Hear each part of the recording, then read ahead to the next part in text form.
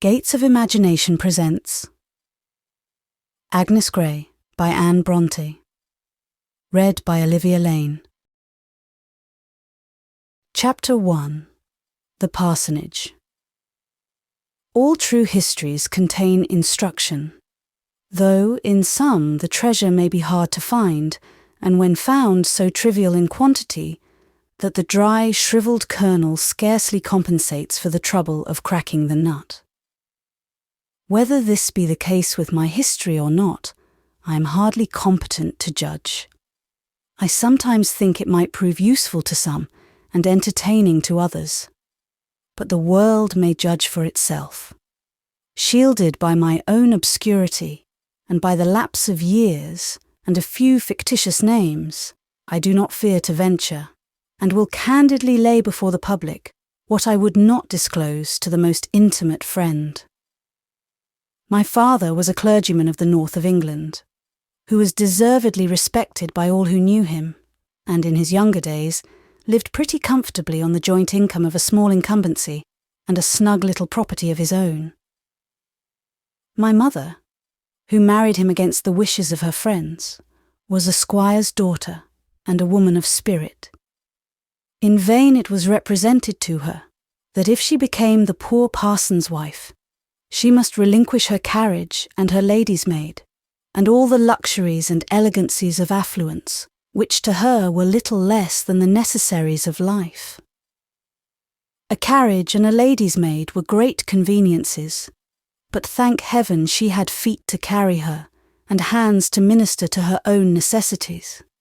An elegant house and spacious grounds were not to be despised, but she would rather live in a cottage with Richard Gray than in a palace with any other man in the world. Finding arguments of no avail, her father at length told the lovers they might marry if they pleased, but, in so doing, his daughter would forfeit every fraction of her fortune. He expected this would cool the ardour of both, but he was mistaken.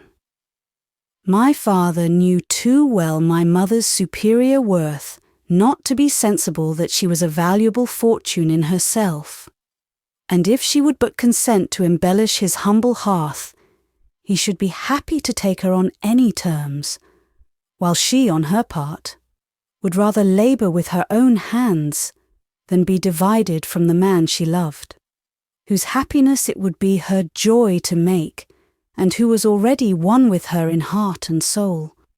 So her fortune went to swell the purse of a wiser sister, who had married a rich nabob, and she, to the wonder and compassionate regret of all who knew her, went to bury herself in the homely village parsonage among the hills of...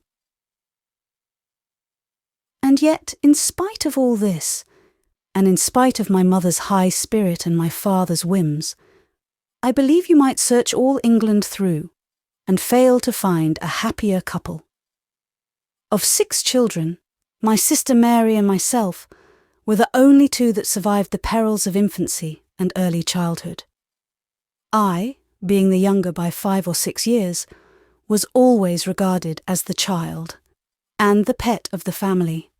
Father, mother, and sister all combined to spoil me, not by foolish indulgence, to render me fractious and ungovernable, but by ceaseless kindness, to make me too helpless and dependent, too unfit for buffeting with the cares and turmoils of life. Mary and I were brought up in the strictest seclusion. My mother, being at once highly accomplished, well-informed, and fond of employment, took the whole charge of our education on herself, with the exception of Latin, which my father undertook to teach us, so that we never even went to school. And, as there was no society in the neighbourhood, our only intercourse with the world consisted in a stately tea-party now and then, with the principal farmers and tradespeople of the vicinity, just to avoid being stigmatised as too proud to consort with our neighbours, and an annual visit to our paternal grandfathers, where himself, our kind Grandmamma, a maiden aunt, and 2 or 3 elderly ladies and gentlemen were the only persons we ever saw. Sometimes our mother would amuse us with stories and anecdotes of her younger days, which, while they entertained us amazingly, frequently awoke, in me at least, a secret wish to see a little more of the world. I thought she must have been very happy, but she never seemed to regret past times. My father, however, whose temper was neither tranquil nor cheerful by nature, often unduly vexed himself with thinking of the sacrifices his dear wife had made for him, and troubled his head with revolving endless schemes for the augmentation of his little fortune, for her sake and ours. In vain, my mother assured him she was quite satisfied, and if he would but lay by a little for the children, we should all have plenty, both for time present and to come. But saving was not my father's forte. He would not run in debt. At least, my mother took good care he should not. But while he had money, he must spend it. He liked to see his house comfortable, and his wife and daughters well clothed and well attended, and besides, he was charitably disposed, and liked to give to the poor, according to his means, or, as some might think, beyond them. At length, however, a kind friend suggested to him a means of doubling his private property at one stroke, and further increasing it hereafter to an untold amount. This friend was a merchant, a man of enterprising spirit and undoubted talent, who was somewhat straitened in his mercantile pursuits for want of capital, but generously proposed to give my father a fair share of his profits, if he would only entrust him with what he could spare. And he thought he might safely promise that whatever sum the latter chose to put into his hands, it should bring him in cent per cent. The small patrimony was speedily sold, and the whole of its price was deposited in the hands of the friendly merchant, who as promptly proceeded to ship his cargo and prepare for his voyage. My father was delighted, so were we all, with our brightening prospects. For the present, it is true, we were reduced to the narrow income of the curacy. But my father seemed to think there was no necessity for scrupulously restricting our expenditure to that.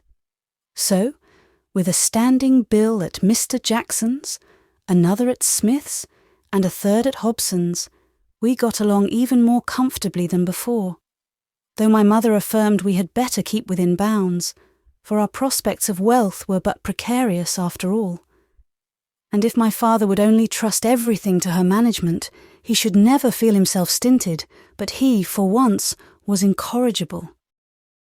What happy hours Mary and I have passed while sitting at our work by the fire, or wandering on the heath-clad hills, or idling under the weeping birch, the only considerable tree in the garden, talking of future happiness to ourselves and our parents, of what we would do and see and possess, with no firmer foundation for our goodly superstructure than the riches that were expected to flow in upon us from the success of the worthy merchant's speculations. Our father was nearly as bad as ourselves, only that he affected not to be so much in earnest, expressing his bright hopes and sanguine expectations in jests and playful sallies that always struck me as being exceedingly witty and pleasant. Our mother laughed with delight to see him so hopeful and happy, but still she feared he was setting his heart too much upon the matter. And once I heard her whisper as she left the room, "God grant he be not disappointed. I know not how he would bear it." Disappointed he was, and bitterly too. It came like a thunderclap on us all, that the vessel which contained our fortune had been wrecked and gone to the bottom with all its stores, together with several of the crew and the unfortunate merchant himself. I was grieved for him. I was grieved for the overthrow of all our air-built castles. But, with the elasticity of youth, I soon recovered the shock. Though riches had charms, poverty had no terrors for an inexperienced girl like me. Indeed, to say the truth, there was something exhilarating in the idea of being driven to straits and thrown upon our own resources. I only wished Papa, Mamma, and Mary were all of the same mind as myself. And then, instead of lamenting past calamities, we might all cheerfully set to work to remedy them. And the greater the difficulties, the harder our present privations, the greater should be our cheerfulness to endure the latter, and our vigour to contend against the former. Mary did not lament, but she brooded continually over the misfortune, and sank into a state of dejection from which no effort of mine could rouse her. I could not possibly bring her to regard the matter on its bright side as I did, and indeed I was so fearful of being charged with childish frivolity or stupid insensibility that I carefully kept most of my bright ideas and cheering notions to myself, well knowing they could not be appreciated. My mother thought only of consoling my father, and paying our debts and retrenching our expenditure by every available means. But my father was completely overwhelmed by the calamity. Health, strength, and spirits sank beneath the blow, and he never wholly recovered them. In vain my mother strove to cheer him by appealing to his piety, to his courage, to his affection for herself and us. That very affection was his greatest torment. It was for our sakes he had so ardently longed to increase his fortune. It was our interest that had lent such brightness to his hopes, and that imparted such bitterness to his present distress. He now tormented himself with remorse at having neglected my mother's advice, which would at least have saved him from the additional burden of debt. He vainly reproached himself for having brought her from the dignity, the ease, the luxury of her former station, to toil with him through the cares and toils of poverty. It was gall and wormwood to his soul to see that splendid, highly accomplished woman, once so courted and admired, transformed into an active managing housewife, with hands and head continually occupied with household labours and household economy.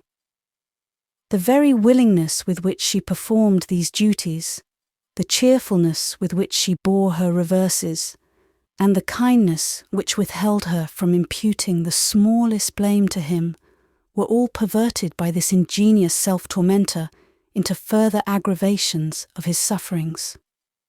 And thus the mind preyed upon the body, and disordered the system of the nerves, and they in turn increased the troubles of the mind, till by action and reaction his health was seriously impaired, and not one of us could convince him that the aspect of our affairs was not half so gloomy, so utterly hopeless, as his morbid imagination represented it to be.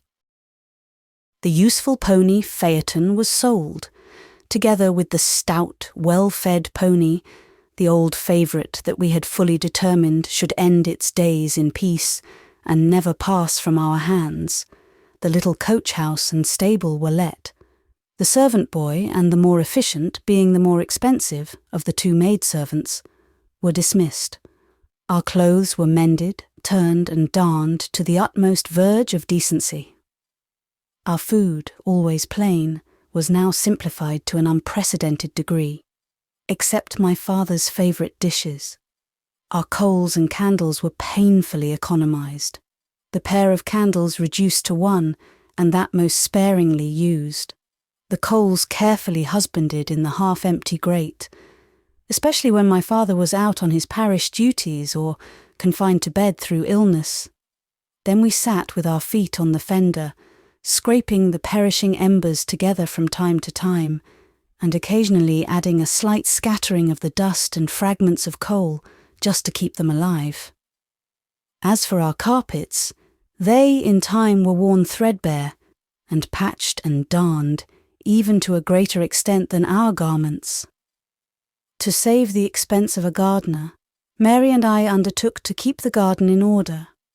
and all the cooking and household work that could not easily be managed by one servant girl was done by my mother and sister, with a little occasional help from me.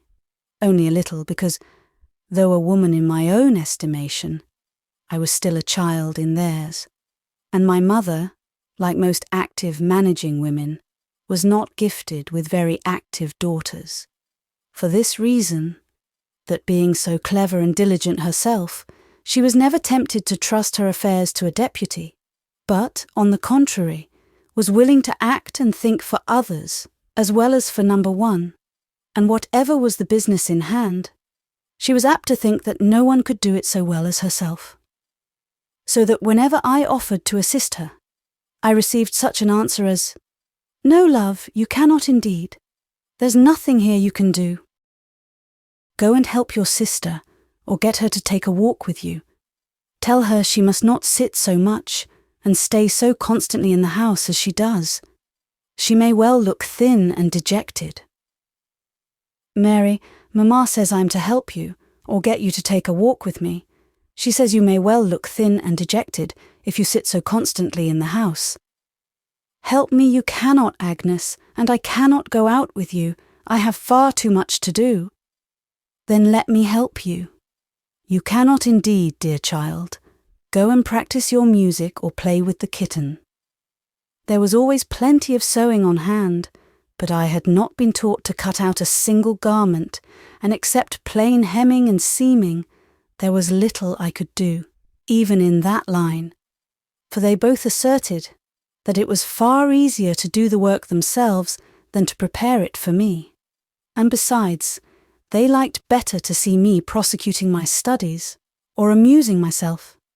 It was time enough for me to sit bending over my work, like a grave matron, when my favourite little pussy was become a steady old cat. Under such circumstances, although I was not many degrees more useful than the kitten, my idleness was not entirely without excuse. Through all our troubles, I never but once heard my mother complain of our want of money.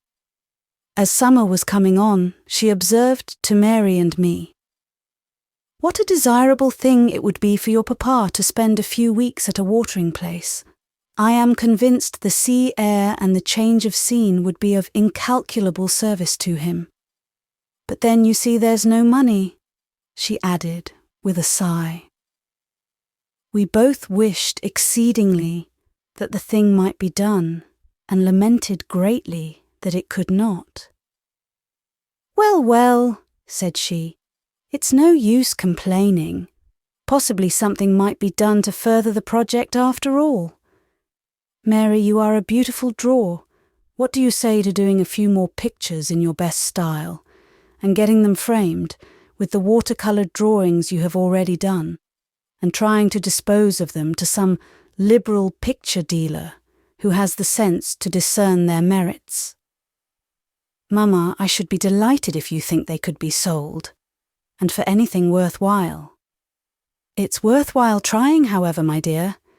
Do you procure the drawings, and I'll endeavour to find a purchaser." "I wish I could do something," said I.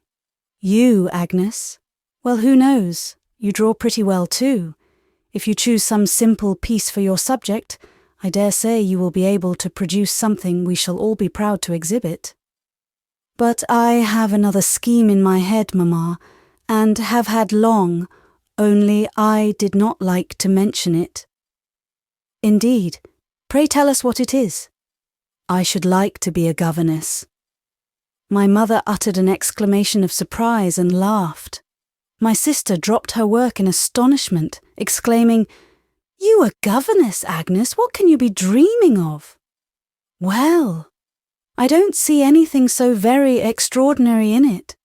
I do not pretend to be able to instruct great girls, but surely I could teach little ones, and I should like it so much. I'm so fond of children. Do let me, Mamma." "But my love, you have not learned to take care of yourself yet, and young children require more judgment and experience to manage than elder ones." "But, Mamma, I am above 18, and quite able to take care of myself, and others too." You do not know half the wisdom and prudence I possess, because I have never been tried." "Only think," said Mary, "what would you do in a house full of strangers, without me or Mamma to speak and act for you, with a parcel of children besides yourself to attend to, and no one to look to for advice? You would not even know what clothes to put on." "You think, because I always do as you bid me, I have no judgment of my own.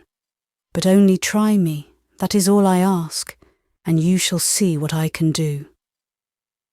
At that moment, my father entered, and the subject of our discussion was explained to him. "What, my little Agnes a governess?" cried he, and in spite of his dejection he laughed at the idea. "Yes, Papa, don't you say anything against it. I should like it so much, and I am sure I could manage delightfully." "But, my darling, we could not spare you." And a tear glistened in his eye as he added, "No, no, afflicted as we are, surely we are not brought to that pass yet." "Oh no," said my mother. "There is no necessity whatever for such a step. It is merely a whim of her own. So you must hold your tongue, you naughty girl, for though you are so ready to leave us, you know very well we cannot part with you." I was silenced for that day, and for many succeeding ones, but still I did not wholly relinquish my darling scheme. Mary got her drawing materials and steadily set to work. I got mine too, but while I drew, I thought of other things. How delightful it would be to be a governess, to go out into the world, to enter upon a new life, to act for myself, to exercise my unused faculties, to try my unknown powers, to earn my own maintenance and something to comfort and help my father, mother, and sister, besides exonerating them from the provision of my food and clothing. To show Papa what his little Agnes could do, to convince Mamma and Mary that I was not quite the helpless, thoughtless being they supposed. And then, how charming to be entrusted with the care and education of children. Whatever others said, I felt I was fully competent to the task. The clear remembrance of my own thoughts in early childhood would be a surer guide than the instructions of the most mature adviser. I had but to turn from my little pupils to myself at their age, and I should know at once how to win their confidence and affections, how to waken the contrition of the erring, how to embolden the timid and console the afflicted, how to make virtue practicable, instruction desirable, and religion lovely and comprehensible. Delightful task! To teach the young idea how to shoot, to train the tender plants, and watch their buds unfolding day by day. Influenced by so many inducements, I determined still to persevere, though the fear of displeasing my mother, or distressing my father's feelings, prevented me from resuming the subject for several days. At length, again, I mentioned it to my mother in private, and with some difficulty, got her to promise to assist me with her endeavours. My father's reluctant consent was next obtained, and then, though Mary still sighed her disapproval, my dear kind mother began to look out for a situation for me. She wrote to my father's relations, and consulted the newspaper advertisements. Her own relations she had long dropped all communication with. A formal interchange of occasional letters was all she had ever had since her marriage, and she would not at any time have applied to them in a case of this nature. But so long and so entire had been my parents' seclusion from the world, that many weeks elapsed before a suitable situation could be procured. At last, to my great joy, it was decreed that I should take charge of the young family of a certain Mrs. Bloomfield, whom my kind prim Aunt Gray had known in her youth, and asserted to be a very nice woman. Her husband was a retired tradesman, who had realised a very comfortable fortune, but could not be prevailed upon to give a greater salary than £25 to the instructress of his children. I, however, was glad to accept this rather than refuse the situation, which my parents were inclined to think the better plan.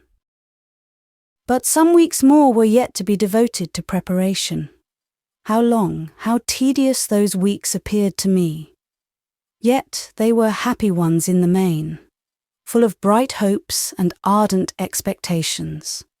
With what peculiar pleasure I assisted at the making of my new clothes, and subsequently the packing of my trunks. But there was a feeling of bitterness mingling with the latter occupation too. And when it was done, when all was ready for my departure on the morrow, and the last night at home approached, a sudden anguish seemed to swell my heart. My dear friends looked so sad and spoke so very kindly that I could scarcely keep my eyes from overflowing, but I still affected to be gay. I had taken my last ramble with Mary on the moors, my last walk in the garden and round the house. I had fed with her our pet pigeons for the last time, the pretty creatures that we had tamed to peck their food from our hands. I had given a farewell stroke to all their silky backs as they crowded in my lap. I had tenderly kissed my own peculiar favourites, the pair of snow-white fantails. I had played my last tune on the old familiar piano and sung my last song to Papa. Not the last, I hoped, but the last, for what appeared to me a very long time. And perhaps when I did these things again, it would be with different feelings. Circumstances might be changed, and this house might never be my settled home again. My dear little friend, the kitten, would certainly be changed. She was already growing a fine cat, and when I returned, even for a hasty visit at Christmas, would, most likely, have forgotten both her playmate and her merry pranks. I had romped with her for the last time, and when I stroked her soft bright fur, while she lay purring herself to sleep in my lap, it was with a feeling of sadness I could not easily disguise. Then, at bedtime, when I retired with Mary to our quiet little chamber, where already my drawers were cleared out and my share of the bookcase was empty, and where hereafter she would have to sleep alone, in dreary solitude as she expressed it, my heart sank more than ever. I felt as if I had been selfish and wrong to persist in leaving her, and when I knelt once more beside our little bed, I prayed for a blessing on her and on my parents more fervently than ever I had done before. To conceal my emotion, I buried my face in my hands, and they were presently bathed in tears. I perceived on rising that she had been crying too, but neither of us spoke, and in silence we betook ourselves to our repose, creeping more closely together from the consciousness that we were to part so soon. But the morning brought a renewal of hope and spirits. I was to depart early, that the conveyance which took me, a gig hired from Mr. Smith, the draper, grocer and tea dealer of the village, might return the same day. I rose, washed, dressed, swallowed a hasty breakfast, received the fond embraces of my father, mother and sister, kissed the cat, to the great scandal of Sally, the maid, shook hands with her, mounted the gig, drew my veil over my face, and then, but not till then, burst into a flood of tears. The gig rolled on. I looked back. My dear mother and sister were still standing at the door, looking after me, and waving their adieu. I returned their salute, and prayed God to bless them from my heart. We descended the hill, and I could see them no more. "It's a coldish morning for you, Miss Agnes," observed Smith, "and a darksome un too. But we's happen get to yon spot afore there come much rain to signify." "Yes, I hope so," replied I, as calmly as I could. "It's come to good sup last night too." "Yes, But this cold wind will happen. Keep it off. Perhaps it will. Here ended our colloquy. We crossed the valley and began to ascend the opposite hill. As we were toiling up, I looked back again. There was the village spire and the old grey parsonage beyond it, basking in a slanting beam of sunshine. It was but a sickly ray, but the village and surrounding hills were all in sombre shade, and I hailed the wandering beam as a propitious omen to my home. With clasped hands, I fervently implored a blessing on its inhabitants and hastily turned away. For I saw the sunshine was departing, and I carefully avoided another glance, lest I should see it in gloomy shadow like the rest of the landscape. Chapter 2. First Lessons in the Art of Instruction. As we drove along, my spirits revived again, and I turned, with pleasure, to the contemplation of the new life upon which I was entering. But though it was not far past the middle of September, the heavy clouds and strong northeasterly wind combined to render the day extremely cold and dreary, and the journey seemed a very long one, for, as Smith observed, the roads were very heavy. And certainly his horse was very heavy too. It crawled up the hills and crept down them, and only condescended to shake its sides in a trot, where the road was at a dead level or a very gentle slope, which was rarely the case in those rugged regions, so that it was nearly 1 o'clock before we reached the place of our destination. Yet, after all, when we entered the lofty iron gateway, when we drove softly up the smooth, well-rolled carriage road, with the green lawn on each side, studded with young trees, and approached the new but stately mansion of Wellwood, rising above its mushroom poplar groves, my heart failed me, and I wished it were a mile or two farther off. For the first time in my life I must stand alone. There was no retreating now. I must enter that house and introduce myself among its strange inhabitants. But how was it to be done? True, I was near 19, but thanks to my retired life and the protecting care of my mother and sister, I well knew that many a girl of 15 or under was gifted with a more womanly address and greater ease and self-possession than I was.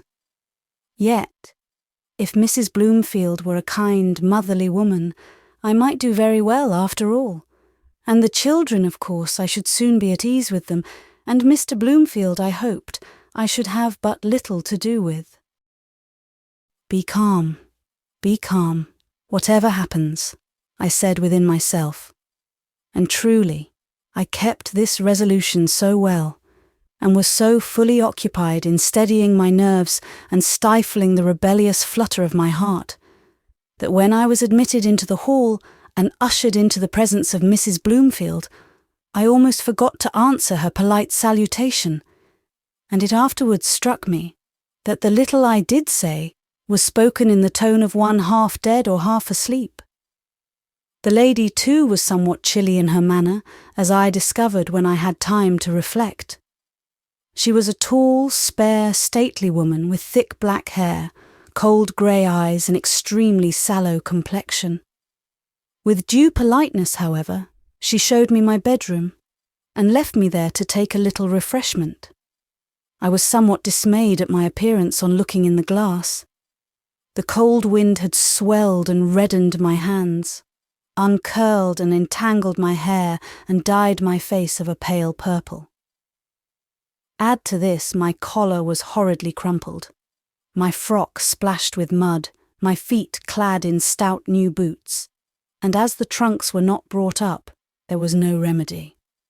So having smoothed my hair as well as I could, and repeatedly twitched my obdurate collar, I proceeded to clomp down the 2 flights of stairs, philosophizing as I went, and with some difficulty found my way into the room where Mrs. Bloomfield awaited me. She led me into the dining room, where the family luncheon had been laid out. Some beefsteaks and half-cold potatoes were set before me. and while I dined upon these, she sat opposite, watching me, as I thought, and endeavouring to sustain something like a conversation, consisting chiefly of a succession of commonplace remarks expressed with frigid formality. But this might be more my fault than hers, for I really could not converse. In fact, my attention was almost wholly absorbed in my dinner, not from ravenous appetite, but from distress at the toughness of the beefsteaks and the numbness of my hands, almost palsied by their 5 hours' exposure to the bitter wind. I would gladly have eaten the potatoes and let the meat alone, but having got a large piece of the latter onto my plate, I could not be so impolite as to leave it. So, after many awkward and unsuccessful attempts to cut it with the knife, or tear it with the fork, or pull it asunder between them, sensible that the awful lady was a spectator to the whole transaction, I at last desperately grasped the knife and fork in my fists, like a child of 2 years old, and fell to work with all the little strength I possessed. But this needed some apology. With a feeble attempt at a laugh, I said, "My hands are so benumbed with the cold that I can scarcely handle my knife and fork." "I dare say you would find it cold," replied she with a cool, immutable gravity that did not serve to reassure me. When the ceremony was concluded, she led me into the sitting room again, where she rang and sent for the children. "You will find them not very far advanced in their attainments," said she, "for I have had so little time to attend to their education myself, and we have thought them too young for a governess till now. But I think they are clever children and very apt to learn, especially the little boy. He is, I think, the flower of the flock, a generous, noble-spirited boy, one to be led but not driven, and remarkable for always speaking the truth. He seems to scorn deception." This was good news. "His sister Mary Ann will require watching," continued she, "but she is a very good girl upon the whole, though I wish her to be kept out of the nursery as much as possible, as she is now almost 6 years old, and might acquire bad habits from the nurses. I have ordered her crib to be placed in your room, and if you will be so kind as to overlook her washing and dressing, and take charge of her clothes, she need have nothing further to do with the nursery maid." I replied I was quite willing to do so, and at that moment my young pupils entered the apartment with their 2 younger sisters. Master Tom Bloomfield was a well-grown boy of 7, with a somewhat wiry frame, flaxen hair, blue eyes, small turned-up nose, and fair complexion. Mary Ann was a tall girl too, somewhat dark like her mother, but with a round, full face and a high colour in her cheeks. The second sister was Fanny, a very pretty little girl. Mrs. Bloomfield assured me she was a remarkably gentle child and required encouragement. She had not learned anything yet, but in a few days she would be 4 years old, and then she might take her first lesson in the alphabet and be promoted to the schoolroom. The remaining one was Harriet, a little broad, fat, merry, playful thing of scarcely 2, that I coveted more than all the rest, but with her I had nothing to do. I talked to my little pupils as well as I could, and tried to render myself agreeable, but with little success, I fear, for their mother's presence kept me under an unpleasant restraint.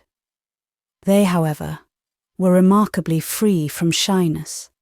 They seemed bold, lively children, and I hoped I should soon be on friendly terms with them, the little boy especially, of whom I had heard such a favourable character from his mamma. In Mary Ann there was a certain affected simper and a craving for notice that I was sorry to observe. But her brother claimed all my attention to himself. He stood bolt upright between me and the fire, with his hands behind his back, talking away like an orator, occasionally interrupting his discourse with a sharp reproof to his sisters when they made too much noise. "Oh, Tom, what a darling you are!" exclaimed his mother. "Come and kiss dear mamma, And then won't you show Miss Gray your schoolroom and your nice new books? I won't kiss you, Mamma, but I will show Miss Gray my schoolroom and my new books. And my schoolroom and my new books, Tom, said Marianne. They're mine too. They're mine, replied he decisively. Come along, Miss Gray. I'll escort you. When the room and books had been shown, with some bickerings between the brother and sister that I did my utmost to appease or mitigate, Marianne brought me her doll and began to be very loquacious on the subject of its fine clothes, its bed, its chest of drawers and other appurtenances. But Tom told her to hold her clamour, that Miss Gray might see his rocking horse, which, with a most important bustle, he dragged forth from its corner into the middle of the room, loudly calling on me to attend to it. Then, ordering his sister to hold the reins, he mounted and made me stand for 10 minutes, watching how manfully he used his whip and spurs. Meantime, however, I admired Marianne's pretty doll and all its possessions, and then told Master Tom he was a capital rider, but I hoped he would not use his whip and spurs so much when he rode a real pony. "Oh, yes, I will," said he, laying on with redoubled ardour. "I'll cut into him like smoke. My word, but he shall sweat for it." This was very shocking, but I hoped in time to be able to work a reformation. "Now, you must put on your bonnet and shawl," said the little hero, "and I'll show you my garden." "And mine," said Marianne.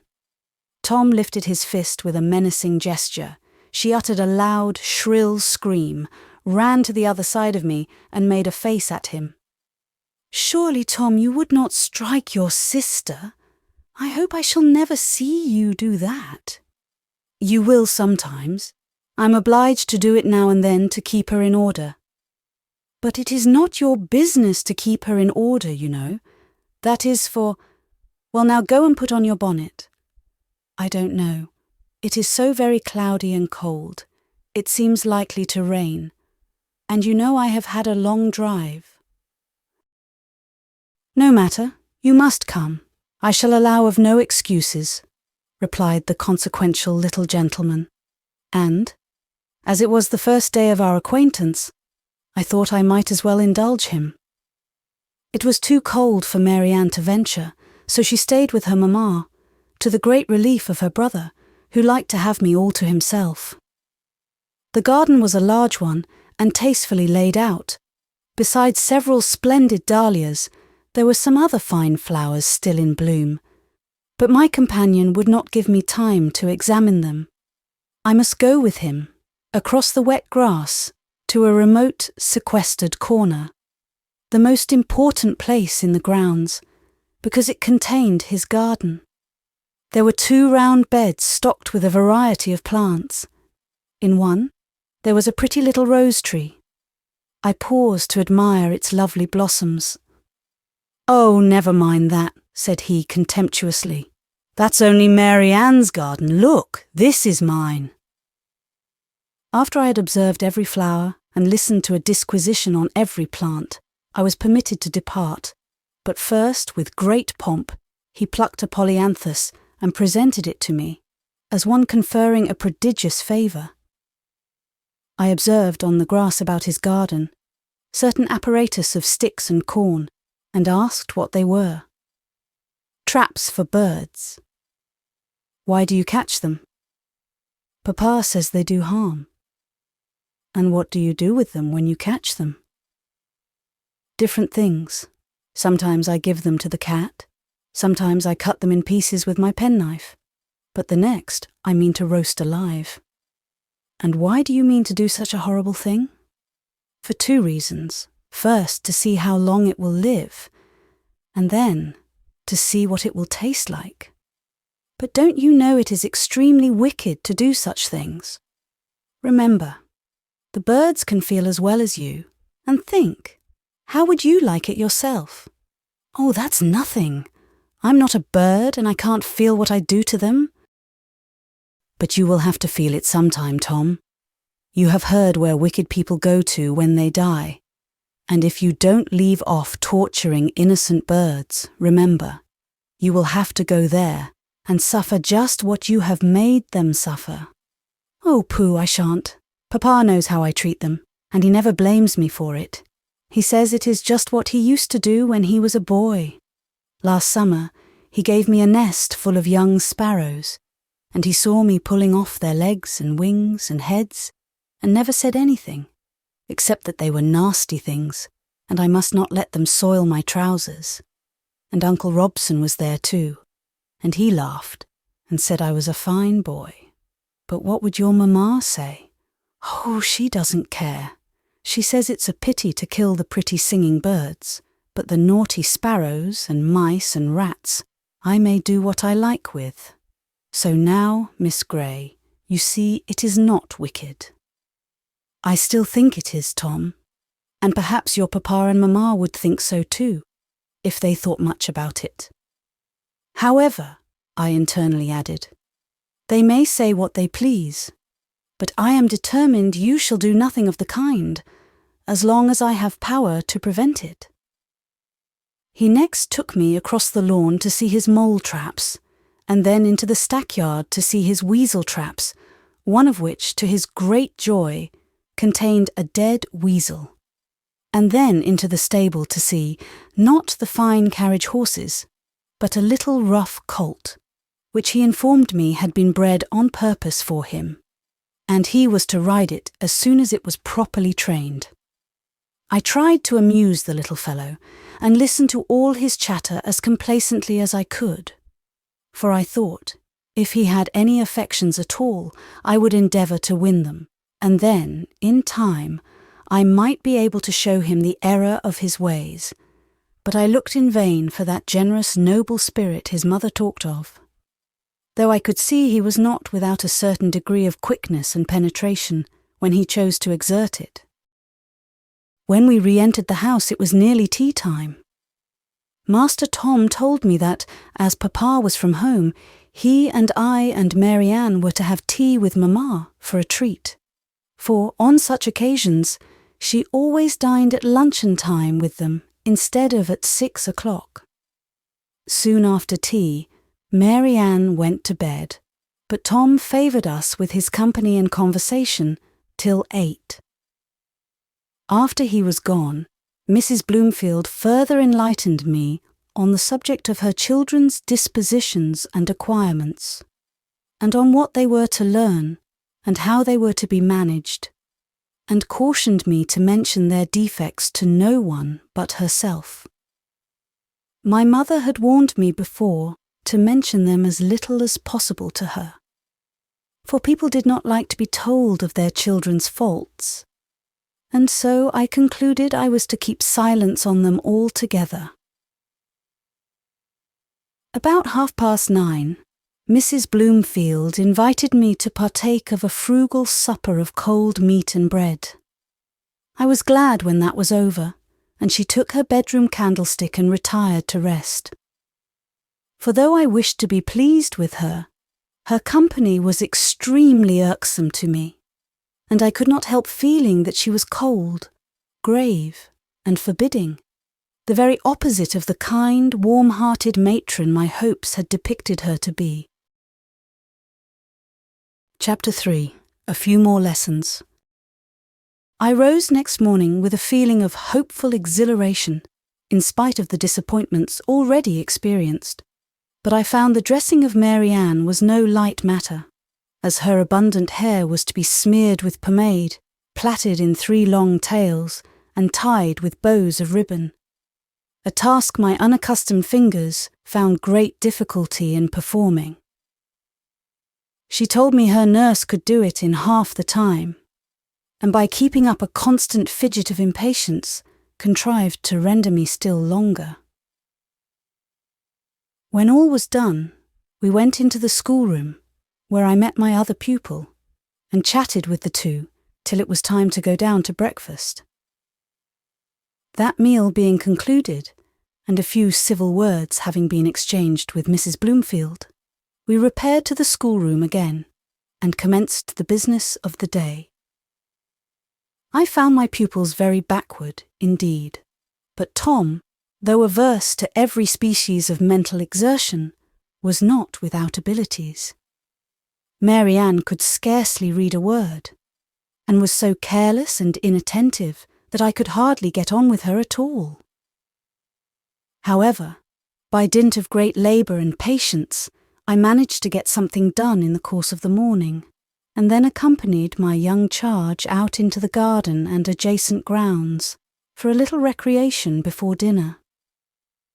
There we got along tolerably together, except that I found they had no notion of going with me. I must go with them wherever they chose to lead me. I must run, walk, or stand exactly as it suited their fancy. This, I thought, was reversing the order of things, and I found it doubly disagreeable, as on this, as well as subsequent occasions, they seemed to prefer the dirtiest places and the most dismal occupations.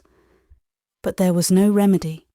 Either I must follow them, or keep entirely apart from them, and thus appear neglectful of my charge.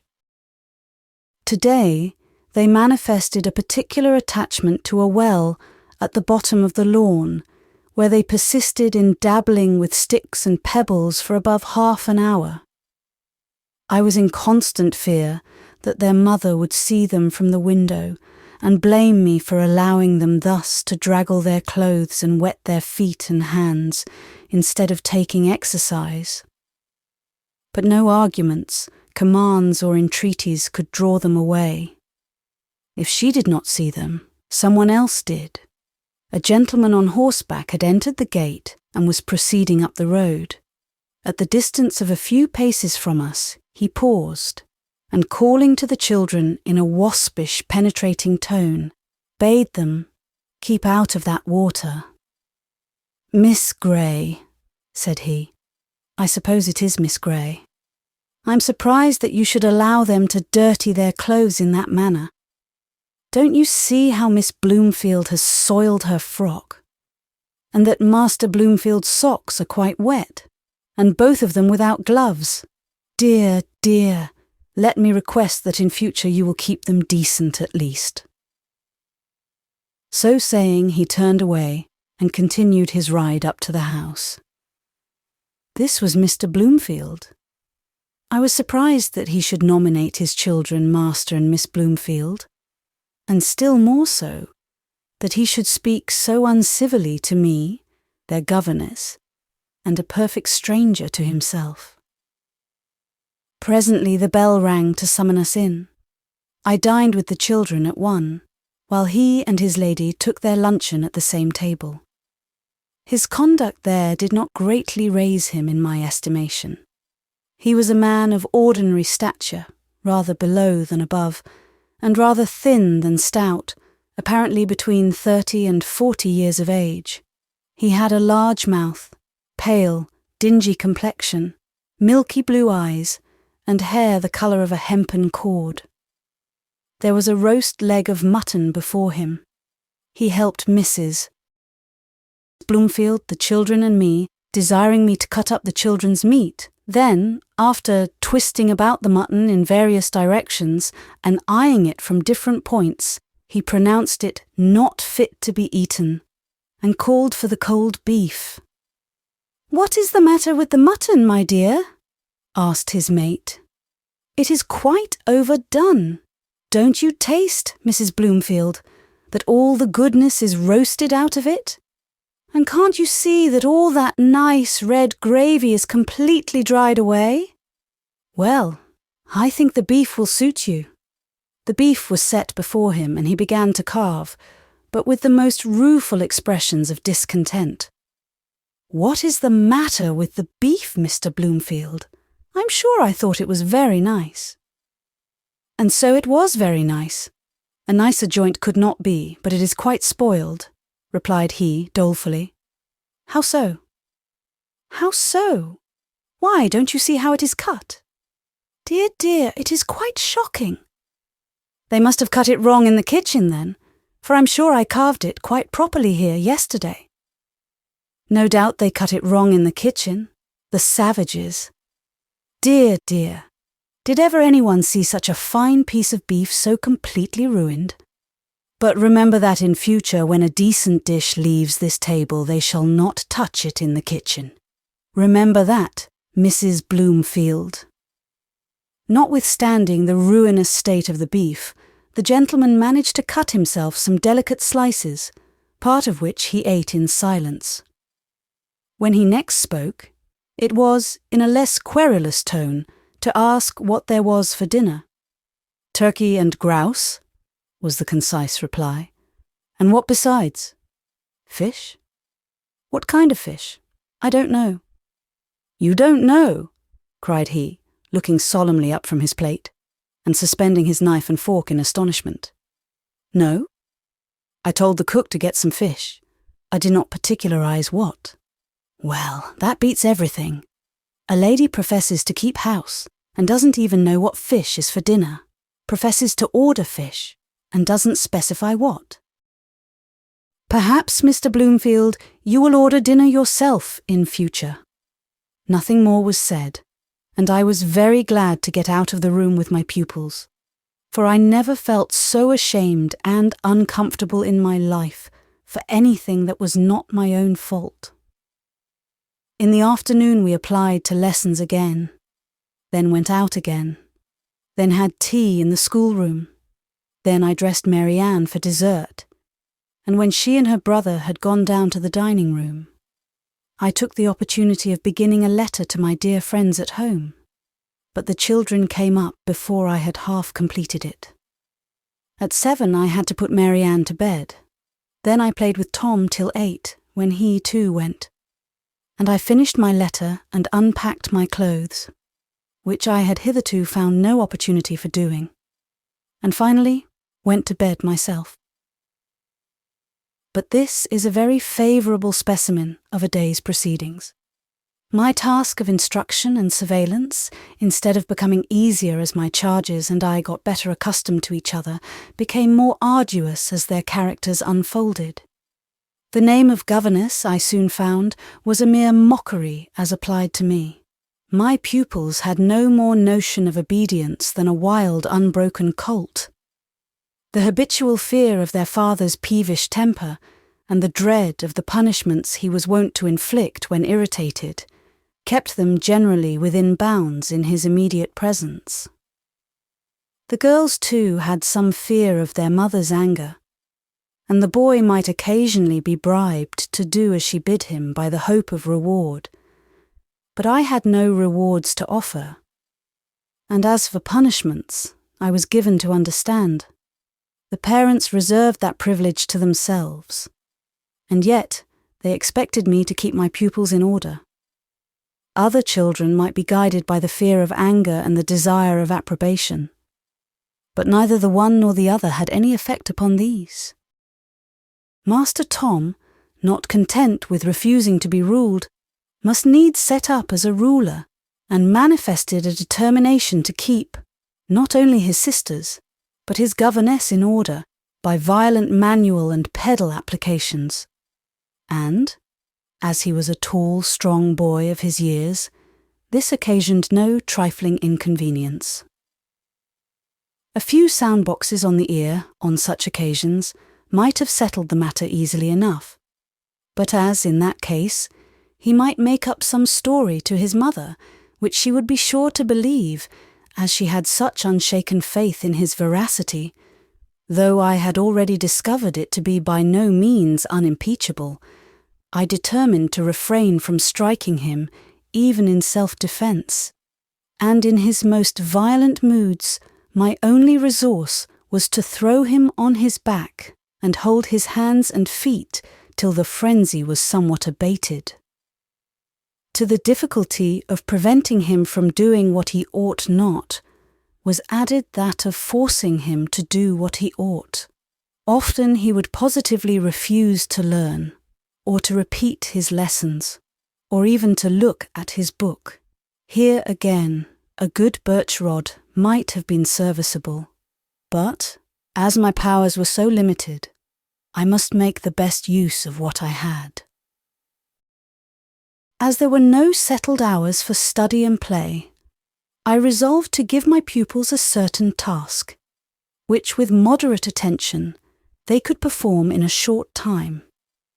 Until this was done, however weary I was, or however perverse they might be, nothing short of parental interference should induce me to suffer them to leave the schoolroom, even if I should sit with my chair against the door to keep them in.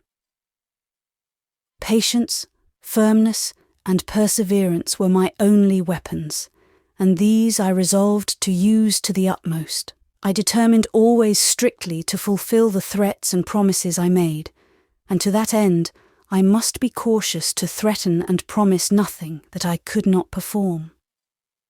Then I would carefully refrain from all useless irritability and indulgence of my own ill temper. When they behaved tolerably, I would be as kind and obliging as it was in my power to be, in order to make the widest possible distinction between good and bad conduct. I would reason with them, too, in the simplest and most effective manner. When I reproved them or refused to gratify their wishes after a glaring fault, it should be more in sorrow than in anger. Their little hymns and prayers I would make plain and clear to their understanding. When they said their prayers at night and asked pardon for their offences, I would remind them of the sins of the past day, solemnly but in perfect kindness, to avoid raising a spirit of opposition. Penitential hymns should be said by the naughty, cheerful ones, by the comparatively good. And every kind of instruction I would convey to them, as much as possible, by entertaining discourse, apparently with no other object than their present amusement in view.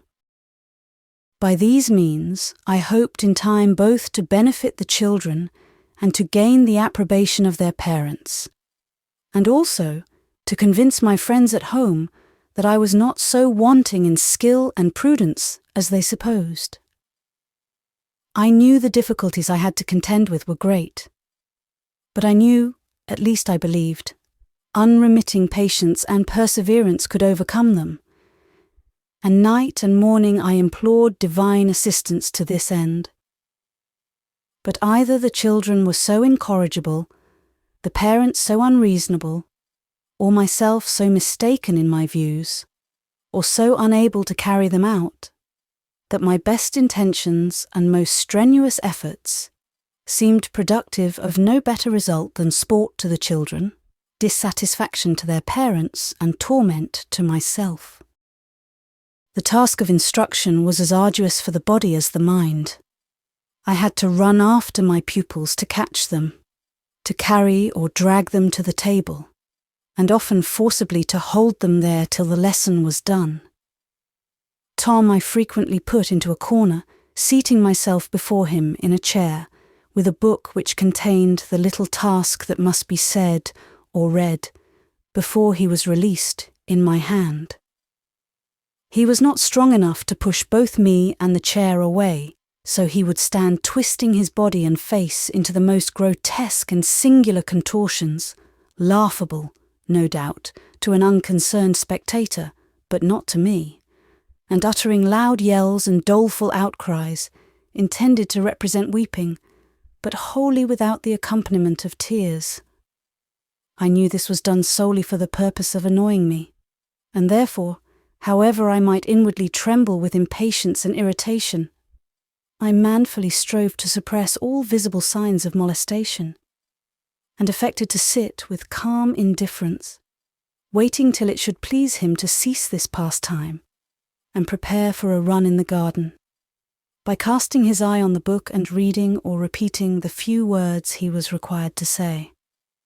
Sometimes he was determined to do his writing badly, and I had to hold his hand to prevent him from purposely blotting or disfiguring the paper. Frequently I threatened that, if he did not do better, he should have another line. Then he would stubbornly refuse to write this line, and I, to save my word, had finally to resort to the expedient of holding his fingers upon the pen and forcibly drawing his hand up and down, till in spite of his resistance, the line was in some sort completed. Yet Tom was by no means the most unmanageable of my pupils. Sometimes, to my great joy, he would have the sense to see that his wisest policy was to finish his tasks and go out and amuse himself till I and his sisters came to join him, which frequently was not at all, for Mary Ann seldom followed his example in this particular. She apparently preferred rolling on the floor to any other amusement. Down she would drop like a leaden weight. And when I, with great difficulty, had succeeded in rooting her thence, I had still to hold her up with one arm, while with the other I held the book from which she was to read or spell her lesson. As the dead weight of the big girl of 6 became too heavy for one arm to bear, I transferred it to the other, or if both were weary of the burden, I carried her into a corner and told her she might come out when she should find the use of her feet and stand up, but she generally preferred lying there like a log till dinner or tea time, when, as I could not deprive her of her meals, she must be liberated, and would come crawling out with a grin of triumph on her round red face.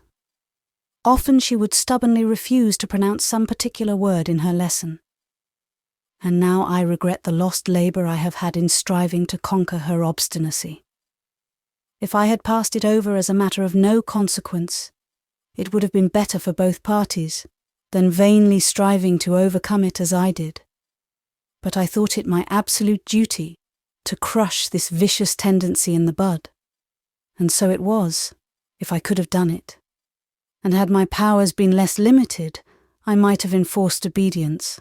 But as it was a trial of strength between her and me, in which she generally came off victorious, and every victory served to encourage and strengthen her for a future contest. In vain I argued, coaxed, entreated, threatened, scolded. In vain I kept her in from play or, if obliged to take her out, refused to play with her, or to speak kindly or have anything to do with her.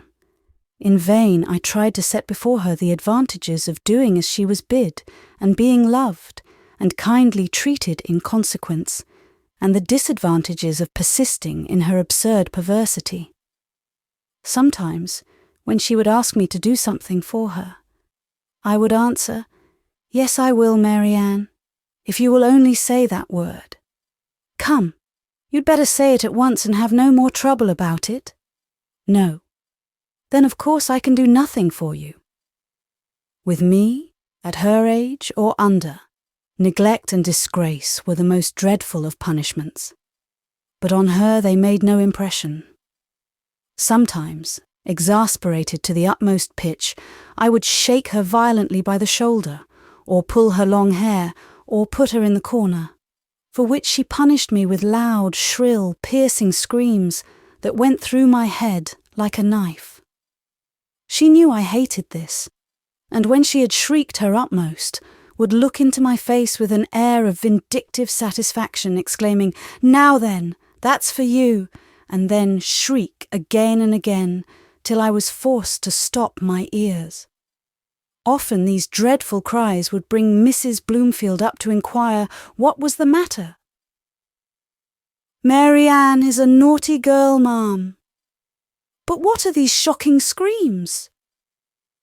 "She is screaming in a passion. I never heard such a dreadful noise. You might be killing her. Why is she not out with her brother?" "I cannot get her to finish her lessons." "But Mary Ann must be a good girl and finish her lessons." This was blandly spoken to the child. "And I hope I shall never hear such terrible cries again." And fixing her cold, stony eyes upon me, with a look that could not be mistaken, she would shut the door and walk away. Sometimes I would try to take the little obstinate creature by surprise, and casually ask her the word while she was thinking of something else. Frequently she would begin to say it, and then suddenly check herself, with a provoking look that seemed to say, "Ah, I'm too sharp for you. You shan't trick it out of me either." On another occasion, I pretended to forget the whole affair, and talked and played with her as usual, till night, when I put her to bed. Then bending over her, while she lay all smiles and good humour, just before departing, I said as cheerfully and kindly as before, "Now, Marianne, just tell me that word before I kiss you good night. You are a good girl now, and of course you will say it." "No, I won't." "Then I can't kiss you." "Well, I don't care." In vain I expressed my sorrow. In vain I lingered for some symptom of contrition. She really didn't care, and I left her alone, and in darkness, wondering most of all at this last proof of insensate stubbornness. In my childhood I could not imagine a more afflictive punishment than for my mother to refuse to kiss me at night. The very idea was terrible. More than the idea I never felt, for, happily, I never committed a fault that was deemed worthy of such penalty. But once I remember, for some transgression of my sister's, our mother thought proper to inflict it upon her. What she felt I cannot tell, but my sympathetic tears and suffering for her sake I shall not soon forget. Another troublesome trait in Marianne was her incorrigible propensity to keep running into the nursery, to play with her little sisters and the nurse. This was natural enough, but, as it was against her mother's expressed desire, I of course forbade her to do so, and did my utmost to keep her with me, but that only increased her relish for the nursery, and the more I strove to keep her out of it, the oftener she went, and the longer she stayed, to the great dissatisfaction of Mrs. Bloomfield, who I well knew would impute all the blame of the matter to me. Another of my trials was the dressing in the morning. At one time she would not be washed, at another she would not be dressed, unless she might wear some particular frock that I knew her mother would not like her to have. At another, she would scream and run away if I attempted to touch her hair. So that frequently, when, after much trouble and toil, I had, at length, succeeded in bringing her down, the breakfast was nearly half over, and black looks from Mamma and testy observations from Papa, spoken at me, if not to me, were sure to be my meed. For few things irritated the latter so much as want of punctuality at mealtimes. Then, among the minor annoyances, was my inability to satisfy Mrs. Bloomfield with her daughter's dress, and the child's hair was never fit to be seen. Sometimes, as a powerful reproach to me, she would perform the office of tire-woman herself, and then complain bitterly of the trouble it gave her. When little Fanny came into the schoolroom, I hoped she would be mild and inoffensive at least. But a few days, if not a few hours, sufficed to destroy the illusion. I found her a mischievous, intractable little creature, given up to falsehood and deception, young as she was, and alarmingly fond of exercising her two favourite weapons of offence and defence, that of spitting in the faces of those who incurred her displeasure, and bellowing like a bull when her unreasonable desires were not gratified. As she generally was pretty quiet in her parents' presence, and they were impressed with the notion of her being a remarkably gentle child, her falsehoods were readily believed, and her loud uproars led them to suspect harsh and injudicious treatment on my part. And when, at length, her bad disposition became manifest even to their prejudiced eyes, I felt that the whole was attributed to me. "What a naughty girl Fanny is getting," Mrs. Bloomfield would say to her spouse. "Don't you observe, my dear, how she has altered since she entered the schoolroom? She will soon be as bad as the other two, and I am sorry to say, they have quite deteriorated of late." "You may say that," was the answer. "I've been thinking that same myself. I thought when we got them a governess they'd improve, but instead of that, they get worse and worse. I don't know how it is with their learning, but their habits, I know, make no sort of improvement. They get rougher and dirtier and more unseemly every day." I knew this was all pointed at me, and these, and all similar innuendos, affected me far more deeply than any open accusations would have done. For against the latter, I should have been roused to speak in my own defence. Now I judged it my wisest plan to subdue every resentful impulse, suppress every sensitive shrinking, and go on perseveringly, doing my best. For, irksome as my situation was, I earnestly wished to retain it. I thought, if I could struggle on with unremitting firmness and integrity, the children would in time become more humanized. Every month would contribute to make them some little wiser, and consequently more manageable. For a child of 9 or 10, as frantic and ungovernable as these at 6 and 7 would be a maniac. I flattered myself I was benefiting my parents and sister by my continuance here.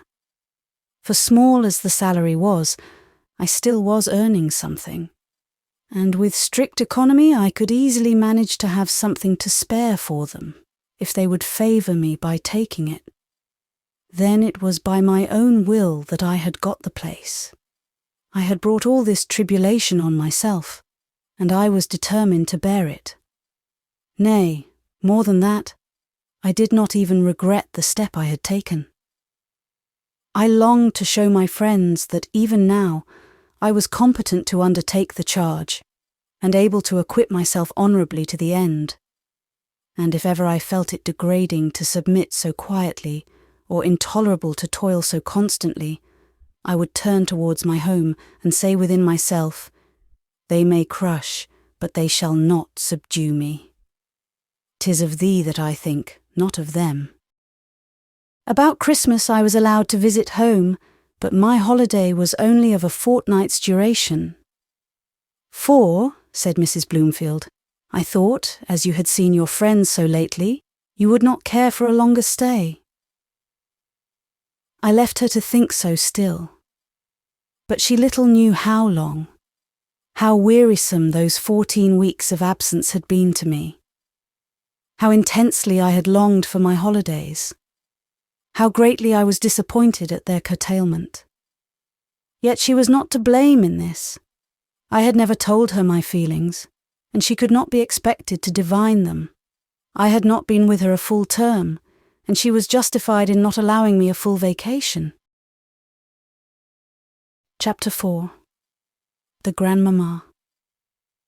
I spare my readers the account of my delight on coming home, my happiness while there, enjoying a brief space of rest and liberty in that dear familiar place among the loving and the loved, and my sorrow on being obliged to bid them once more a long adieu.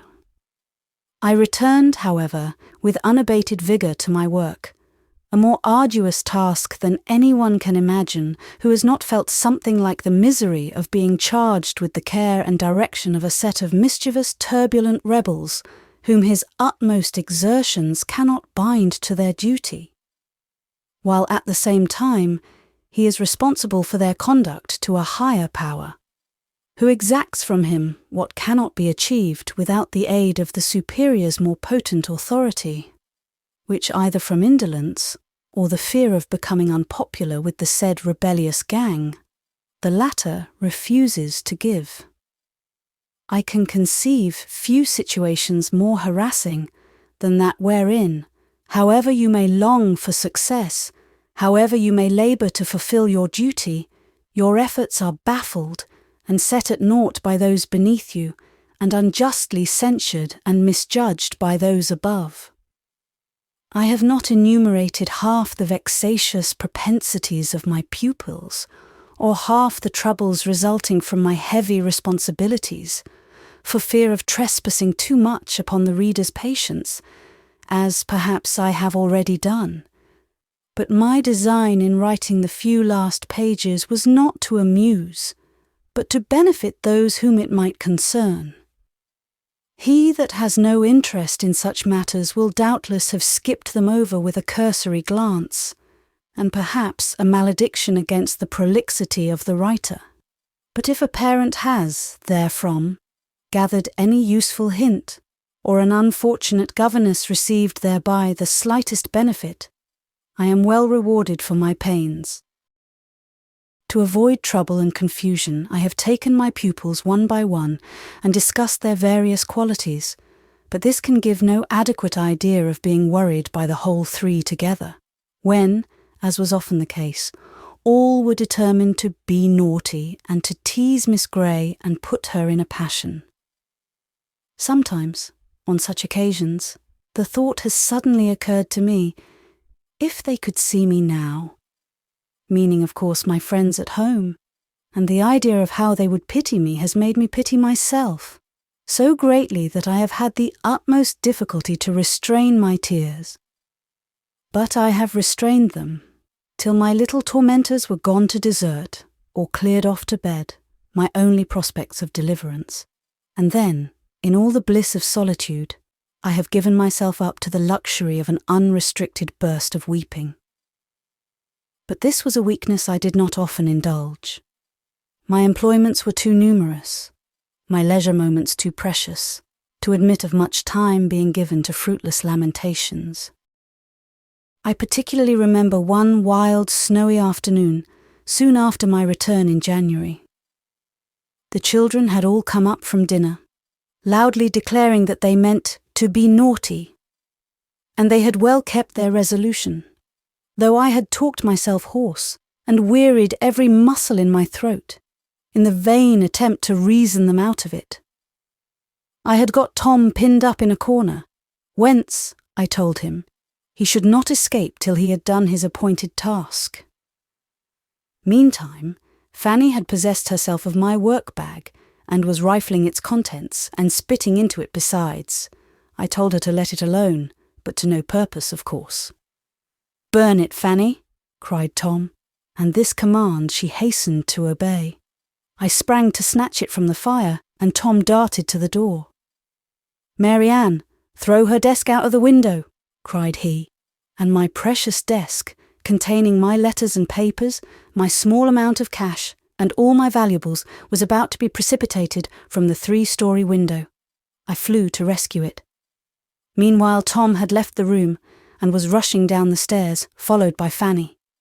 Having secured my desk, I ran to catch them, and Mary Ann came scampering after. All three escaped me, and ran out of the house into the garden, where they plunged about in the snow, shouting and screaming in exultant glee. What must I do? If I followed them, I should probably be unable to capture one, and only drive them farther away. If I did not, how was I to get them in? And what would their parents think of me if they saw or heard the children rioting, hatless, bonnetless, gloveless and bootless, in the deep, soft snow?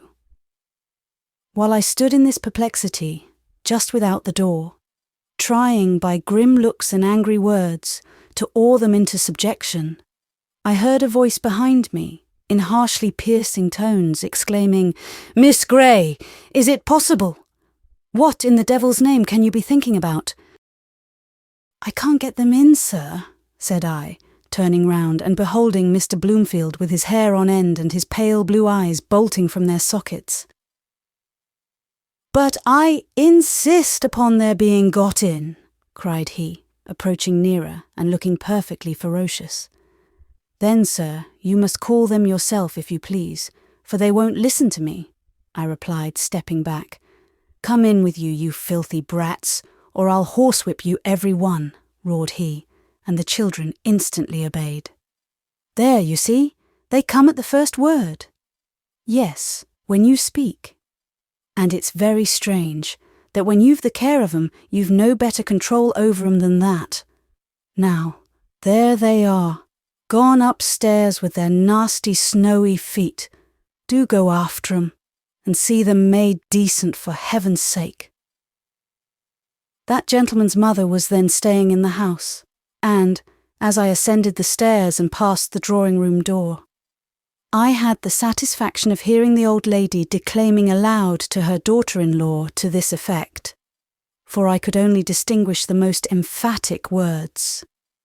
"Gracious heavens! Never in all my life! Get their death as sure as— Do you think, my dear, she's a proper person? Take my word for it."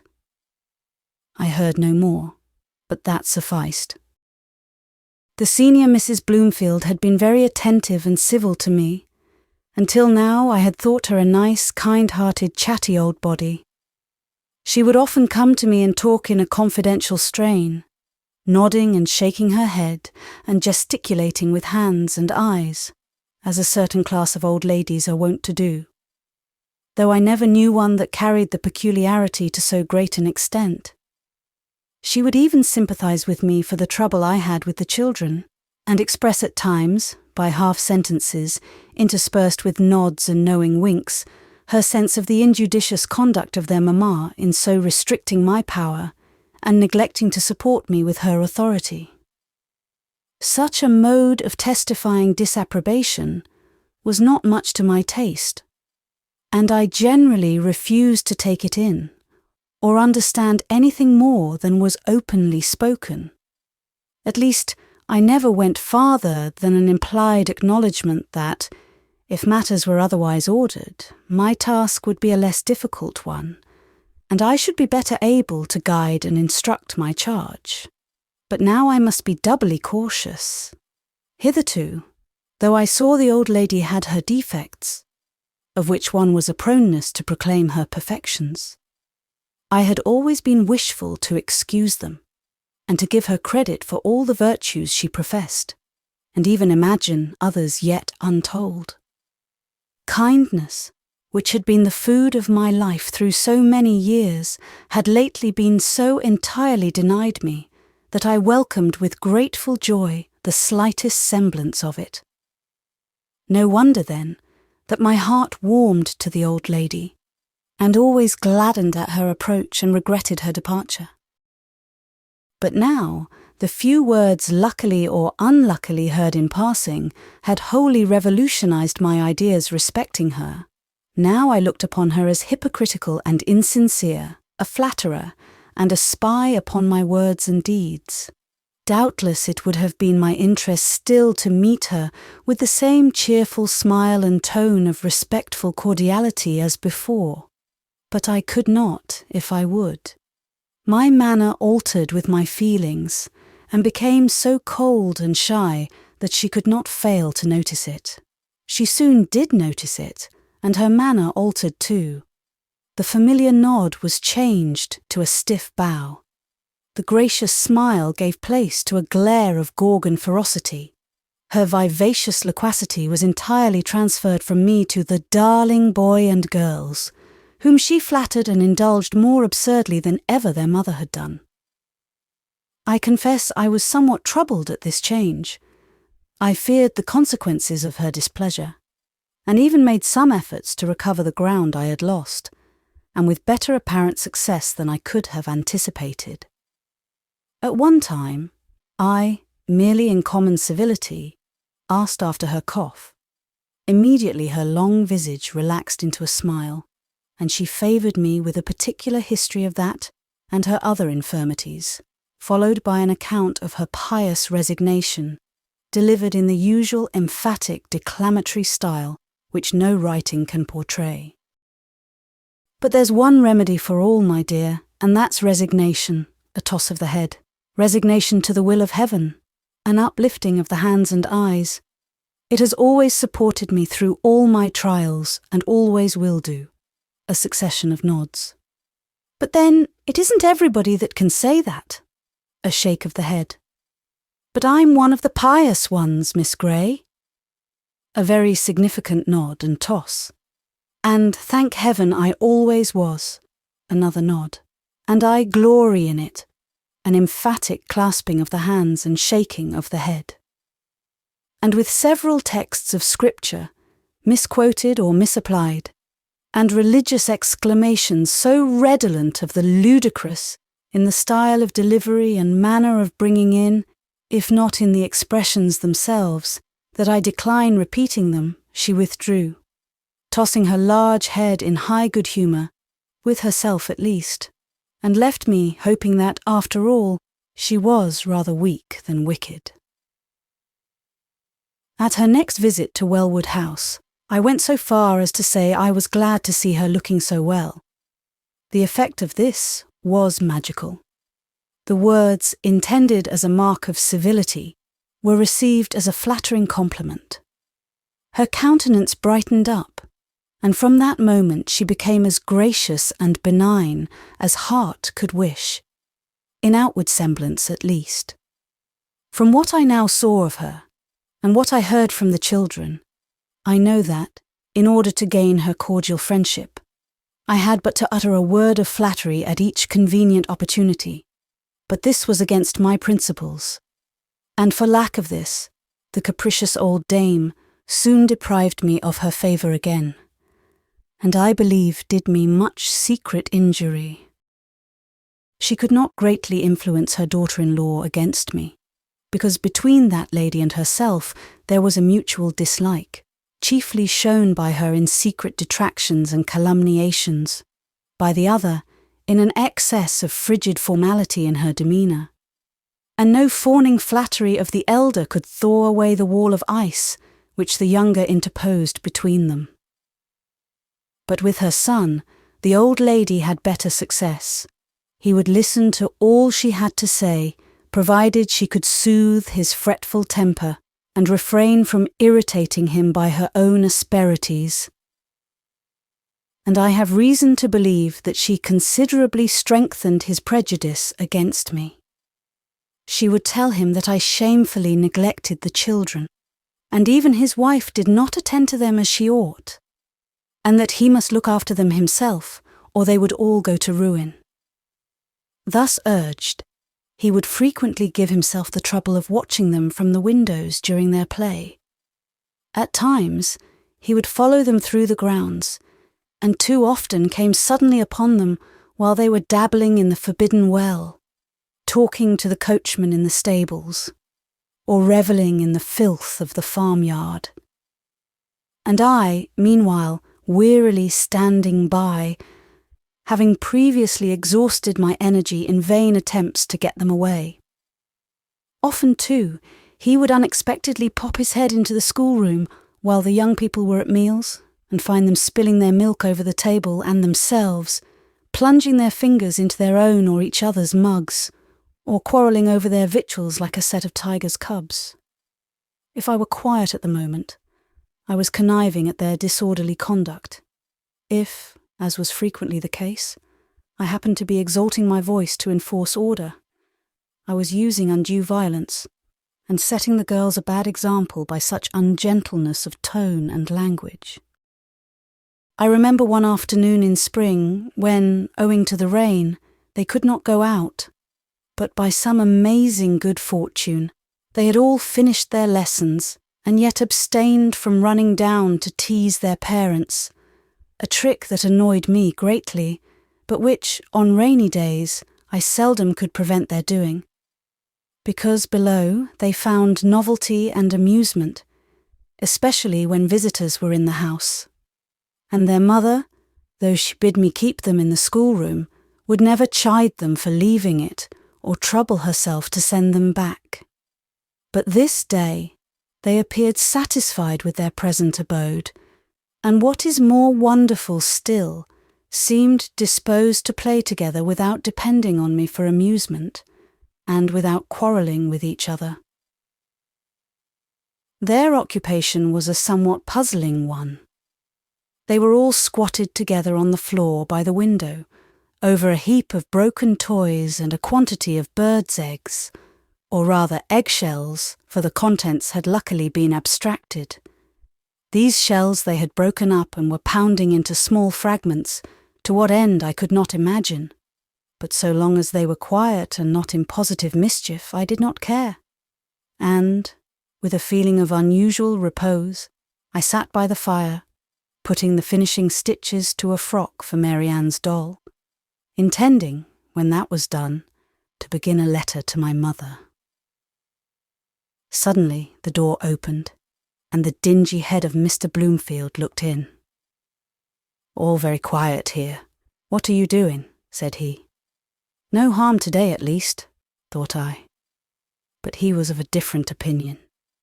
Advancing to the window, and seeing the children's occupations, he testily exclaimed, "What in the world are you about?" "We're grinding eggshells, Papa," cried Tom. "How dare you make such a mess, you little devils? Don't you see what confounded work you're making of the carpet?" The carpet was a plain brown drugget. "Miss Gray, did you know what they were doing?" "Yes, sir." "You knew it?" "Yes."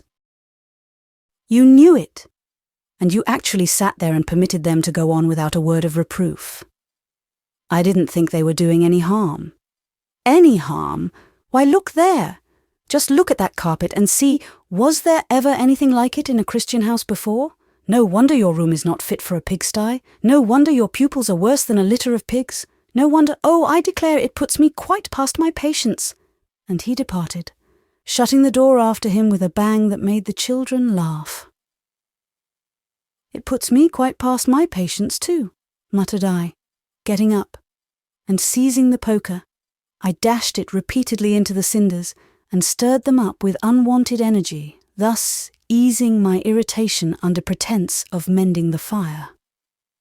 After this, Mr. Bloomfield was continually looking in to see if the schoolroom was in order, and as the children were continually littering the floor with fragments of toys, sticks, stones, stubble, leaves, and other rubbish, which I could not prevent their bringing or oblige them to gather up, and which the servants refused to clean after them, I had to spend a considerable portion of my valuable leisure moments on my knees upon the floor, in painfully reducing things to order.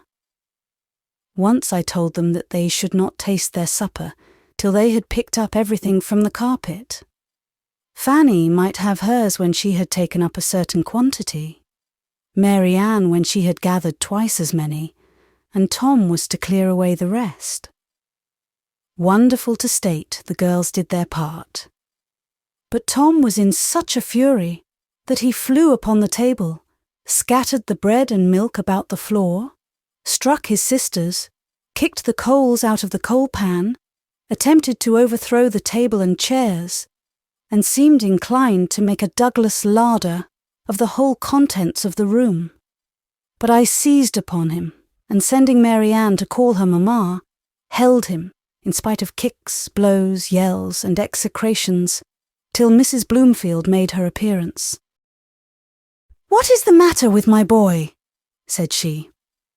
And when the matter was explained to her, all she did was to send for the nursery maid to put the room in order and bring Master Bloomfield his supper. "There now," cried Tom triumphantly, looking up from his viands with his mouth almost too full for speech. "There now, Miss Gray. You see, I've got my supper in spite of you, and I haven't picked up a single thing." The only person in the house who had any real sympathy for me was the nurse, for she had suffered like afflictions, though in a smaller degree, as she had not the task of teaching, nor was she so responsible for the conduct of her charge. "Oh, Miss Gray," she would say, "you have some trouble with them childer?" "I have indeed, Betty, and I dare say you know what it is." "Aye, I do so, but I don't vex myself o'er 'em as you do. And then you see, I hit 'em a slap sometimes, and them little uns, I gives 'em a good whipping now and then. There's nothing else will do for 'em, as what they say. Howsoever, I've lost my place for it." "Have you, Betty? I heard you were going to leave." Bless you, yes. Mrs. gave me warning 3 weeks in. She told me afore Christmas how it mud be if I hit 'em again. But I couldn't hold my hand off 'em at nothing. I know not how you do, for Miss Mary Ann's worse by the half nor her sisters. Chapter 5. The Uncle. Besides the old lady, there was another relative of the family, whose visits were a great annoyance to me. This was Uncle Robson, Mrs. Bloomfield's brother, a tall, self-sufficient fellow, with dark hair and sallow complexion like his sister, a nose that seemed to disdain the earth, and little grey eyes, frequently half-closed, with a mixture of real stupidity and affected contempt of all surrounding objects.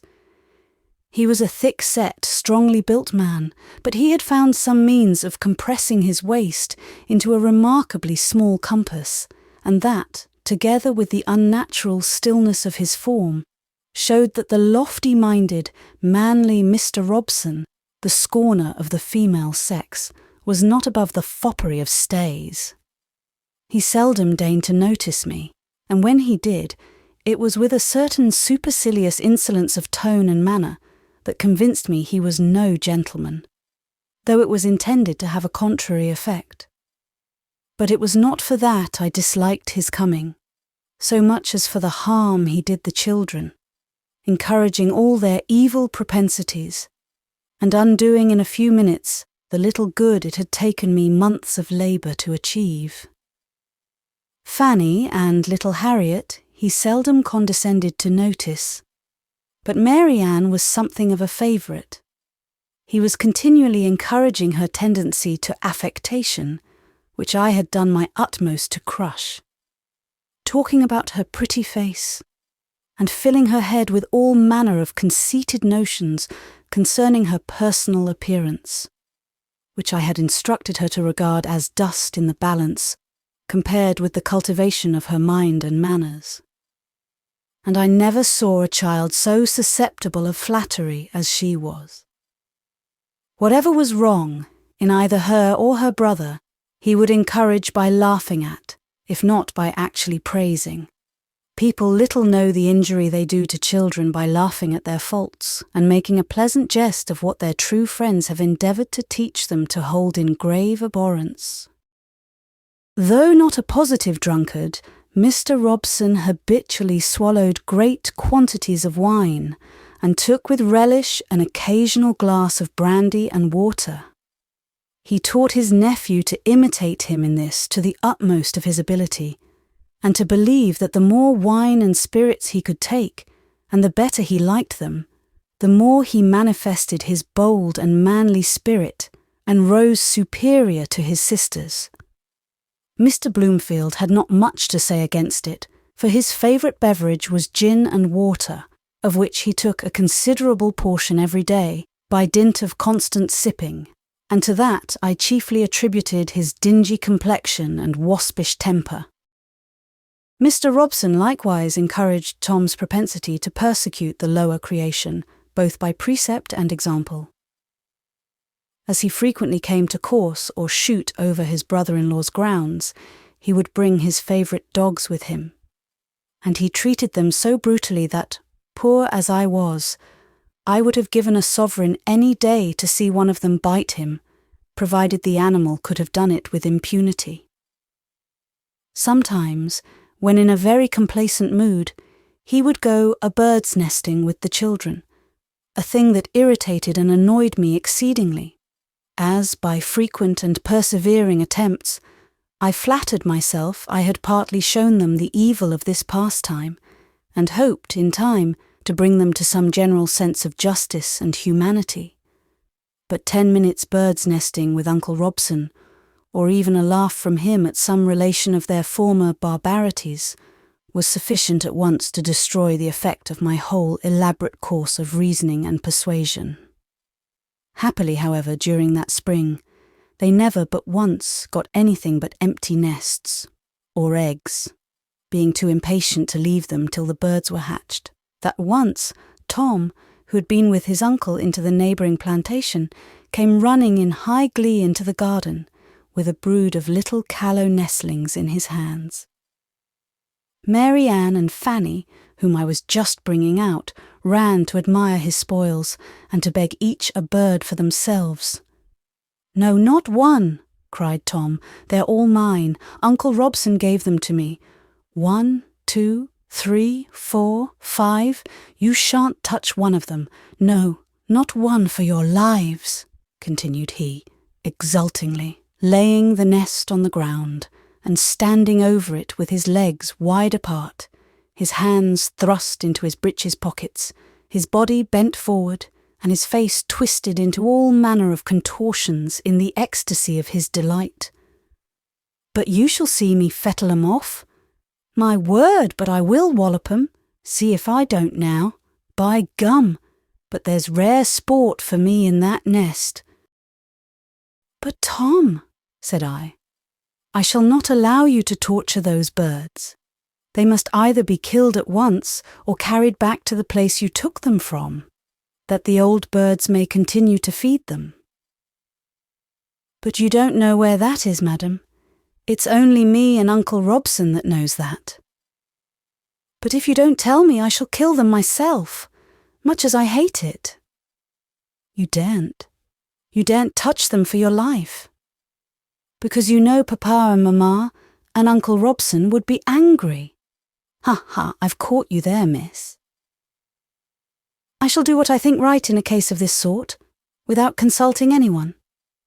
If your Papa and Mamma don't happen to approve of it, I shall be sorry to offend them. But your Uncle Robson's opinions, of course, are nothing to me."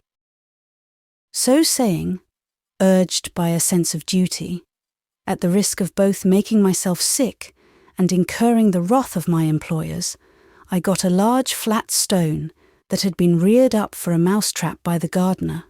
Then, having once more vainly endeavoured to persuade the little tyrant to let the birds be carried back, I asked what he intended to do with them.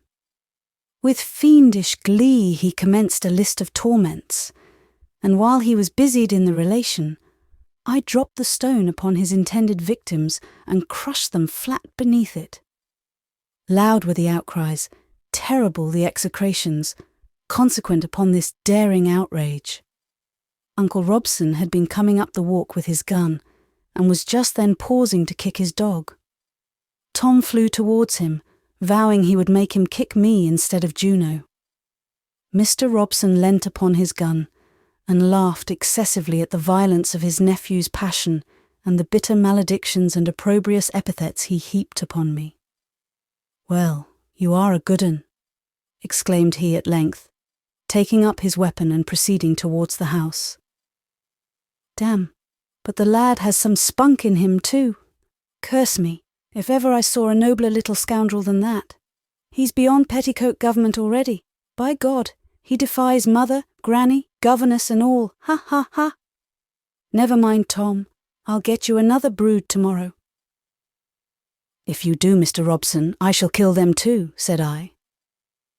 "Humph," replied he, and having honoured me with a broad stare, which, contrary to his expectations, I sustained without flinching, he turned away with an air of supreme contempt and stalked into the house. Tom next went to tell his mamma. It was not her way to say much on any subject, but when she next saw me, her aspect and demeanour were doubly dark and chilled. After some casual remark about the weather, she observed, "I am sorry, Miss Gray, you should think it necessary to interfere with Master Bloomfield's amusements. He was very much distressed about your destroying the birds." "When Master Bloomfield's amusements consist in injuring sentient creatures," I answered, "I think it my duty to interfere." "You seem to have forgotten," said she, calmly, "that the creatures were all created for our convenience." I thought that doctrine admitted some doubt, but merely replied, "If they were, we have no right to torment them for our amusement." "I think," said she, "a child's amusement is scarcely to be weighed against the welfare of a soulless brute." "But for the child's own sake, it ought not to be encouraged to have such amusements," answered I, as meekly as I could, to make up for such unusual pertinacity. "Blessed are the merciful, for they shall obtain mercy." "Oh, of course, but that refers to our conduct towards each other." "The merciful man shows mercy to his beast," I ventured to add. "I think you have not shown much mercy," replied she, with a short, bitter laugh, "killing the poor birds by wholesale in that shocking manner and putting the dear boy to such misery for a mere whim." I judged it prudent to say no more. This was the nearest approach to a quarrel I ever had with Mrs. Bloomfield, as well as the greatest number of words I ever exchanged with her at one time, since the day of my first arrival. But Mr. Robson and old Mrs. Bloomfield were not the only guests whose coming to Wellwood House annoyed me. Every visitor disturbed me more or less. Not so much because they neglected me, though I did feel their conduct strange and disagreeable in that respect, as because I found it impossible to keep my pupils away from them, as I was repeatedly desired to do. Tom must talk to them, and Mary Ann must be noticed by them. Neither the one nor the other knew what it was to feel any degree of shamefacedness, or even common modesty. They would indecently and clamorously interrupt the conversation of their elders, tease them with the most impertinent questions, roughly collar the gentlemen, climb their knees uninvited, hang about their shoulders or rifle their pockets, pull the ladies' gowns, disorder their hair, tumble their collars, and importunately beg for their trinkets. Mrs. Bloomfield had the sense to be shocked and annoyed at all this, but she had not sense to prevent it. She expected me to prevent it. But how could I, when the guests, with their fine clothes and new faces, continually flattered and indulged them, out of complaisance to their parents? How could I, with my homely garments, everyday face, and honest words, draw them away? I strained every nerve to do so. By striving to amuse them, I endeavoured to attract them to my side. By the exertion of such authority as I possessed, and by such severity as I dared to use, I tried to deter them from tormenting the guests, and by reproaching their unmannerly conduct, to make them ashamed to repeat it. But they knew no shame. They scorned authority, which had no terrors to back it. And as for kindness and affection, either they had no hearts, or such as they had were so strongly guarded and so well concealed, that I, with all my efforts, had not yet discovered how to reach them. But soon, my trials in this quarter came to a close, sooner than I either expected or desired. For one sweet evening towards the close of May, as I was rejoicing in the near approach of the holidays, and congratulating myself upon having made some progress with my pupils, as far as their learning went, at least, for I had instilled something into their heads, and I had, at length, brought them to be a very little, more rational about getting their lessons done in time to leave some space for recreation, instead of tormenting themselves and me all day long to no purpose. Mrs. Bloomfield sent for me, and calmly told me that after midsummer my services would be no longer required. She assured me that my character and general conduct were unexceptionable, but the children had made so little improvement since my arrival that Mr. Bloomfield and she felt it their duty to seek some other mode of instruction. Though superior to most children of their years in abilities, they were decidedly behind them in attainments. Their manners were uncultivated, and their tempers unruly.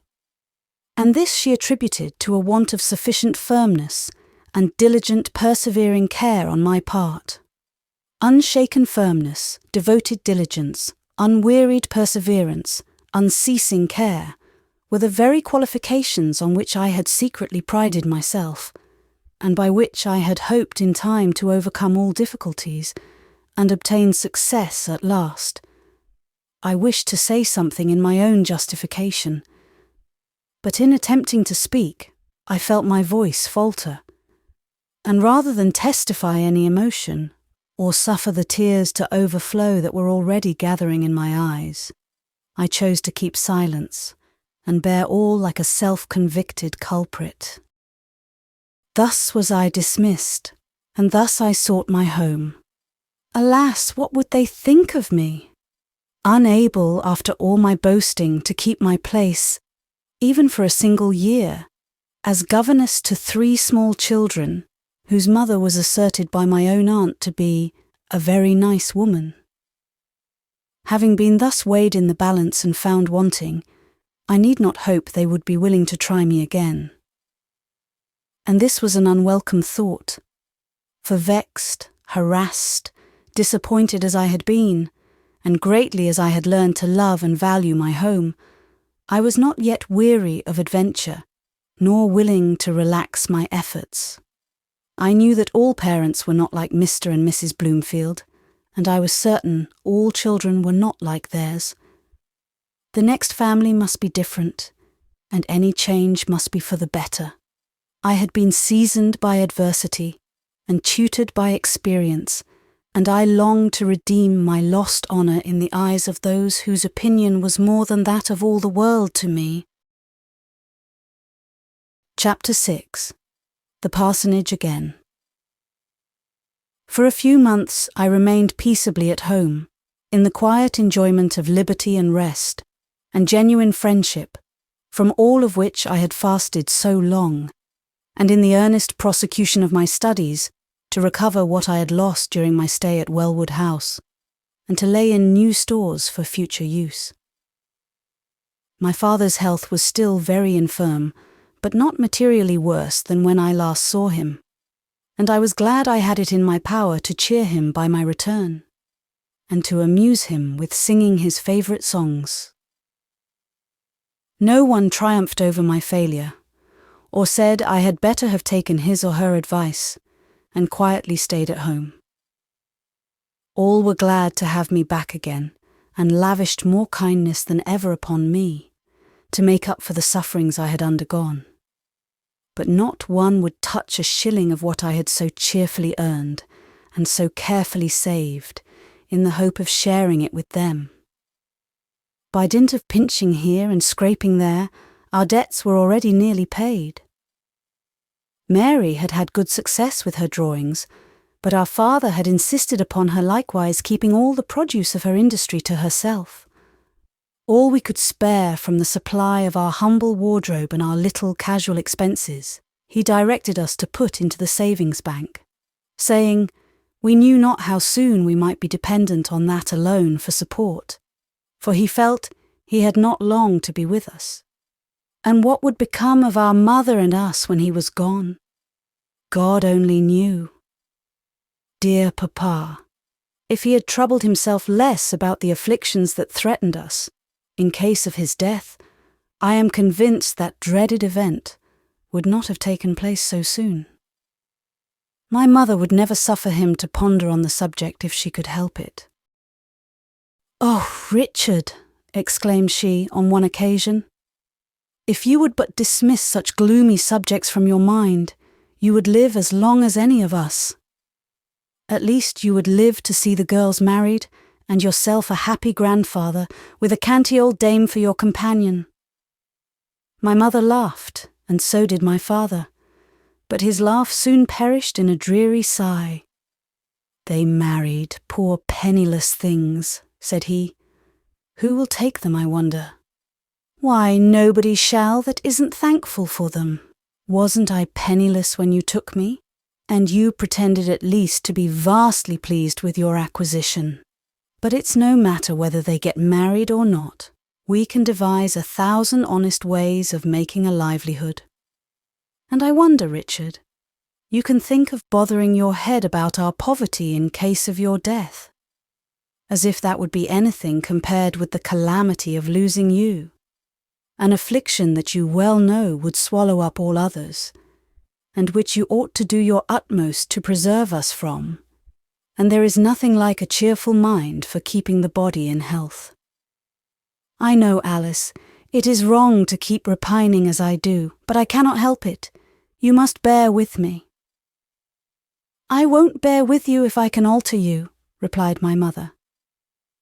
But the harshness of her words was undone by the earnest affection of her tone and pleasant smile, that made my father smile again, less sadly and less transiently than was his wont. "Mamma," said I, as soon as I could find an opportunity of speaking with her alone, "my money is but little, and cannot last long. If I could increase it, it would lessen Papa's anxiety, on one subject at least. I cannot draw like Mary, and so the best thing I could do would be to look out for another situation." "And so you would actually try again, Agnes?" "Decidedly I would." "Why, my dear, I should have thought you had had enough of it." "I know," said I. "Everybody is not like Mr. and Mrs. Bloomfield." "Some are worse," interrupted my mother. "But not many, I think," replied I. "And I'm sure all children are not like theirs, for I and Mary were not. We always did as you bid us, didn't we?" "Generally. But then I did not spoil you. And you were not perfect angels after all. Mary had a fund of quiet obstinacy, and you were somewhat faulty in regard to temper, but you were very good children on the whole." I know I was sulky sometimes, and I should have been glad to see these children sulky sometimes too, for then I could have understood them. But they never were, for they could not be offended, nor hurt, nor ashamed. They could not be unhappy in any way, except when they were in a passion. Well, if they could not, it was not their fault. You cannot expect stone to be as pliable as clay. No, but still it is very unpleasant to live with such unimpressible, incomprehensible creatures. You cannot love them, and if you could, your love would be utterly thrown away. They could neither return it, nor value, nor understand it. But, however, even if I should stumble on such a family again, which is quite unlikely, I have all this experience to begin with, and I should manage better another time. And the end and aim of this preamble is, let me try again. Well, my girl, you are not easily discouraged, I see. I'm glad of that. But let me tell you, you are a good deal paler and thinner than when you first left home. And we cannot have you undermining your health to hoard up money either for yourself or others. Mary tells me I am changed too, and I don't much wonder at it, for I was in a constant state of agitation and anxiety all day long. But next time, I am determined to take things coolly. After some further discussion, my mother promised once more to assist me, provided I would wait and be patient. And I left her to broach the matter to my father, when and how she deemed it most advisable, never doubting her ability to obtain his consent. Meantime, I searched with great interest the advertising columns of the newspapers and wrote answers to every "wanted a governess" that appeared at all eligible, but all my letters, as well as the replies, when I got any, were dutifully shown to my mother, and she, to my chagrin, made me reject the situations one after another. These were low people, these were too exacting in their demands, and these too niggardly in their remuneration. "Your talents are not such as every poor clergyman's daughter possesses, Agnes," she would say, "and you must not throw them away. Remember, you promised to be patient. There is no need of hurry. You have plenty of time before you, and may have many chances yet." At length, she advised me to put an advertisement myself in the paper, stating my qualifications, and see, "Music, singing, drawing, French, Latin, and German," said she, "are no mean assemblage. Many will be glad to have so much in one instructor, and this time you shall try your fortune in a somewhat higher family, in that of some genuine, thoroughbred gentleman, for such are far more likely to treat you with proper respect and consideration than those purse-proud tradespeople and arrogant upstarts. I have known several among the higher ranks who treated their governesses quite as one of the family, though some, I allow, are as insolent and exacting as anyone else can be, for there are bad and good in all classes." The advertisement was quickly written and dispatched. Of the two parties who answered it, but one would consent to give me £50, the sum my mother bade me name as the salary I should require. And here I hesitated about engaging myself, as I feared the children would be too old, and their parents would require someone more showy or more experienced, if not more accomplished than I. But my mother dissuaded me from declining it on that account. I should do vastly well, she said, if I would only throw aside my diffidence and acquire a little more confidence in myself.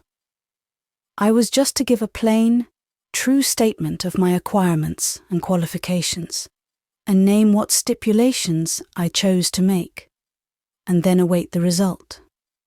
The only stipulation I ventured to propose was that I might be allowed 2 months' holidays during the year to visit my friends at Midsummer and Christmas. The unknown lady, in her reply, made no objection to this, and stated that, as to my acquirements, she had no doubt I should be able to give satisfaction, but in the engagement of governesses, she considered those things as but subordinate points. As being situated in the neighbourhood of O, she could get masters to supply any deficiencies in that respect. But in her opinion, next to unimpeachable morality, a mild and cheerful temper and obliging disposition were the most essential requisites. My mother did not relish this at all, and now made many objections to my accepting the situation, in which my sister warmly supported her. But unwilling to be balked again, I overruled them all, and, having first obtained the consent of my father, who had, a short time previously, been apprised of these transactions, I wrote a most obliging epistle to my unknown correspondent, and finally the bargain was concluded. It was decreed that on the last day of January I was to enter upon my new office as governess in the family of Mr. Murray of Horton Lodge, near O, about 70 miles from our village. A formidable distance to me, as I had never been above 20 miles from home in all the course of my 20 years' sojourn on earth. And as, moreover, every individual in that family and in the neighbourhood was utterly unknown to myself and all my acquaintances. But this rendered it only the more piquant to me. I had now, in some measure, got rid of the mauvaise honte that had formerly oppressed me so much. There was a pleasing excitement in the idea of entering these unknown regions and making my way alone among its strange inhabitants. I now flattered myself I was going to see something in the world. Mr. Murray's residence was near a large town, and not in a manufacturing district where the people had nothing to do but to make money. His rank, from what I could gather, appeared to be higher than that of Mr. Bloomfield, and doubtless he was one of those genuine thoroughbred gentry my mother spoke of, who would treat his governess with due consideration as a respectable, well-educated lady, the instructor and guide of his children, and not a mere upper servant. Then, my pupils being older, would be more rational, more teachable, and less troublesome than the last. They would be less confined to the schoolroom, and not require that constant labour and incessant watching. And finally, bright visions mingled with my hopes, with which the care of children and the mere duties of a governess had little or nothing to do. Thus, the reader will see that I had no claim to be regarded as a martyr to filial piety, going forth to sacrifice peace and liberty for the sole purpose of laying up stores for the comfort and support of my parents, though certainly the comfort of my father and the future support of my mother had a large share in my calculations, and £50 appeared to me no ordinary sum. I must have decent clothes becoming my station. I must, it seemed, put out my washing, and also pay for my 4 annual journeys between Horton Lodge and home. But with strict attention to economy, surely £20 or little more would cover those expenses, and then there would be 30 for the bank, or little less. What a valuable addition to our stock! Oh, I must struggle to keep this situation, whatever it might be, both for my own honour among my friends and for the solid services I might render them by my continuance there. Chapter 7. Horton Lodge. The 31st of January was a wild, tempestuous day. There was a strong north wind, with a continual storm of snow drifting on the ground and whirling through the air. My friends would have had me delay my departure, but fearful of prejudicing my employers against me by such want of punctuality at the commencement of my undertaking, I persisted in keeping the appointment. I will not inflict upon my readers an account of my leaving home on that dark winter morning. The fond farewells, the long, long journey to O, the solitary waitings in inns for coaches or trains, for there were some railways then, and finally the meeting at O with Mr. Murray's servant, who had been sent with the phaeton to drive me from thence to Horton Lodge. I will just state that the heavy snow had thrown such impediments in the way of both horses and steam engines, that it was dark some hours before I reached my journey's end, and that a most bewildering storm came on at last, which made the few miles' space between O and Horton Lodge a long and formidable passage.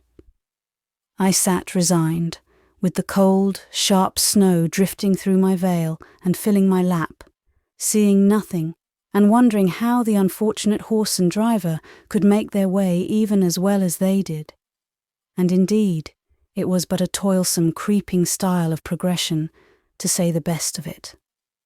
At length we paused, and at the call of the driver, someone unlatched and rolled back upon their creaking hinges what appeared to be the park gates.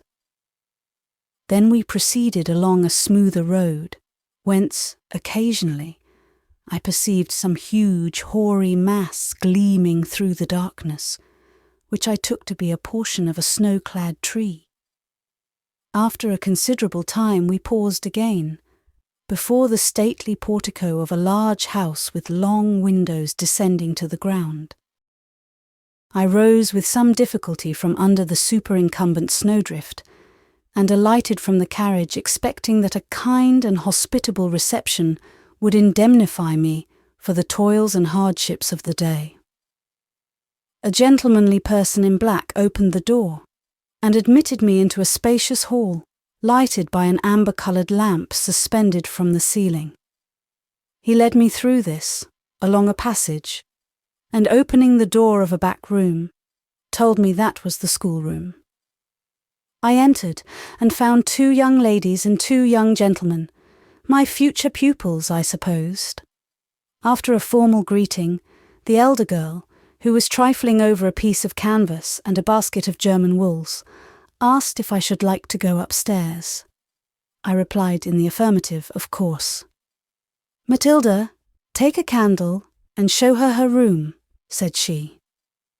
Miss Matilda, a strapping hoyden of about 14, with a short frock and trousers, shrugged her shoulders and made a slight grimace, but took a candle and proceeded before me up the back stairs, a long, steep, double flight, and through a long, narrow passage, to a small but tolerably comfortable room. She then asked me if I would take some tea or coffee. I was about to answer no, but remembering that I had taken nothing since 7 o'clock that morning, and feeling faint in consequence, I said I would take a cup of tea. Saying she would tell Brown, the young lady departed, and by the time I had divested myself of my heavy wet cloak, shawl, bonnet, and sea, a mincing damsel came to say the young ladies desired to know whether I would take my tea up there or in the schoolroom. Under the plea of fatigue, I chose to take it there. She withdrew, and after a while returned again with a small tea tray, and placed it on the chest of drawers, which served as a dressing table. Having civilly thanked her, I asked at what time I should be expected to rise in the morning. "The young ladies and gentlemen breakfast at 8:30, ma'am," said she. "They rise early, but, as they seldom do any lessons before breakfast, I should think it will do if you rise soon after 7. I desired her to be so kind as to call me at 7, and, promising to do so, she withdrew. Then, having broken my long fast on a cup of tea and a little thin bread and butter, I sat down beside the small, smouldering fire and amused myself with a hearty fit of crying. After which, I said my prayers, and then, feeling considerably relieved, began to prepare for bed. Finding that none of my luggage was brought up, I instituted a search for the bell, and failing to discover any signs of such a convenience in any corner of the room, I took my candle and ventured through the long passage and down the steep stairs on a voyage of discovery. Meeting a well-dressed female on the way, I told her what I wanted, but not without considerable hesitation, as I was not quite sure whether it was one of the upper servants or Mrs. Murray herself. It happened, however, to be the lady's maid. With the air of one conferring an unusual favour, she vouchsafed to undertake the sending up of my things, and when I had re-entered my room, and waited and wondered a long time, greatly fearing that she had forgotten or neglected to perform her promise, and doubting whether to keep waiting or go to bed or go down again, my hopes at length were revived by the sound of voices and laughter, accompanied by the tramp of feet along the passage, and presently the luggage was brought in by a rough-looking maid and a man, neither of them very respectful in their demeanour to me. Having shut the door upon their retiring footsteps and unpacked a few of my things, I betook myself to rest, gladly enough, for I was weary in body and mind. It was with a strange feeling of desolation, mingled with a strong sense of the novelty of my situation and a joyless kind of curiosity concerning what was yet unknown, that I awoke the next morning, feeling like one whirled away by enchantment and suddenly dropped from the clouds into a remote and unknown land, widely and completely isolated from all he had ever seen or known before. Or like a thistle seed borne on the wind to some strange nook of uncongenial soil, where it must lie long enough before it can take root and germinate, extracting nourishment from what appears so alien to its nature, if indeed it ever can. But this gives no proper idea of my feelings at all, and no one that has not lived such a retired stationary life as mine can possibly imagine what they were. Hardly even if he has known what it is to awake some morning and find himself in Port Nelson in New Zealand, with a world of waters between himself and all that knew him. I shall not soon forget the peculiar feeling with which I raised my blind and looked out upon the unknown world. A wide, white wilderness was all that met my gaze, a waste of deserts tossed in snow and heavy-laden groves. I descended to the schoolroom with no remarkable eagerness to join my pupils, though not without some feeling of curiosity respecting what a further acquaintance would reveal. One thing, among others of more obvious importance, I determined with myself I must begin with calling them Miss and Master. It seemed to me a chilling and unnatural piece of punctilio between the children of a family and their instructor and daily companion, especially where the former were in their early childhood, as at Wellwood House. But even there, my calling the little Bloomfields by their simple names had been regarded as an offensive liberty, as their parents had taken care to show me by carefully designating them Master and Miss Bloomfield, and C in speaking to me. I had been very slow to take the hint, because the whole affair struck me as so very absurd. But now I determined to be wiser, and begin at once with as much form and ceremony as any member of the family would be likely to require.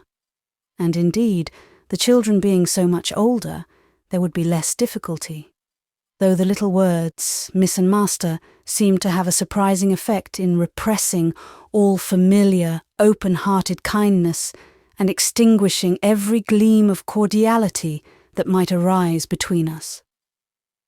As I cannot, like Dogberry, find it in my heart to bestow all my tediousness upon the reader, I will not go on to bore him with a minute detail of all the discoveries and proceedings of this and the following day.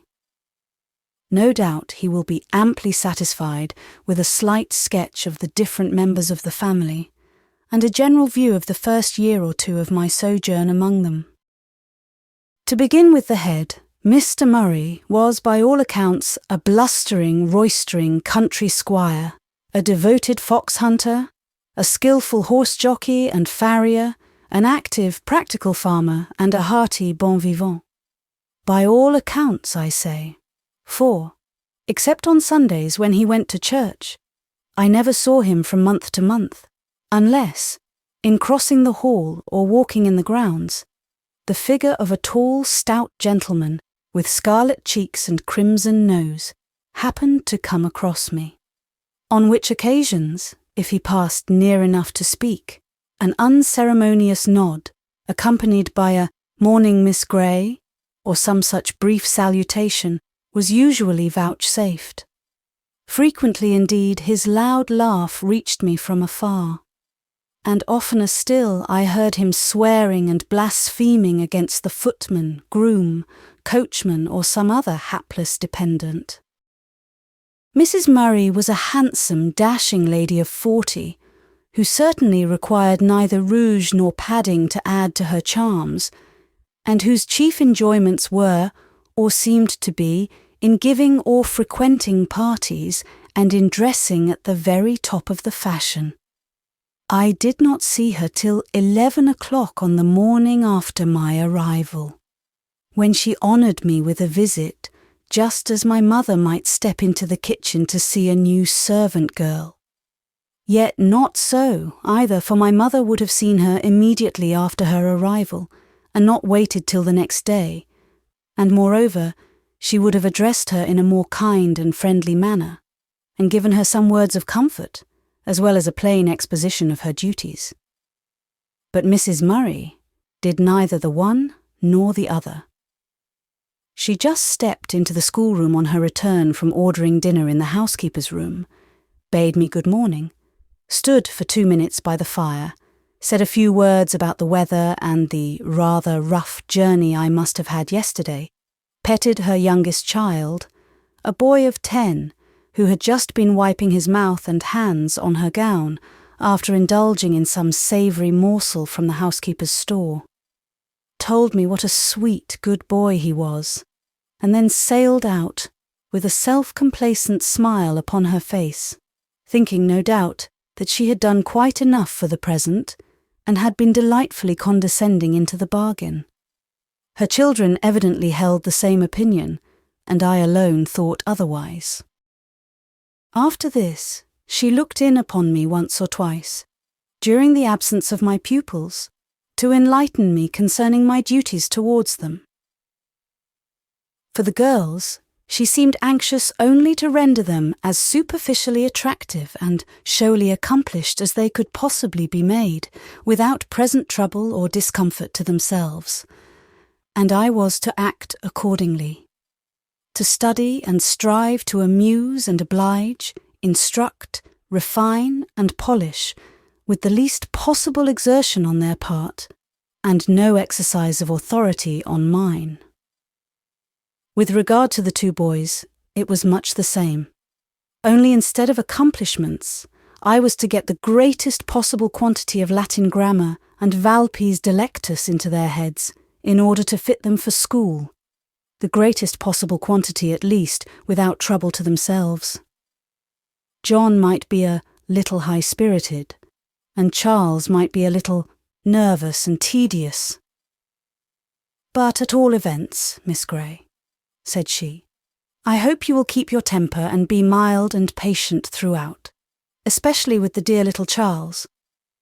He is so extremely nervous and susceptible, and so utterly unaccustomed to anything but the tenderest treatment. You will excuse my naming these things to you, for the fact is, I have hitherto found all the governesses, even the very best of them, faulty in this particular. They wanted that meek and quiet spirit, which St. Matthew or some of them says is better than the putting on of apparel. You will know the passage to which I allude, for you are a clergyman's daughter, but I have no doubt you will give satisfaction in this respect, as well as the rest. And remember, on all occasions, when any of the young people do anything improper, if persuasion and gentle remonstrance will not do, let one of the others come and tell me, for I can speak to them more plainly than it would be proper for you to do. And make them as happy as you can, Miss Gray, and I dare say you will do very well." I observed that while Mrs. Murray was so extremely solicitous for the comfort and happiness of her children, and continually talking about it, she never once mentioned mine, though they were at home, surrounded by friends, and I an alien among strangers, and I did not yet know enough of the world not to be considerably surprised at this anomaly. Miss Murray, otherwise Rosalie, was about 16 when I came, and decidedly a very pretty girl, and in 2 years longer, as time more completely developed her form and added grace to her carriage and deportment, she became positively beautiful, and that in no common degree. She was tall and slender, yet not thin, perfectly formed, exquisitely fair, though not without a brilliant, healthy bloom. Her hair, which she wore in a profusion of long ringlets, was of a very light brown inclining to yellow.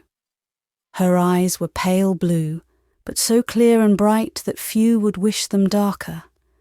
The rest of her features were small, not quite regular, and not remarkably otherwise, but altogether you could not hesitate to pronounce her a very lovely girl. I wish I could say as much for mind and disposition as I can for her form and face. Yet think not I have any dreadful disclosures to make. She was lively, light-hearted, and could be very agreeable, with those who did not cross her will. Towards me, when I first came, she was cold and haughty, then insolent and overbearing. But, on a further acquaintance, she gradually laid aside her airs, and in time became as deeply attached to me as it was possible for her to be to one of my character and position. For she seldom lost sight, for above half an hour at a time, of the fact of my being a hireling and a poor curate's daughter. And yet, upon the whole, I believe she respected me more than she herself was aware of, because I was the only person in the house who steadily professed good principles, habitually spoke the truth, and generally endeavoured to make inclination bow to duty. And this I say, not, of course, in commendation of myself, but to show the unfortunate state of the family to which my services were, for the present, devoted. There was no member of it in whom I regretted this sad want of principle so much as Miss Murray herself, not only because she had taken a fancy to me, but because there was so much of what was pleasant and prepossessing in herself that, in spite of her failings, I really liked her, when she did not rouse my indignation or ruffle my temper by too great a display of her faults. These, however, I would fain persuade myself were rather the effect of her education than her disposition. She had never been perfectly taught the distinction between right and wrong. She had, like her brothers and sisters, been suffered from infancy to tyrannize over nurses, governesses, and servants.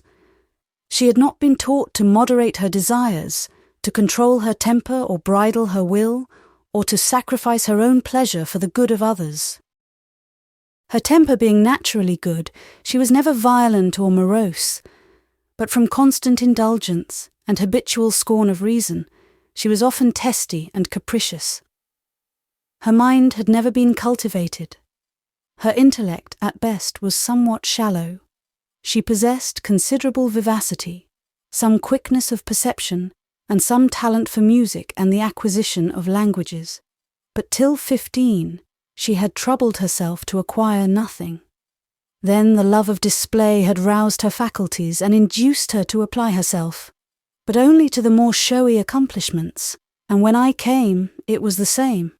Everything was neglected but French, German, music, singing, dancing, fancy work, and a little drawing, such drawing as might produce the greatest show with the smallest labour, and the principal parts of which were generally done by me. For music and singing, besides my occasional instructions, She had the attendance of the best master the country afforded, and in these accomplishments, as well as in dancing, she certainly attained great proficiency. To music, indeed, she devoted too much of her time, as, governess though I was, I frequently told her. But her mother thought that if she liked it, she could not give too much time to the acquisition of so attractive an art. Of fancy work I knew nothing but what I gathered from my pupil and my own observation. But no sooner was I initiated than she made me useful in 20 different ways. All the tedious parts of her work were shifted on to my shoulders, such as stretching the frames, stitching in the canvas, sorting the wools and silks, putting in the grounds, counting the stitches, rectifying mistakes and finishing the pieces she was tired of. At 16, Miss Murray was something of a romp, yet not more so than is natural and allowable for a girl of that age. But at 17, that propensity, like all other things, began to give way to the ruling passion, and soon was swallowed up in the all-absorbing ambition to attract and dazzle the other sex. But enough of her. Now let us turn to her sister. Miss Matilda Murray was a veritable hoyden, of whom little need be said. She was about 2 years and a half younger than her sister. Her features were larger, her complexion much darker. She might possibly make a handsome woman, but she was far too big-boned and awkward ever to be called a pretty girl, and at present she cared little about it. Rosalie knew all her charms, and thought them even greater than they were, and valued them more highly than she ought to have done, had they been 3 times as great. Matilda thought she was well enough, but cared little about the matter. Still less did she care about the cultivation of her mind, and the acquisition of ornamental accomplishments. The manner in which she learnt her lessons and practised her music was calculated to drive any governess to despair. Short and easy as her tasks were, if done at all, they were slurred over, at any time and in any way, but generally at the least convenient times, and in the way least beneficial to herself, and least satisfactory to me. The short half-hour of practising was horribly strummed through. She, meantime, unsparingly abusing me, either for interrupting her with corrections, or for not rectifying her mistakes before they were made, or something equally unreasonable. Once or twice, I ventured to remonstrate with her seriously for such irrational conduct, but on each of those occasions, I received such reprehensive expostulations from her mother as convinced me that, if I wished to keep the situation, I must even let Miss Matilda go on in her own way. When her lessons were over, however, her ill humour was generally over too. While riding her spirited pony, or romping with the dogs or her brothers and sister, but especially with her dear brother John, she was as happy as a lark. As an animal, Matilda was all right, full of life, vigour, and activity. As an intelligent being, she was barbarously ignorant, indocile, careless, and irrational, and consequently very distressing to one who had the task of cultivating her understanding, reforming her manners, and aiding her to acquire those ornamental attainments which, unlike her sister, she despised as much as the rest. Her mother was partly aware of her deficiencies, and gave me many a lecture as to how I should try to form her tastes, and endeavour to rouse and cherish her dormant vanity, and by insinuating skilful flattery, to win her attention to the desired objects, which I would not do, and how I should prepare and smooth the path of learning till she could glide along it without the least exertion to herself, which I could not, for nothing can be taught to any purpose without some little exertion on the part of the learner. As a moral agent, Matilda was reckless, headstrong, violent, and unamenable to reason. One proof of the deplorable state of her mind was that from her father's example She had learned to swear like a trooper. Her mother was greatly shocked at the unladylike trick and wondered how she had picked it up. "But you can soon break her of it, Miss Gray," said she. "It is only a habit, and if you will just gently remind her every time she does so, I am sure she will soon lay it aside." I not only gently reminded her, I tried to impress upon her how wrong it was and how distressing to the ears of decent people, but all in vain. I was only answered by a careless laugh. And, "Oh, Miss Gray, how shocked you are! I'm so glad!" Or, "Well, I can't help it. Papa shouldn't have taught me. I learned it all from him, and maybe a bit from the coachman." Her brother John, alias Master Murray, was about 11 when I came. A fine, stout, healthy boy, frank and good-natured in the main, and might have been a decent lad had he been properly educated. But now he was as rough as a young bear, boisterous, unruly, unprincipled, untaught, unteachable, at least for a governess under his mother's eye.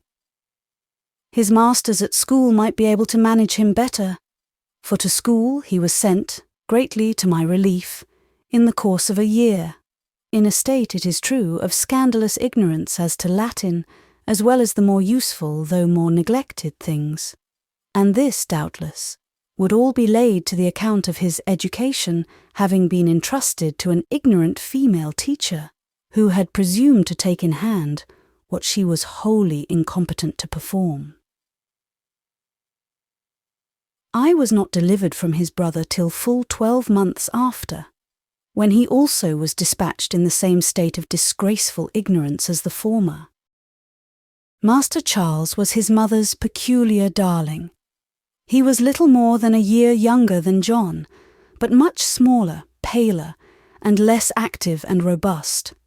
A pettish, cowardly, capricious, selfish little fellow, only active in doing mischief, and only clever in inventing falsehoods, not simply to hide his faults, but in mere malicious wantonness, to bring odium upon others. In fact, Master Charles was a very great nuisance to me. It was a trial of patience to live with him peaceably. To watch over him was worse, and to teach him, or pretend to teach him, was inconceivable. At 10 years old, he could not read correctly the easiest line in the simplest book, and as, according to his mother's principle, he was to be told every word before he had time to hesitate or examine its orthography, and never even to be informed, as a stimulant to exertion, that other boys were more forward than he. It is not surprising that he made but little progress during the 2 years I had charge of his education. His minute portions of Latin grammar and C were to be repeated over to him till he chose to say he knew them, and then he was to be helped to say them. If he made mistakes in his little easy sums in arithmetic, they were to be shown him at once, and the sum done for him, instead of his being left to exercise his faculties in finding them out himself, so that of course he took no pains to avoid mistakes, but frequently set down his figures at random, without any calculation at all. I did not invariably confine myself to these rules. It was against my conscience to do so, but I seldom could venture to deviate from them in the slightest degree, without incurring the wrath of my little pupil, and subsequently of his mamma, to whom he would relate my transgressions maliciously exaggerated, or adorned with embellishments of his own. And often, in consequence, was I on the point of losing or resigning my situation.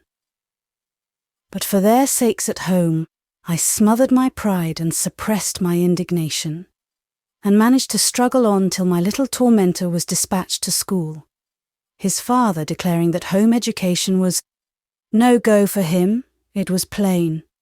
His mother spoiled him outrageously, and his governess could make no hand of him at all. A few more observations about Horton Lodge and its ongoings, and I have done with dry description for the present.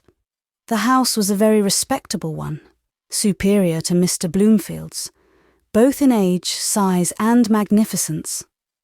The garden was not so tastefully laid out, but instead of the smooth-shaven lawn, the young trees guarded by palings, the grove of upstart poplars, and the plantation of firs, there was a wide park, stocked with deer and beautified by fine old trees.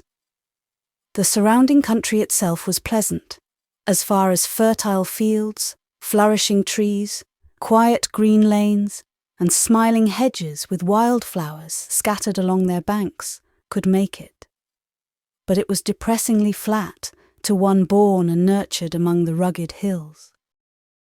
We were situated nearly 2 miles from the village church, and consequently the family carriage was put in requisition every Sunday morning, and sometimes oftener.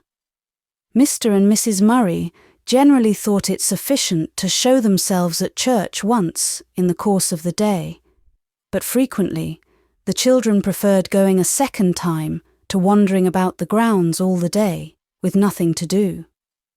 If some of my pupils chose to walk and take me with them, it was well for me, for otherwise my position in the carriage was to be crushed into the corner farthest from the open window, and with my back to the horses, a position which invariably made me sick.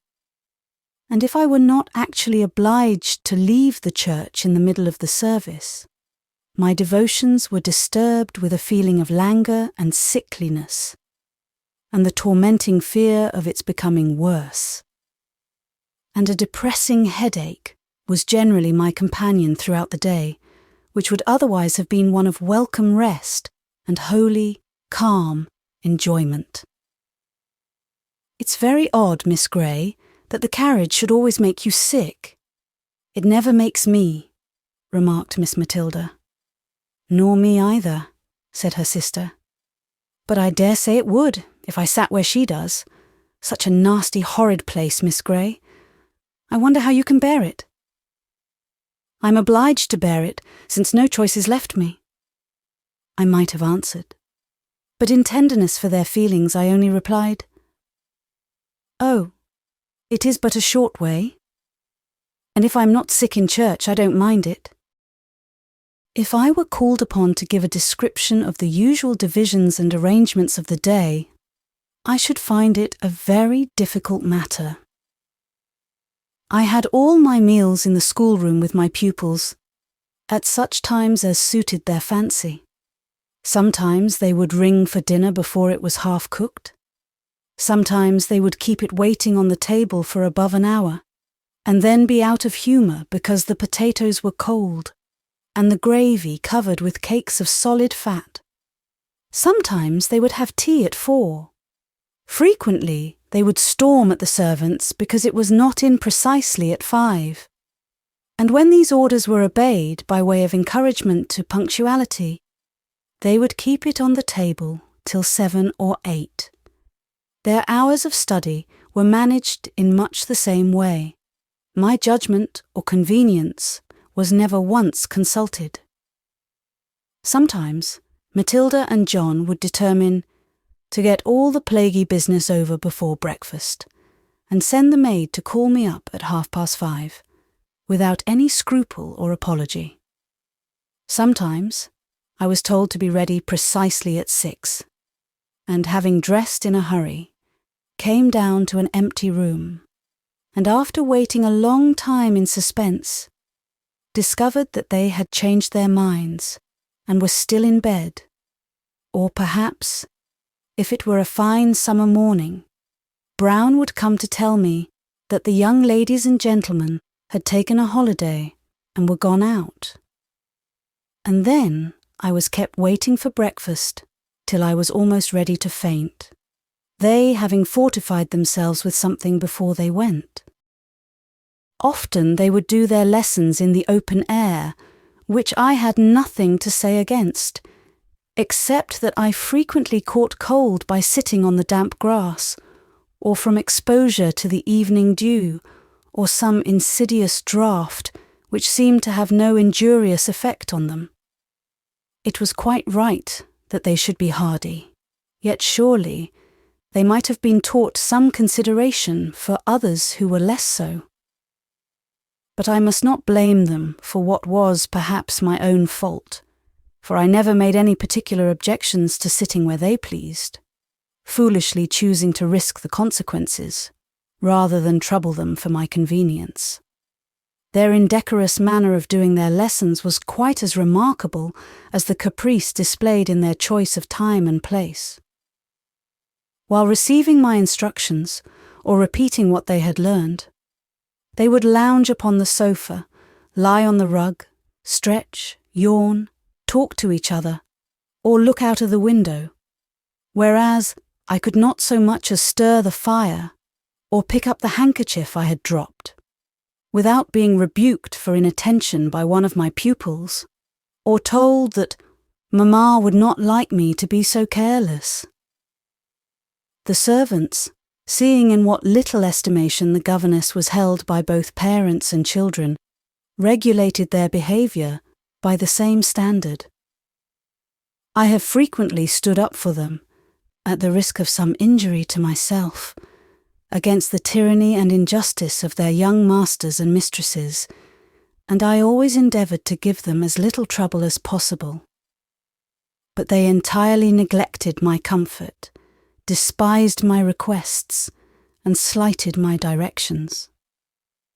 All servants, I am convinced, would not have done so. But domestics in general, being ignorant and little accustomed to reason and reflection, are too easily corrupted by the carelessness and bad example of those above them, and these, I think, were not of the best order to begin with. I sometimes felt myself degraded by the life I led, and ashamed of submitting to so many indignities, and sometimes I thought myself a fool for caring so much about them, and feared I must be sadly wanting in Christian humility, or that charity which suffereth long and is kind, seeketh not her own, is not easily provoked, beareth all things, endureth all things. But with time and patience, matters began to be slightly ameliorated, slowly, it is true, and almost imperceptibly. But I got rid of my male pupils, that was no trifling advantage, and the girls, as I intimated before concerning one of them, became a little less insolent and began to show some symptoms of esteem. Miss Gray was a queer creature. She never flattered, and did not praise them half enough, but whenever she did speak favourably of them or anything belonging to them, they could be quite sure her approbation was sincere. She was very obliging, quiet, and peaceable in the main, but there were some things that put her out of temper. They did not much care for that, to be sure, but still it was better to keep her in tune, as when she was in a good humour she would talk to them, and be very agreeable and amusing sometimes, in her way, which was quite different to Mamma's, but still very well for a change. She had her own opinions on every subject, and kept steadily to them. Very tiresome opinions they often were, as she was always thinking of what was right and what was wrong, and had a strange reverence for matters connected with religion, and an unaccountable liking to good people. Chapter 8. The Coming Out. At 18, Miss Murray was to emerge from the quiet obscurity of the schoolroom into the full blaze of the fashionable world, as much of it, at least, as could be had out of London. For her papa could not be persuaded to leave his rural pleasures and pursuits, even for a few weeks' residence in town. She was to make her debut on the 3rd of January, at a magnificent ball which her mamma proposed to give to all the nobility and choice gentry of O and its neighbourhood for 20 miles round. Of course, she looked forward to it with the wildest impatience and the most extravagant anticipations of delight. "Miss Gray," said she one evening, a month before the all-important day, as I was perusing a long and extremely interesting letter of my sister's, which I had just glanced at in the morning to see that it contained no very bad news, and kept till now, unable before to find a quiet moment for reading it. Miss Gray, do put away that dull, stupid letter and listen to me. I'm sure my talk must be far more amusing than that. She seated herself on the low stool at my feet, and I, suppressing a sigh of vexation, began to fold up the epistle. You should tell the good people at home not to bore you with such long letters, said she. And, above all, do bid them write on proper notepaper, and not on those great vulgar sheets. You should see the charming little ladylike notes Mamma writes to her friends. The good people at home, replied I, know very well that the longer their letters are, the better I like them. I should be very sorry to receive a charming little ladylike note from any of them, and I thought you were too much of a lady yourself, Miss Murray, to talk about the vulgarity of writing on a large sheet of paper. Well, I only said it to tease you. But now I want to talk about the ball, and to tell you that you positively must put off your holidays till it is over. Why so? I shall not be present at the ball. No, but you will see the rooms decked out before it begins, and hear the music, and above all see me in my splendid new dress.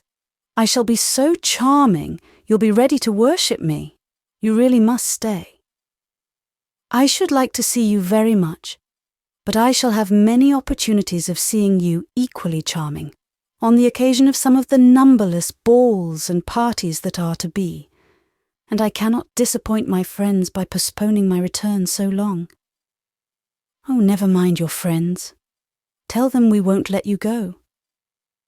But, to say the truth, it would be a disappointment to myself.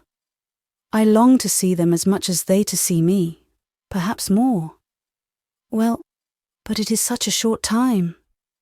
Nearly a fortnight by my computation, and besides, I cannot bear the thoughts of a Christmas spent from home, and moreover, my sister is going to be married. Is she when? Not till next month. But I want to be there to assist her in making preparations and to make the best of her company while we have her. Why didn't you tell me before? I've only got the news in this letter, which you stigmatize as dull and stupid and won't let me read. To whom is she to be married? To Mr. Richardson, the vicar of a neighbouring parish. Is he rich? No, only comfortable. Is he handsome? No, only decent. Young? No, only middling. Oh, mercy, what a wretch! What sort of a house is it? A quiet little vicarage, with an ivy-clad porch, an old-fashioned garden, and— Oh, stop! You'll make me sick! How can she bear it? I expect she'll not only be able to bear it, but to be very happy. You did not ask me if Mr. Richardson were a good, wise, or amiable man. I could have answered yes to all these questions, at least so Mary thinks, and I hope she will not find herself mistaken. But miserable creature! How can she think of spending her life there, cooped up with that nasty old man, and no hope of change? He is not old. He's only 6 or 7 and 30, and she herself is 28, and as sober as if she were 50. Oh, that's better then. They're well matched. But do they call him the worthy vicar? I don't know, but if they do, I believe he merits the epithet. Mercy, how shocking! And will she wear a white apron and make pies and puddings? I don't know about the white apron, but I dare say she will make pies and puddings now and then, but that will be no great hardship, as she has done it before. And will she go about in a plain shawl, and a large straw bonnet, carrying tracts and bone soup to her husband's poor parishioners? I'm not clear about that, but I dare say she will do her best to make them comfortable in body and mind, in accordance with our mother's example. Chapter 9. The Ball. Now, Miss Gray, exclaimed Miss Murray. Immediately I entered the schoolroom, after having taken off my outdoor garments upon returning from my 4 weeks' recreation. Now, shut the door and sit down, and I'll tell you all about the ball. No, damn it, no, shouted Miss Matilda. Hold your tongue, can't ye? And let me tell her about my new mare. Such a splendour, Miss Gray, a fine blood mare. Do be quiet, Matilda, and let me tell my news first. No, no, Rosalie. You'll be such a damn long time over it. She shall hear me first. I'll be hanged if she doesn't. I'm sorry to hear, Miss Matilda, that you've not got rid of that shocking habit yet. Well, I can't help it, but I'll never say a wicked word again, if you'll only listen to me, and tell Rosalie to hold her confounded tongue. Rosalie remonstrated, and I thought I should have been torn in pieces between them. But Miss Matilda having the loudest voice, her sister at length gave in, and suffered her to tell her story first. So I was doomed to hear a long account of her splendid mare, its breeding and pedigree, its paces, its action, its spirit, and and of her own amazing skill and courage in riding it, concluding with an assertion that she could clear a 5-barred gate like winking, that Papa said she might hunt the next time the hounds met, and Mamma had ordered a bright scarlet hunting habit for her. "Oh, Matilda, what stories you are telling!" exclaimed her sister. "Well," answered she, no whit abashed, "I know I could clear a 5-barred gate if I tried, and Papa will say I may hunt, and Mamma will order the habit when I ask it." "Well, now get along," replied Miss Murray, "and do, dear Matilda, try to be a little more ladylike. Miss Gray, I wish you would tell her not to use such shocking words. She will call her horse a mare. It is so inconceivably shocking. And then she uses such dreadful expressions in describing it. She must have learned it from the grooms. It nearly puts me into fits when she begins." "I learned it from Papa, you ass, and his jolly friends," said the young lady, vigorously cracking a hunting whip, which she habitually carried in her hand. "I'm as good judge of horseflesh as the best of 'em."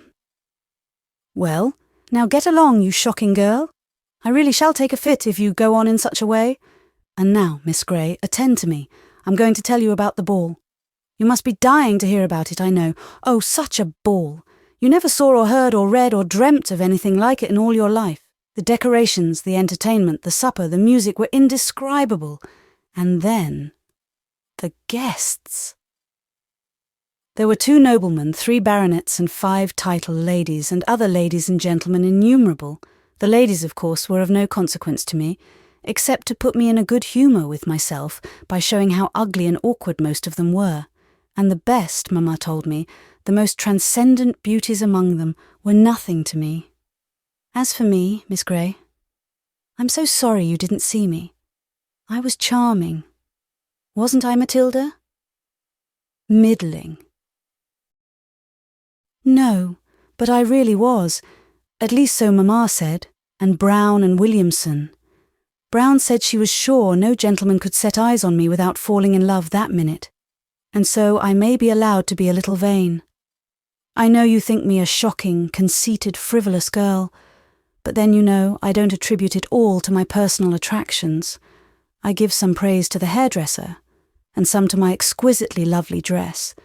You must see it tomorrow.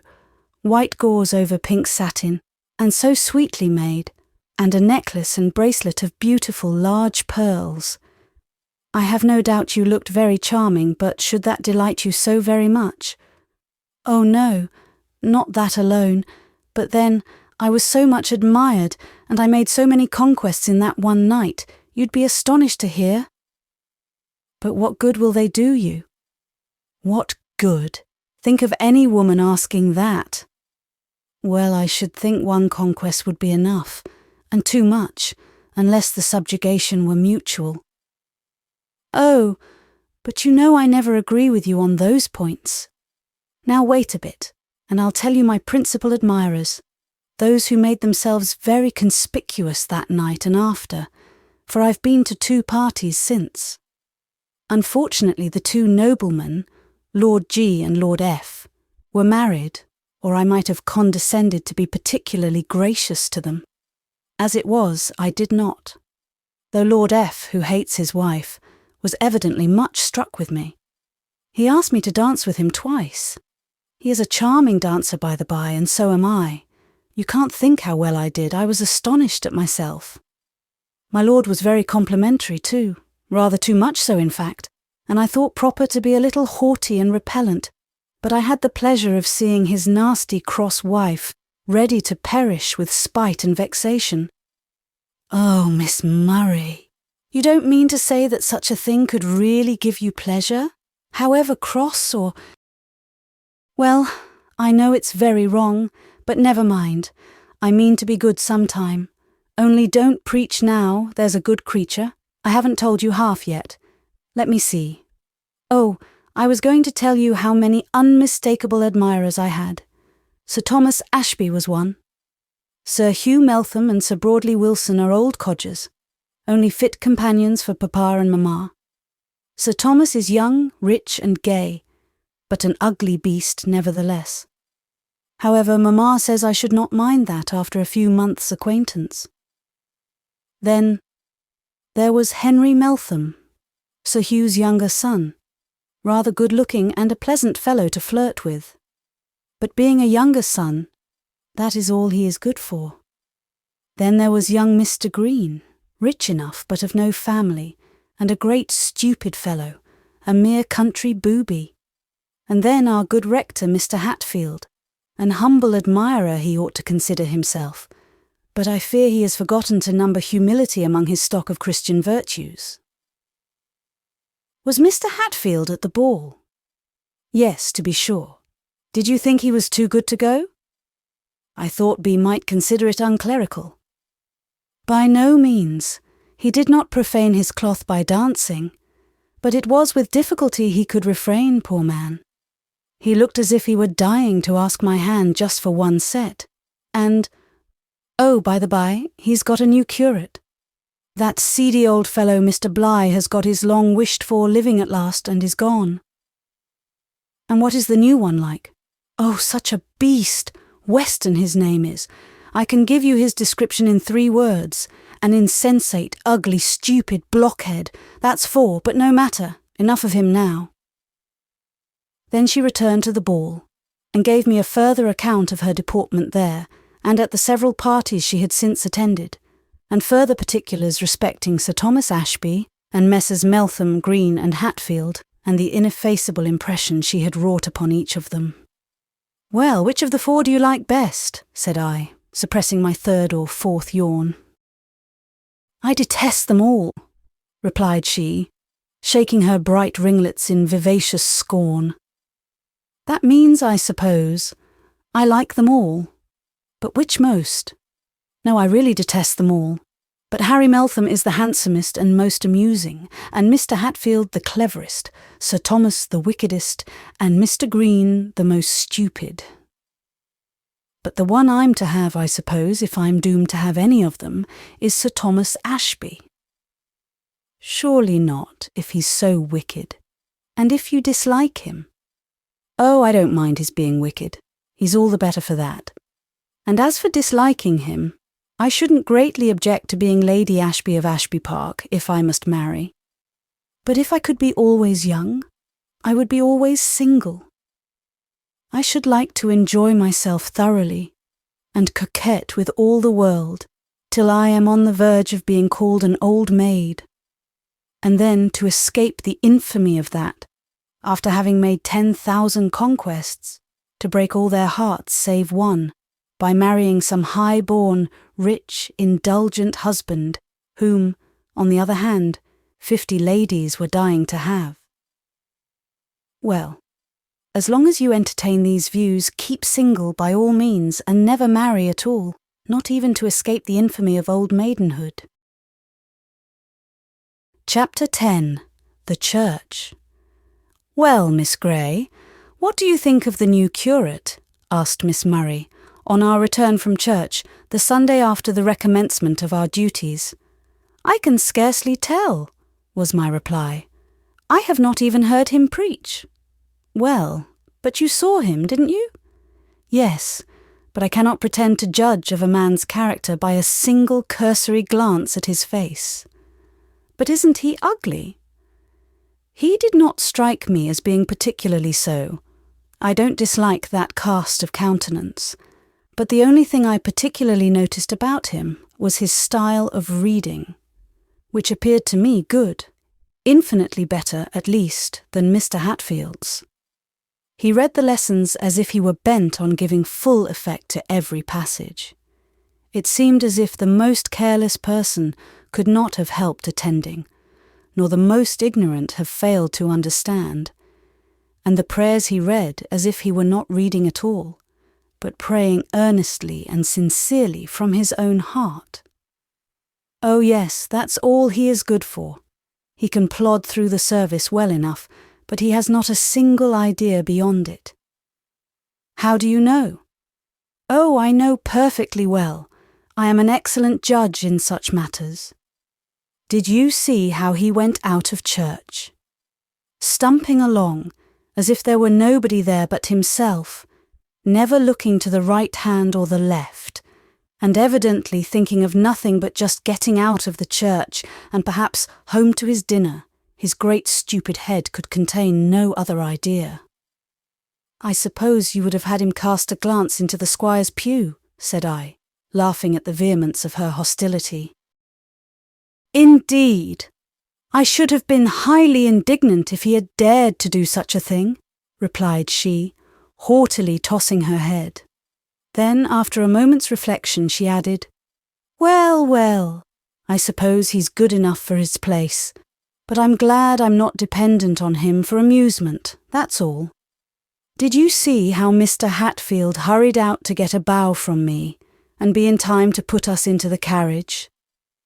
"Yes," answered I, internally adding, "and I thought it somewhat derogatory to his dignity as a clergyman, to come flying from the pulpit in such eager haste to shake hands with the squire, and hand his wife and daughters into their carriage.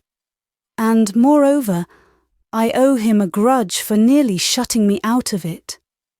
For, in fact, though I was standing before his face, close beside the carriage steps, waiting to get in, he would persist in putting them up and closing the door, till one of the family stopped him by calling out that the governess was not in yet.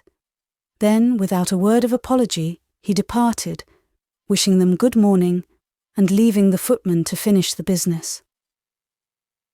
Nota bene, Mr. Hatfield never spoke to me, neither did Sir Hugh or Lady Meltham, nor Mr. Harry or Miss Meltham, nor Mr. Green or his sisters, nor any other lady or gentleman who frequented that church, nor in fact anyone that visited at Horton Lodge.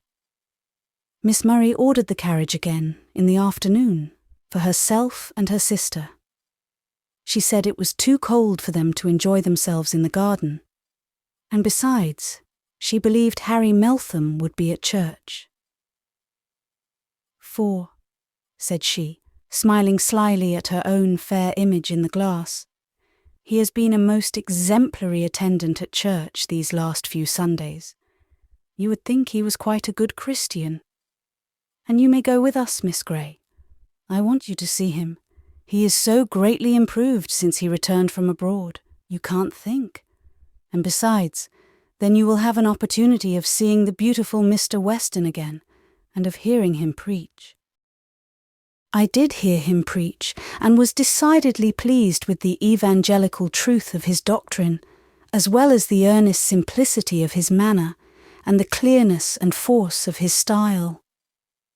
It was truly refreshing to hear such a sermon, after being so long accustomed to the dry, prosy discourses of the former curate, and the still less edifying harangues of the rector. Mr. Hatfield would come sailing up the aisle, or rather sweeping along like a whirlwind, with his rich silk gown flying behind him and rustling against the pew doors, mount the pulpit like a conqueror ascending his triumphal car. Then, sinking on the velvet cushion in an attitude of studied grace, remain in silent prostration for a certain time. then mutter over a collect and gabble through the Lord's Prayer, rise, draw off one bright lavender glove, to give the congregation the benefit of his sparkling rings, lightly pass his fingers through his well-curled hair, flourish a cambric handkerchief, recite a very short passage, or perhaps a mere phrase of scripture, as a headpiece to his discourse, and finally, deliver a composition which, as a composition, might be considered good, though far too studied and too artificial to be pleasing to me. The propositions were well laid down, the arguments logically conducted. And yet, it was sometimes hard to listen quietly throughout, without some slight demonstrations of disapproval or impatience. His favourite subjects were church discipline, rites and ceremonies, apostolical succession, the duty of reverence and obedience to the clergy, the atrocious criminality of dissent, the absolute necessity of observing all the forms of godliness, the reprehensible presumption of individuals who attempted to think for themselves in matters connected with religion or to be guided by their own interpretations of Scripture, and, occasionally, to please his wealthy parishioners, the necessity of deferential obedience from the poor to the rich, supporting his maxims and exhortations throughout with quotations from the Fathers, with whom he appeared to be far better acquainted than with the apostles and evangelists, and whose importance he seemed to consider at least equal to theirs. But now and then he gave us a sermon of a different order, what some would call a very good one, but sunless and severe, representing the deity as a terrible taskmaster rather than a benevolent father. Yet, as I listened, I felt inclined to think the man was sincere in all he said. He must have changed his views and become decidedly religious, gloomy and austere, yet still devout.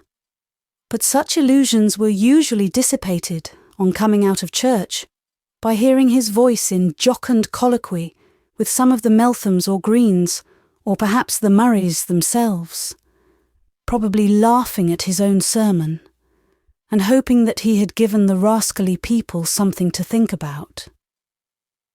Perchance, exulting in the thought that old Betty Holmes would now lay aside the sinful indulgence of her pipe, which had been her daily solace for upwards of 30 years. That George Higgins would be frightened out of his Sabbath evening walks, and Thomas Jackson would be sorely troubled in his conscience, and shaken in his sure and certain hope of a joyful resurrection at the last day. Thus, I could not but conclude that Mr. Hatfield was one of those who bind heavy burdens and grievous to be borne and lay them upon men's shoulders while they themselves will not move them with one of their fingers, and who make the word of God of none effect by their traditions, teaching for doctrines the commandments of men. I was well pleased to observe that the new curate resembled him, as far as I could see, in none of these particulars. "Well, Miss Gray, what do you think of him now?" said Miss Murray, as we took our places in the carriage after service. "No harm still," replied I. "No harm," repeated she in amazement. "What do you mean?" "I mean, I think no worse of him than I did before." "No worse? I should think not indeed, quite the contrary. Is he not greatly improved?" "Oh yes, very much indeed," replied I, for I had now discovered that it was Harry Meltham she meant, not Mr. Weston. That gentleman had eagerly come forward to speak to the young ladies, a thing he would hardly have ventured to do had their mother been present. He had likewise politely handed them into the carriage. He had not attempted to shut me out, like Mr. Hatfield. Neither, of course, had he offered me his assistance.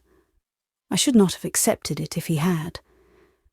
But as long as the door remained open, he had stood smirking and chatting with them, and then lifted his hat and departed to his own abode. But I had scarcely noticed him all the time. My companions, however, had been more observant, and as we rolled along, they discussed between them not only his looks, words, and actions, but every feature of his face and every article of his apparel. "You shan't have him all to yourself, Rosalie," said Miss Matilda at the close of this discussion. "I like him. I know he'd make a nice jolly companion for me." "Well, you're quite welcome to him, Matilda," replied her sister in a tone of affected indifference. "And I'm sure," continued the other, "he admires me quite as much as he does you, doesn't he, Miss Gray? I don't know, I'm not acquainted with his sentiments." "Well, but he does, though." "My dear Matilda, nobody will ever admire you till you get rid of your rough, awkward manners." "Oh, stuff! Harry Meltham likes such manners, and so do Papa's friends." "Well, you may captivate old men and younger sons, but nobody else, I am sure, will ever take a fancy to you." "I don't care. I'm not always grabbing after money like you and Mamma. If my husband is able to keep a few good horses and dogs, I shall be quite satisfied, and all the rest may go to the devil." "Well, if you use such shocking expressions, I'm sure no real gentleman will ever venture to come near you. Really, Miss Gray, you should not let her do so." "I can't possibly prevent it, Miss Murray." "And you're quite mistaken, Matilda, in supposing that Harry Meltham admires you. I assure you he does nothing of the kind."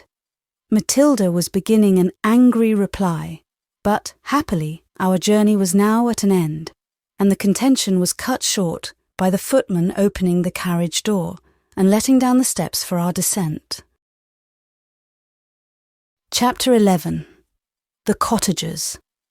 As I had now only one regular pupil, though she contrived to give me as much trouble as 3 or 4 ordinary ones, and though her sister still took lessons in German and drawing, I had considerably more time at my own disposal than I had ever been blessed with before, since I had taken upon me the governess's yoke, which time I devoted partly to correspondence with my friends, partly to reading, study, and the practice of music, singing, and CE, partly to wandering in the grounds or adjacent fields with my pupils if they wanted me, alone if they did not.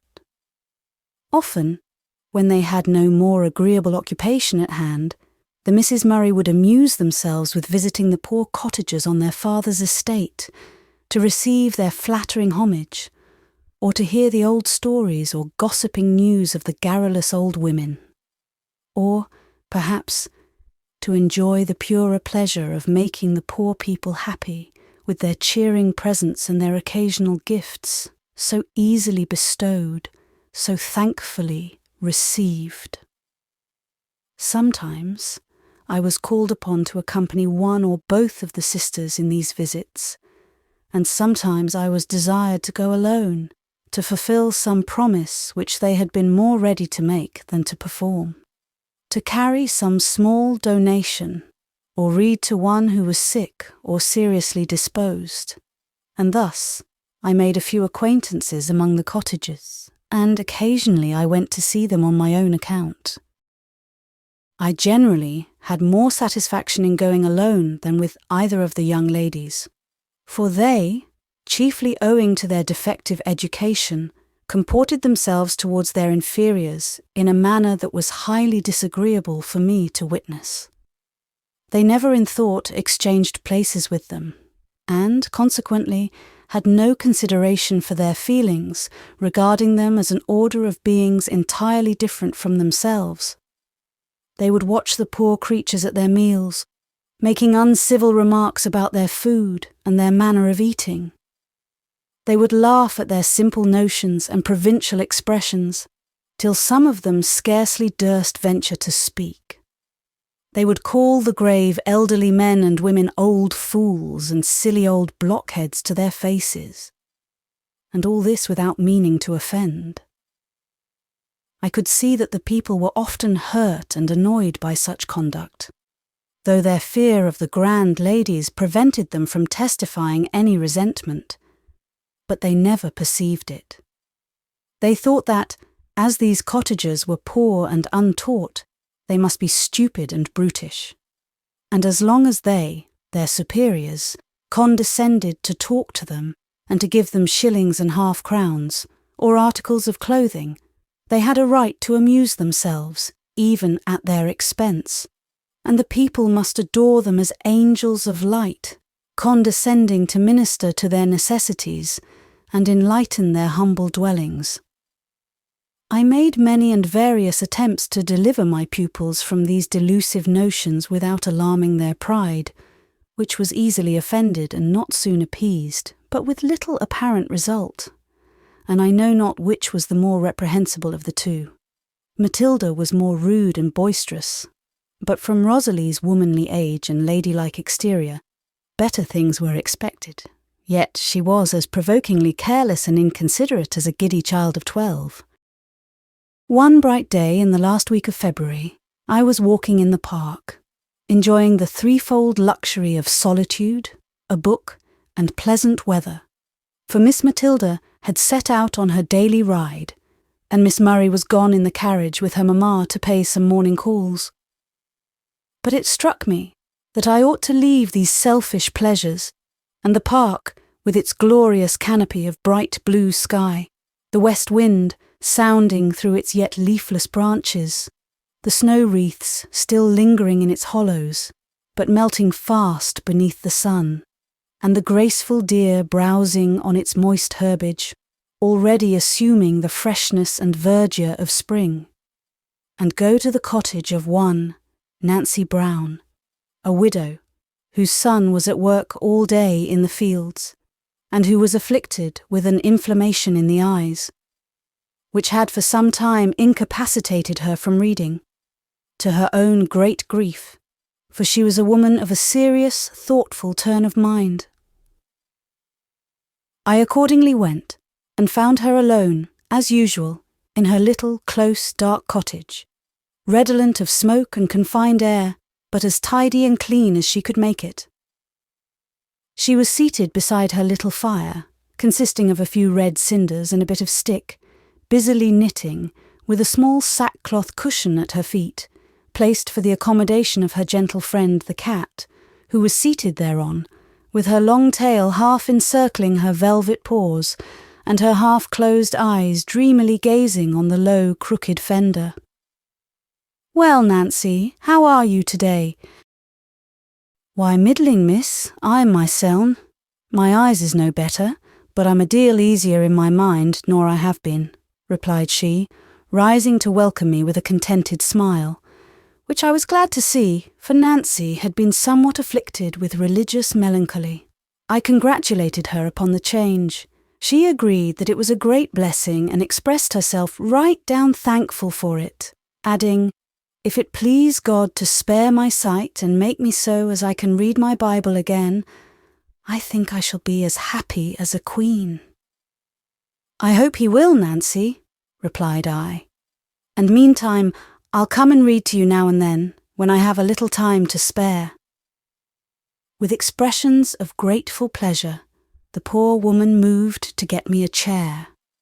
But, as I saved her the trouble, she busied herself with stirring the fire, and adding a few more sticks to the decaying embers, and then, taking her well-used Bible from the shelf, dusted it carefully, and gave it me.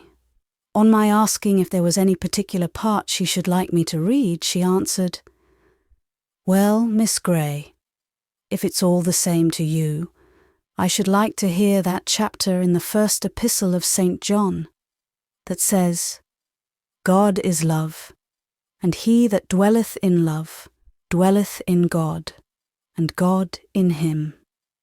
With a little searching, I found these words in the 4th chapter. When I came to the 7th verse, she interrupted me, and with needless apologies for such a liberty, desired me to read it very slowly, that she might take it all in and dwell on every word. Hoping I would excuse her, as she was but a simple body. The wisest person, I replied, might think over each of these verses for an hour and be all the better for it, and I would rather read them slowly than not. Accordingly, I finished the chapter as slowly as need be, and at the same time as impressively as I could. My auditor listened most attentively all the while, and sincerely thanked me when I had done. I sat still about half a minute to give her time to reflect upon it, when, somewhat to my surprise, she broke the pause by asking me how I liked Mr. Weston. "I don't know," I replied, a little startled by the suddenness of the question. "I think he preaches very well." "Aye, he does so, and talks well too." "Does he?" "He does." "Maybe you haven't seen him, not to talk to him much yet?" "No, I never see anyone to talk to, except the young ladies of the hall." "Ah, they're nice, kind young ladies, but they can't talk as he does." "Then he comes to see you, Nancy?" "He does, miss, and I's thankful for it. He comes to see all us poor bodies a deal ofter nor Maister Bligh, or the Rector ever did, and it's well he does, for he's always welcome. We can't say as much for the Rector, there is 'at says they're fair feared on him. When he comes into a house, they say he's sure to find summat wrong, and begin a-calling 'em as soon as he crosses the door-stuns. But maybe he thinks it his duty like to tell 'em what's wrong. And very oft he comes a purpose to reprove folk for not coming to church, or not kneeling and standing when other folk does, or going to the Methody chapel, or summat o' that sort. But I can't say 'at he ever fund much fault wi' me. He came to see me once or twice afore Maister Weston come, when I was so ill troubled in my mind, and as I had only very poor health besides, I made bold to send for him, and he came right enough. I was sore distressed, Miss Gray, thank God it's o'ered now, but when I took my Bible, I could get no comfort of it at all. That very chapter, 'at you've just been reading, troubled me as much as aught. He that loveth not, knoweth not God. It seemed fearsome to me, for I felt that I loved neither God nor man, as I should do, and could not, if I tried ever so. And the chapter afore, where it says, "He that is born of God cannot commit sin." And another place where it says, "Love is the fulfilling of the law." And many, many others, miss. I should fair weary you out, if I was to tell them all. But all seemed to condemn me, and to show me that I was not in the right way, and as I knew not how to get into it, I sent our Bill to beg Maister Hatfield to be as kind as look in on me some day, and when he came, I told him all my troubles. And what did he say, Nancy? Why, miss, he seemed to scorn me. I might be mista'en, but he like gave a sort of a whistle, and I saw a bit of a smile on his face, and he said, "Oh, it's all stuff. You've been among the Methodists, my good woman." But I told him I'd never been near the Methodies. And then he said, "Well," says he, "you must come to church, where you'll hear the scriptures properly explained, instead of sitting poring over your Bible at home." But I told him I always used coming to church when I had my health, but this very cold winter weather I hardly durst venture so far, and me so bad with the rheumatic and all. But he says, "It'll do your rheumatiz good to hobble to church. There's nothing like exercise for the rheumatiz. You can walk about the house well enough. Why can't you walk to church? The fact is," says he, "you're getting too fond of your ease. It's always easy to find excuses for shirking one's duty." But then, you know, Miss Gray, it wasn't so. However, I telled him I'd try. "But please, sir," says I, "if I do go to church, what the better shall I be? I want to have my sins blotted out, and to feel that they are remembered no more against me, and that the love of God is shed abroad in my heart, and if I can get no good by reading my Bible and saying my prayers at home, what good shall I get by going to church?" "The church," says he, is the place appointed by God for his worship. It's your duty to go there as often as you can. If you want comfort, you must seek it in the path of duty. And a deal more he said, but I cannot remember all his fine words. However, it all came to this, that I was to come to church as oft as ever I could, and bring my prayer book with me, and read up all the sponsors after the clerk, and stand, and kneel, and sit, and do all as I should, and take the Lord's Supper at every opportunity, and hearken his sermons, and Maester Bligh's, and it should be all right. If I went on doing my duty, I should get a blessing at last. But if you get no comfort that way, says he, it's all up. Then, sir, says I, should you think I'm a reprobate? Why, says he. He says, if you do your best to get to heaven and can't manage it, you must be one of those that seek to enter in at the strait gate and shall not be able. And then he asked me if I'd seen any of the ladies of the hall about that morning. So I telled him where I had seen the young missus go on the moss lane, and he kicked my poor cat right across the floor and went after him as gay as a lark. But I was very sad.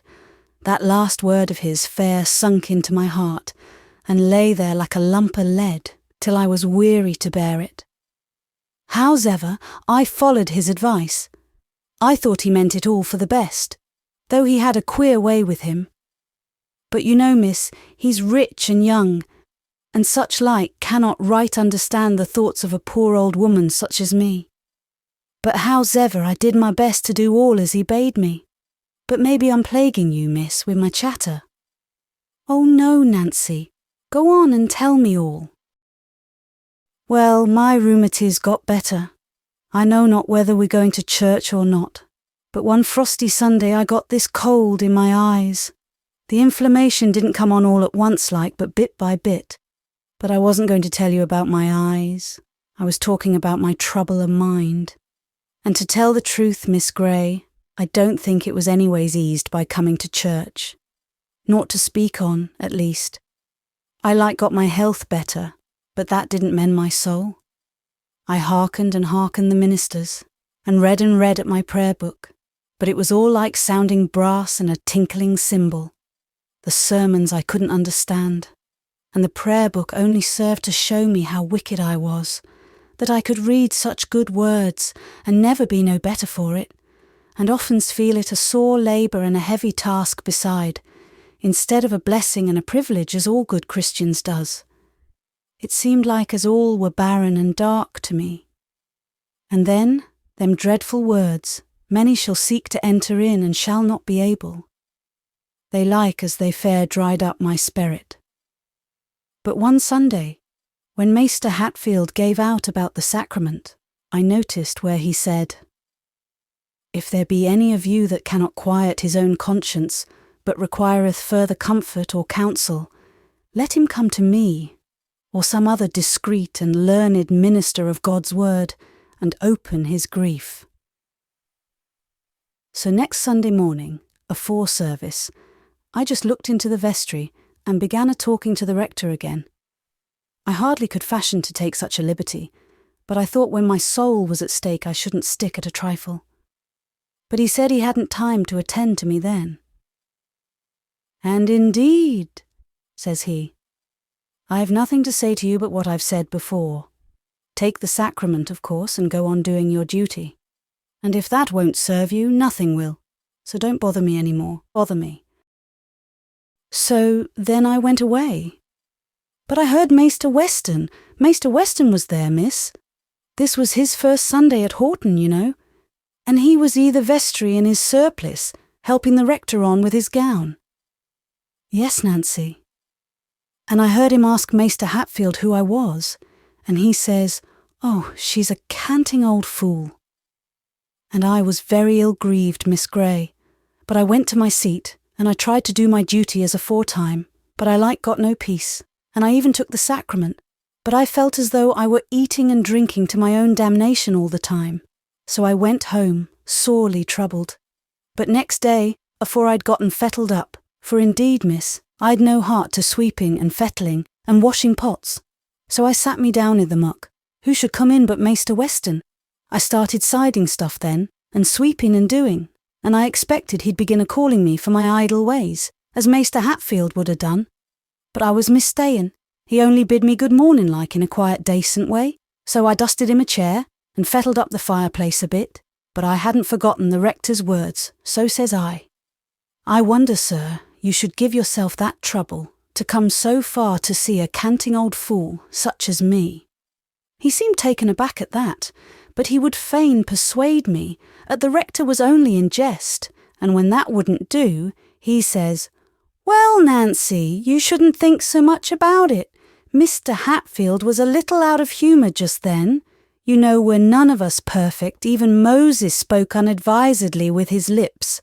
But now sit down a minute, if you can spare the time, and tell me all your doubts and fears, and I'll try to remove them." So I sat me down and ent him.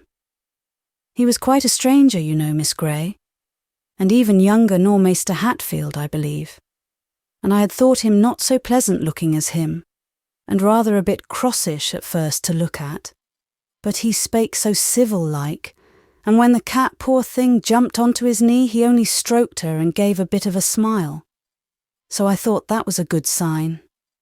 For once, when she did so to the rector, he knocked her off, like as it might be in scorn and anger, poor thing. But you can't expect a cat to know manners like a Christian, you know, Miss Gray. No, of course not, Nancy. But what did Mr. Weston say then? He said naught, but he listened to me as steady and patient as could be, and never a bit of scorn about him. So I went on and telled him all, just as I've telled you, and more too.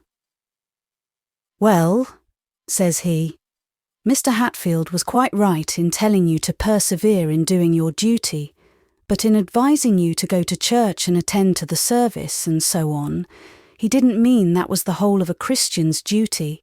He only thought you might there learn what more was to be done, and be led to take delight in those exercises, instead of finding them a task and a burden.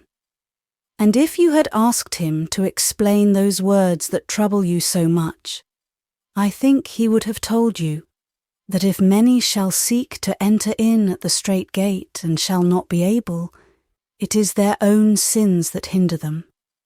Just as a man with a large sack on his back might wish to pass through a narrow doorway, and find it impossible to do so unless he would leave his sack behind him. But you, Nancy, I dare say, have no sins that you would not gladly throw aside if you knew how." "Indeed, sir, you speak truth," said I. "Well," says he, "you know the first and great commandment, and the second, which is like unto it, on which 2 commandments hang all the law and the prophets. You say you cannot love God, but it strikes me that if you rightly consider who and what he is, you cannot help it. He is your Father, your best friend.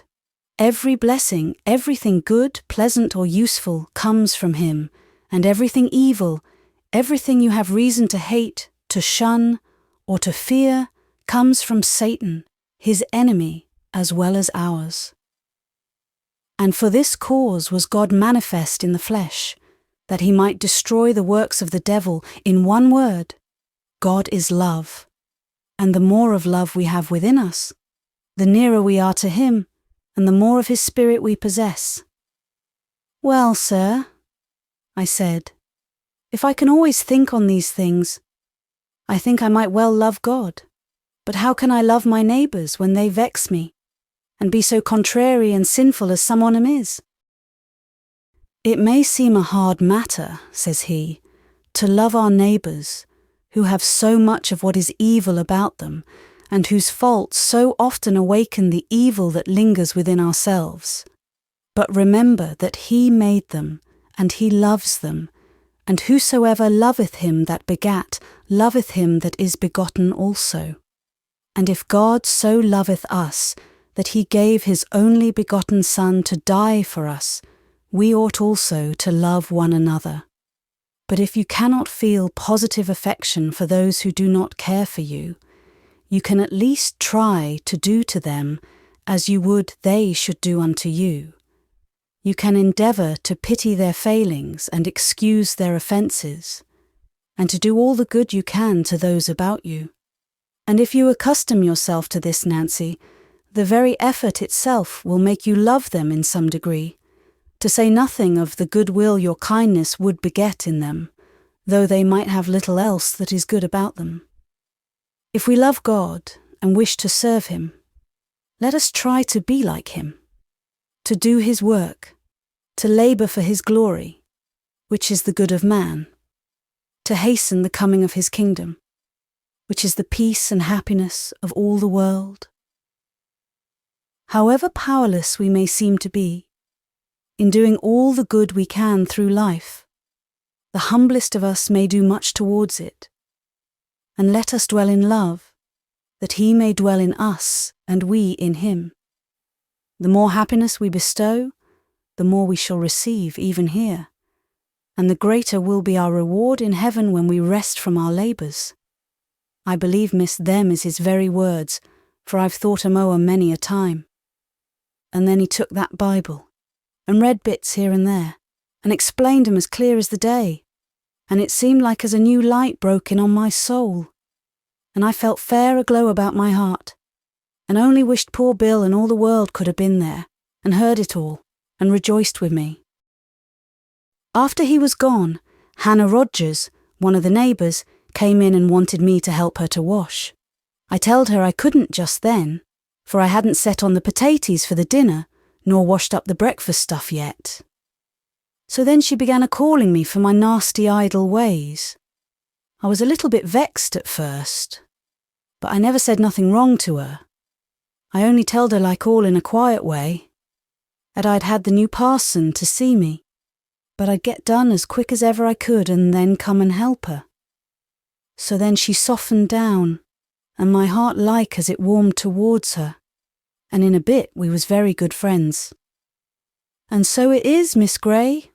A soft answer turneth away wrath, but grievous words stir up anger. It isn't only in them you speak to, but in yourself.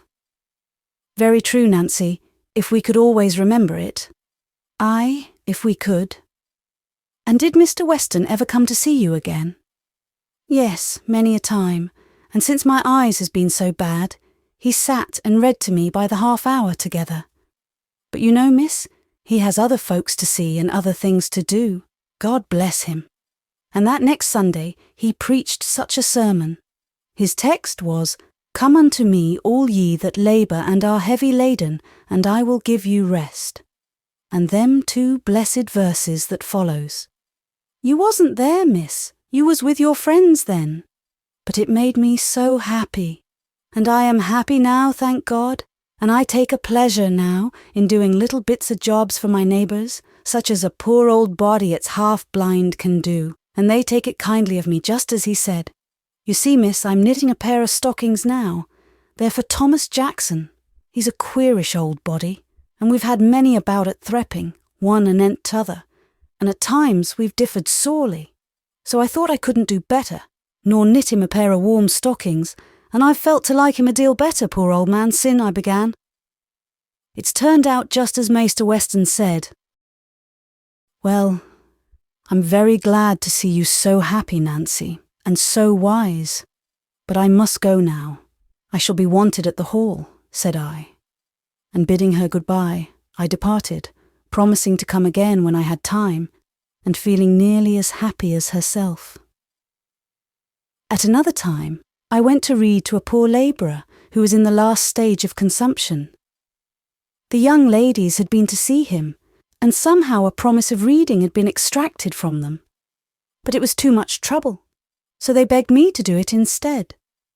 I went, willingly enough, and there too I was gratified with the praises of Mr. Weston, both from the sick man and his wife. The former told me that he derived great comfort and benefit from the visits of the new parson, who frequently came to see him, and was another guess sort of man to Mr. Hatfield, who, before the other's arrival at Horton, had now and then paid him a visit. on which occasions he would always insist upon having the cottage door kept open, to admit the fresh air for his own convenience, without considering how it might injure the sufferer.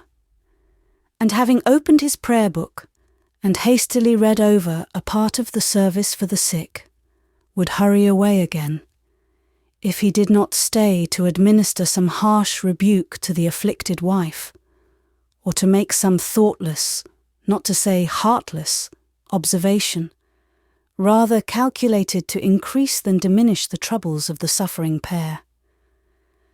Whereas, said the man, Maister Westernall pray with me quite in a different fashion, and talk to me as kind as out, and oft read to me too, and sit beside me just like a brother. Just for all the world, exclaimed his wife, and about a 3 weeks sin, when he seed how poor Jem shivered wi' cold, and what pitiful fires we kept, he axed if our stock of coals was nearly done. I telled him it was, and we was ill set to get more. But you know, Mum, I didn't think of him helping us. But howsever, he sent us a sack of coals next day, and we've had good fires ever sin, and a great blessing it is this winter time. But that's his way, Miss Gray. When he comes into a poor body's house a-seeing sick folk, he like notices what they most stand in need on. And if he thinks they can't readily get it theirseln, he never says nowt about it, but just gets it for 'em. And it isn't everybody at yard do that, has as little as he has.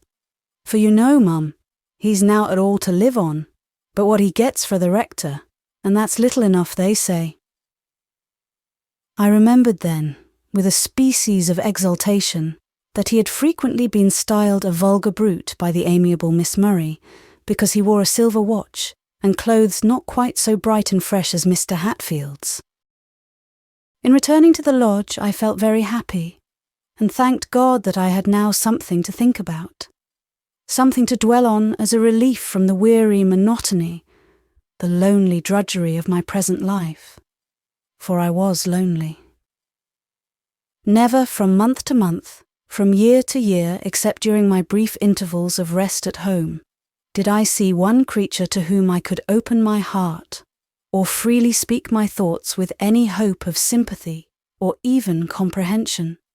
Never one, unless it were poor Nancy Brown, with whom I could enjoy a single moment of real social intercourse, or whose conversation was calculated to render me better, wiser, or happier than before, or who, as far as I could see, could be greatly benefited by mine. My only companions had been unamiable children and ignorant, wrong-headed girls, from whose fatiguing folly, unbroken solitude was often a relief most earnestly desired and dearly prized. But to be restricted to such associates was a serious evil, both in its immediate effects and the consequences that were likely to ensue. Never a new idea or stirring thought came to me from without, and such as rose within me were, for the most part, miserably crushed at once, or doomed to sicken or fade away, because they could not see the light. Habitual associates are known to exercise a great influence over each other's minds and manners. Those whose actions are forever before our eyes, whose words are ever in our ears, will naturally lead us, albeit against our will, slowly, gradually, imperceptibly perhaps, to act and speak as they do. I will not presume to say how far this irresistible power of assimilation extends, but if one civilized man were doomed to pass 12 years amid a race of intractable savages unless he had power to improve them, I greatly question whether, at the close of that period, he would not have become, at least, a barbarian himself. And I, as I could not make my young companions better, feared exceedingly that they would make me worse, would gradually bring my feelings, habits, capacities to the level of their own, without, however, imparting to me their light-heartedness and cheerful vivacity. Already I seemed to feel my intellect deteriorating, my heart petrifying, my soul contracting, and I trembled lest my very moral perceptions should become deadened, my distinctions of right and wrong confounded, and all my better faculties be sunk at last beneath the baneful influence of such a mode of life. The gross vapours of earth were gathering around me, and closing in upon my inward heaven. And thus it was that Mr. Weston rose at length upon me, appearing like the morning star in my horizon, to save me from the fear of utter darkness. And I rejoiced that I had now a subject for contemplation that was above me, not beneath. I was glad to see that all the world was not made up of Bloomfields, Murrays, Hatfields, Ashbys and C, and that human excellence was not a mere dream of the imagination. When we hear a little good and no harm of a person, it is easy and pleasant to imagine more. In short, it is needless to analyse all my thoughts. But Sunday was now become a day of peculiar delight to me. I was now almost broken into the back corner in the carriage, for I liked to hear him, and I liked to see him too, though I knew he was not handsome, or even what is called agreeable in outward aspect, but certainly he was not ugly. In stature he was a very little, above the middle size. The outline of his face would be pronounced too square for beauty, but to me it announced decision of character. His dark brown hair was not carefully curled like Mr. Hatfield's, but simply brushed aside over a broad white forehead. The eyebrows, I suppose, were too projecting, but from under those dark brows there gleamed an eye of singular power, brown in colour, not large and somewhat deep-set, but strikingly brilliant and full of expression. There was character, too, in the mouth, something that bespoke a man of firm purpose and an habitual thinker, and when he smiled, but I will not speak of that yet, for, at the time I mention, I had never seen him smile. And indeed, his general appearance did not impress me with the idea of a man given to such a relaxation, nor of such an individual as the Cottagers described him. I had early formed my opinion of him, and in spite of Miss Murray's objurgations, was fully convinced that he was a man of strong sense, firm faith, and ardent piety, but thoughtful and stern. And when I found that, to his other good qualities, was added that of true benevolence and gentle, considerate kindness, the discovery, perhaps, delighted me the more, as I had not been prepared to expect it. Chapter 12. The Shower. The next visit I paid to Nancy Brown was in the second week in March, for, though I had many spare minutes during the day, I seldom could look upon an hour as entirely my own, since, where everything was left to the caprices of Miss Matilda and her sister, there could be no order or regularity. Whatever occupation I chose, when not actually busied about them or their concerns, I had, as it were, to keep my loins girded, my shoes on my feet, and my staff in my hand. For not to be immediately forthcoming when called for was regarded as a grave and inexcusable offence, not only by my pupils and their mother, but by the very servant, who came in breathless haste to call me, exclaiming, "You're to go to the schoolroom directly, Mum. The young ladies is waiting." Climax of horror, actually waiting for their governess. But this time I was pretty sure of an hour or two to myself, for Matilda was preparing for a long ride, and Rosalie was dressing for a dinner party at Lady Ashby's. So I took the opportunity of repairing to the widow's cottage, where I found her in some anxiety about her cat, which had been absent all day. I comforted her with as many anecdotes of that animal's roving propensities as I could recollect. "I'm feared o' the gamekeepers," said she. "That's all that I think on.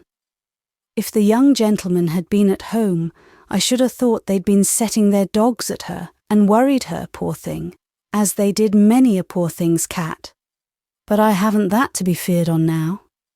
Nancy's eyes were better, but still far from well. She had been trying to make a Sunday shirt for her son, but told me she could only bear to do a little bit at it now and then, so that it progressed but slowly, though the poor lad wanted it sadly. So I proposed to help her a little, after I had read to her, for I had plenty of time that evening, and need not return till dusk. She thankfully accepted the offer. "And you'll be a bit of company for me too, miss," said she. "I like as I feel lonesome without my cat." But when I had finished reading and done the half of a seam, with Nancy's capacious brass thimble fitted onto my finger by means of a roll of paper, I was disturbed by the entrance of Mr. Weston, with the identical cat in his arms. I now saw that he could smile, and very pleasantly too. "I've done you a piece of good service, Nancy," he began. Then seeing me, he acknowledged my presence by a slight bow. I should have been invisible to Hatfield, or any other gentleman of those parts. "I've delivered your cat," he continued, "from the hands, or rather the gun, of Mr. Murray's gamekeeper." "God bless you, sir!" cried the grateful old woman, ready to weep for joy as she received her favourite from his arms. "Take care of it," said he, "and don't let it go near the rabbit warren, for the gamekeeper swears he'll shoot it if he sees it there again. He would have done so today, if I had not been in time to stop him. I believe it is raining, Miss Gray," added he, more quietly, observing that I'd put aside my work and was preparing to depart. "Don't let me disturb you. I shan't stay 2 minutes." "You'll both stay while this shower gets o'ered," said Nancy, as she stirred the fire and placed another chair beside it. "What? There's room for all." "I can see better here, thank you, Nancy," replied I, taking my work to the window, where she had the goodness to suffer me to remain unmolested, while she got a brush to remove the cat's hairs from Mr. Weston's coat, carefully wiped the rain from his hat, and gave the cat its supper, busily talking all the time, now thanking her clerical friend for what he had done, now wondering how the cat had found out the warren, and now lamenting the probable consequences of such a discovery. He listened with a quiet, good-natured smile, and at length took a seat in compliance with her pressing invitations, but repeated that he did not mean to stay. "I have another place to go to," said he, "and I see," glancing at the book on the table, "someone else has been reading to you." "Yes, sir. Miss Gray has been as kind as read me a chapter, and now she's helping me with a shirt for our bill, but I'm feared she'll be cold there. Won't you come to the fire, miss?" "No, thank you, Nancy, I'm quite warm. I must go as soon as this shower is over." "Oh, miss, you said you could stop while dusk," cried the provoking old woman, and Mr. Weston seized his hat. "Nay, sir," exclaimed she, "pray don't go now, while it rains so fast." "But it strikes me I'm keeping your visitor away from the fire." "No, you're not, Mr. Weston," replied I, hoping there was no harm in a falsehood of that description. "No, sure," cried Nancy. "What, there's lots of room." "Miss Gray," said he, half jestingly, as if he felt it necessary to change the present subject, whether he had anything particular to say or not, "I wish you would make my peace with the squire when you see him. He was by when I rescued Nancy's cat, and did not quite approve of the deed. I told him I thought he might better spare all his rabbits than she her cat, for which audacious assertion he treated me to some rather ungentlemanly language, and I fear I retorted a trifle too warmly. "Oh, lawful, sir, I hope you didn't fall out with the maester for sake of my cat. He cannot bide answering again. Can the maester?" "Oh, it's no matter, Nancy. I don't care about it, really. I said nothing very uncivil, and I suppose Mr. Murray is accustomed to use rather strong language when he's heated." "Aye, sir, it's a pity. And now, I really must go. I have to visit a place a mile beyond this, and you would not have me to return in the dark. Besides, it has nearly done raining now, so good evening, Nancy. Good evening, Miss Gray. Good evening, Mr. Weston, but don't depend upon me for making your peace with Mr. Murray, for I never see him to speak to. Don't you? It can't be helped then, replied he, in dolorous resignation. Then, with a peculiar half-smile, he added, But never mind. I imagine the squire has more to apologise for than I, and left the cottage. I went on with my sewing as long as I could see, and then bade Nancy good evening, checking her too lively gratitude by the undeniable assurance that I had only done for her what she would have done for me if she had been in my place and I in hers. I hastened back to Horton Lodge, where, having entered the schoolroom, I found the tea-table all in confusion, the tray flooded with slops, and Miss Matilda in a most ferocious humour. "Miss Gray, whatever have you been about?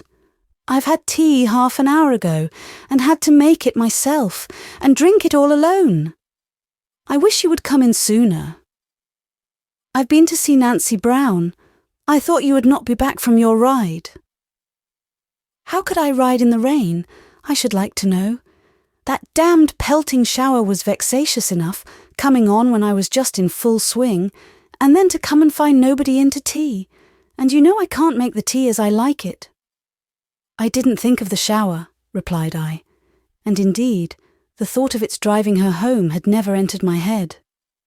"No, of course, you were under shelter yourself, and you never thought of other people." I bore her coarse reproaches with astonishing equanimity, even with cheerfulness, for I was sensible that I had done more good to Nancy Brown than harm to her, and perhaps some other thoughts assisted to keep up my spirits and impart a relish to the cup of cold, overdrawn tea, and a charm to the otherwise unsightly table, and, I had almost said, to Miss Matilda's unamiable face. But she soon betook herself to the stables, and left me to the quiet enjoyment of my solitary meal. Chapter 13. The Primroses. Miss Murray now always went twice to church, for she so loved admiration that she could not bear to lose a single opportunity of obtaining it, and she was so sure of it wherever she showed herself that, whether Harry Meltham and Mr. Green were there or not, there was certain to be somebody present who would not be insensible to her charms, besides the rector, whose official capacity generally obliged him to attend. Usually also, if the weather permitted, both she and her sister would walk home. Matilda, because she hated the confinement of the carriage; she, because she disliked the privacy of it, and enjoyed the company that generally enlivened the first mile of the journey in walking from the church to Mr. Green's park gates, near which commenced the private road to Horton Lodge, which lay in the opposite direction, while the highway conducted in a straightforward course to the still more distant mansion of Sir Hugh Meltham. Thus there was always a chance of being accompanied so far either by Harry Meltham, with or without Miss Meltham, or Mr. Green, with perhaps one or both of his sisters, and any gentlemen visitors they might have. Whether I walked with the young ladies or rode with their parents depended upon their own capricious will. If they chose to take me, I went. If, for reasons best known to themselves, they chose to go alone, I took my seat in the carriage. I liked walking better, but a sense of reluctance to obtrude my presence on anyone who did not desire it always kept me passive on these and similar occasions, and I never inquired into the causes of their varying whims. Indeed, this was the best policy, for to submit and oblige was the governess's part, to consult their own pleasure was that of the pupils. But when I did walk, the first half of journey was generally a great nuisance to me. As none of the before-mentioned ladies and gentlemen ever noticed me, it was disagreeable to walk beside them, as if listening to what they said or wishing to be thought one of them, while they talked over me or across, and if their eyes, in speaking, chanced to fall on me, it seemed as if they looked on vacancy, as if they either did not see me or were very desirous to make it appear so. It was disagreeable, too, to walk behind, and thus appear to acknowledge my own inferiority, for in truth I considered myself pretty nearly as good as the best of them, and wished them to know that I did so, and not to imagine that I looked upon myself as a mere domestic, who knew her own place too well to walk beside such fine ladies and gentlemen as they were, though her young ladies might choose to have her with them, and even condescend to converse with her when no better company were at hand. Thus, I am almost ashamed to confess it, but indeed I gave myself no little trouble in my endeavours, if I did keep up with them, to appear perfectly unconscious or regardless of their presence, as if I were wholly absorbed in my own reflections, or the contemplation of surrounding objects, or, if I lingered behind, it was some bird or insect, some tree or flower that attracted my attention, and having duly examined that, I would pursue my walk alone, at a leisurely pace, until my pupils had bidden adieu to their companions and turned off into the quiet private road. One such occasion I particularly well remember. It was a lovely afternoon about the close of March. Mr. Green and his sisters had sent their carriage back empty, in order to enjoy the bright sunshine and balmy air in a sociable walk home, along with their visitors, Captain Somebody and Lieutenant Somebody else, a couple of military fops, and the Mrs. Murray, who, of course, contrived to join them. Such a party was highly agreeable to Rosalie, but not finding it equally suitable to my taste, I presently fell back and began to botanize and entomologize along the green banks and budding hedges, till the company was considerably in advance of me, and I could hear the sweet song of the happy lark. Then my spirit of misanthropy began to melt away beneath the soft, pure air and genial sunshine. But sad thoughts of early childhood, and yearnings for departed joys or for a brighter future lot arose instead. As my eyes wandered over the steep banks covered with young grass and green-leaved plants, and surmounted by budding hedges, I longed intensely for some familiar flower that might recall the woody dales or green hillsides of home. The brown moorlands, of course, were out of the question. Such a discovery would make my eyes gush out with water, no doubt, but that was one of my greatest enjoyments now. At length I descried, high up between the twisted roots of an oak, 3 lovely primroses, peeping so sweetly from their hiding place that the tears already started at the sight. But they grew so high above me that I tried in vain to gather 1 or 2, to dream over and to carry with me. I could not reach them unless I climbed the bank, which I was deterred from doing by hearing a footstep at that moment behind me, and was, therefore, about to turn away, when I was startled by the words, "Allow me to gather them for you, Miss Gray," spoken in the grave, low tones of a well-known voice. Immediately the flowers were gathered, and in my hand it was Mr. Weston, of course. Who else would trouble himself to do so much for me? I thanked him. Whether warmly or coldly I cannot tell, but certain I am that I did not express half the gratitude I felt. It was foolish, perhaps, to feel any gratitude at all, but it seemed to me at that moment as if this were a remarkable instance of his good nature, an act of kindness which I could not repay, but never should forget. So utterly unaccustomed was I to receive such civilities, so little prepared to expect them from anyone within 50 miles of Horton Lodge. Yet this did not prevent me from feeling a little uncomfortable in his presence, and I proceeded to follow my pupils at a much quicker pace than before, Though, perhaps, if Mr. Weston had taken the hint and let me pass without another word, I might have repeated it an hour after, but he did not. A somewhat rapid walk for me was but an ordinary pace for him. "Your young ladies have left you alone," said he. "Yes, they are occupied with more agreeable company." "Then don't trouble yourself to overtake them." I slackened my pace, but next moment regretted having done so. My companion did not speak, and I had nothing in the world to say, and feared he might be in the same predicament. At length, however, he broke the pause by asking with a certain quiet abruptness peculiar to himself if I liked flowers. "Yes, very much," I answered. "Wildflowers especially." "I like wildflowers," said he. "Others I don't care about because I have no particular associations connected with them, except one or two." "What are your favourite flowers?" "Primroses, bluebells and heath blossoms." "Not violets?" "No, because, as you say, I have no particular associations connected with them, for there are no sweet violets among the hills and valleys round my home."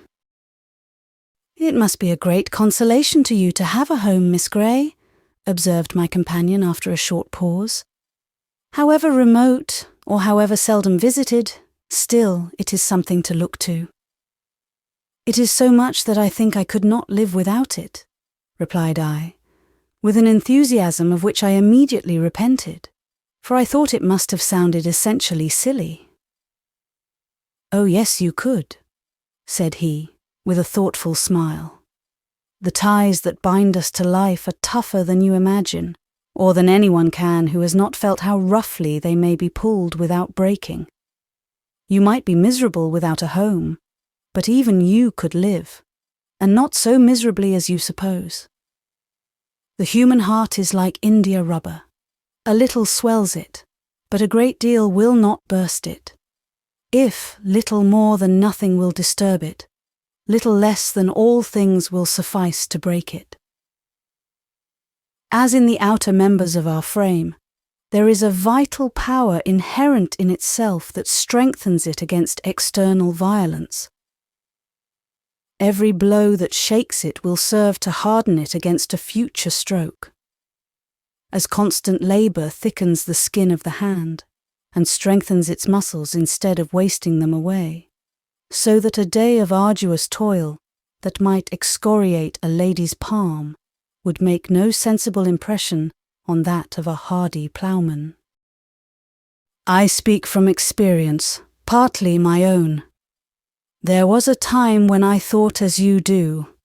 At least, I was fully persuaded that home and its affections were the only things that made life tolerable. That, if deprived of these, existence would become a burden hard to be endured. But now I have no home, unless you would dignify my 2 hired rooms at Horton by such a name, and not 12 months ago I lost the last and dearest of my early friends. And yet not only I live, but I am not wholly destitute of hope and comfort, even for this life. Though I must acknowledge that I can seldom enter even an humble cottage at the close of day, and see its inhabitants peaceably gathered around their cheerful hearth, without a feeling almost of envy at their domestic enjoyment. "You don't know what happiness lies before you yet," said I. "You are now only in the commencement of your journey." "The best of happiness," replied he, "is mine already. The power and the will to be useful." We now approached a stile communicating with a footpath that conducted to a farmhouse, where, I suppose, Mr. Weston purposed to make himself useful, for he presently took leave of me, crossed the stile, and traversed the path with his usual firm, elastic tread, leaving me to ponder his words as I continued my course alone. I had heard before that he had lost his mother, not many months before he came. She then was the last and dearest of his early friends, and he had no home. I pitied him from my heart. I almost wept for sympathy. And this, I thought, accounted for the shade of premature thoughtfulness that so frequently clouded his brow, and obtained for him the reputation of a morose and sullen disposition with the charitable Miss Murray and all her kin. But, thought I, he is not so miserable as I should be under such a deprivation. He leads an active life, and a wide field for useful exertion lies before him. He can make friends, and he can make a home too, if he pleases, and doubtless he will please some time. God grant the partner of that home may be worthy of his choice, and make it a happy one, such a home as he deserves to have, and how delightful it would be to... But no matter what I thought, I began this book with the intention of concealing nothing, that those who liked might have the benefit of perusing a fellow creature's heart. But we have some thoughts that all the angels in heaven are welcome to behold, but not our brother men, not even the best and kindest amongst them. By this time, the Greens had taken themselves to their own abode, and the Murrays had turned down the private road, whither I hastened to follow them. I found the two girls warm in an animated discussion on the respective merits of the two young officers. But on seeing me, Rosalie broke off in the middle of a sentence to exclaim, with malicious glee, "Oh ho, Miss Gray, you're come at last, are you?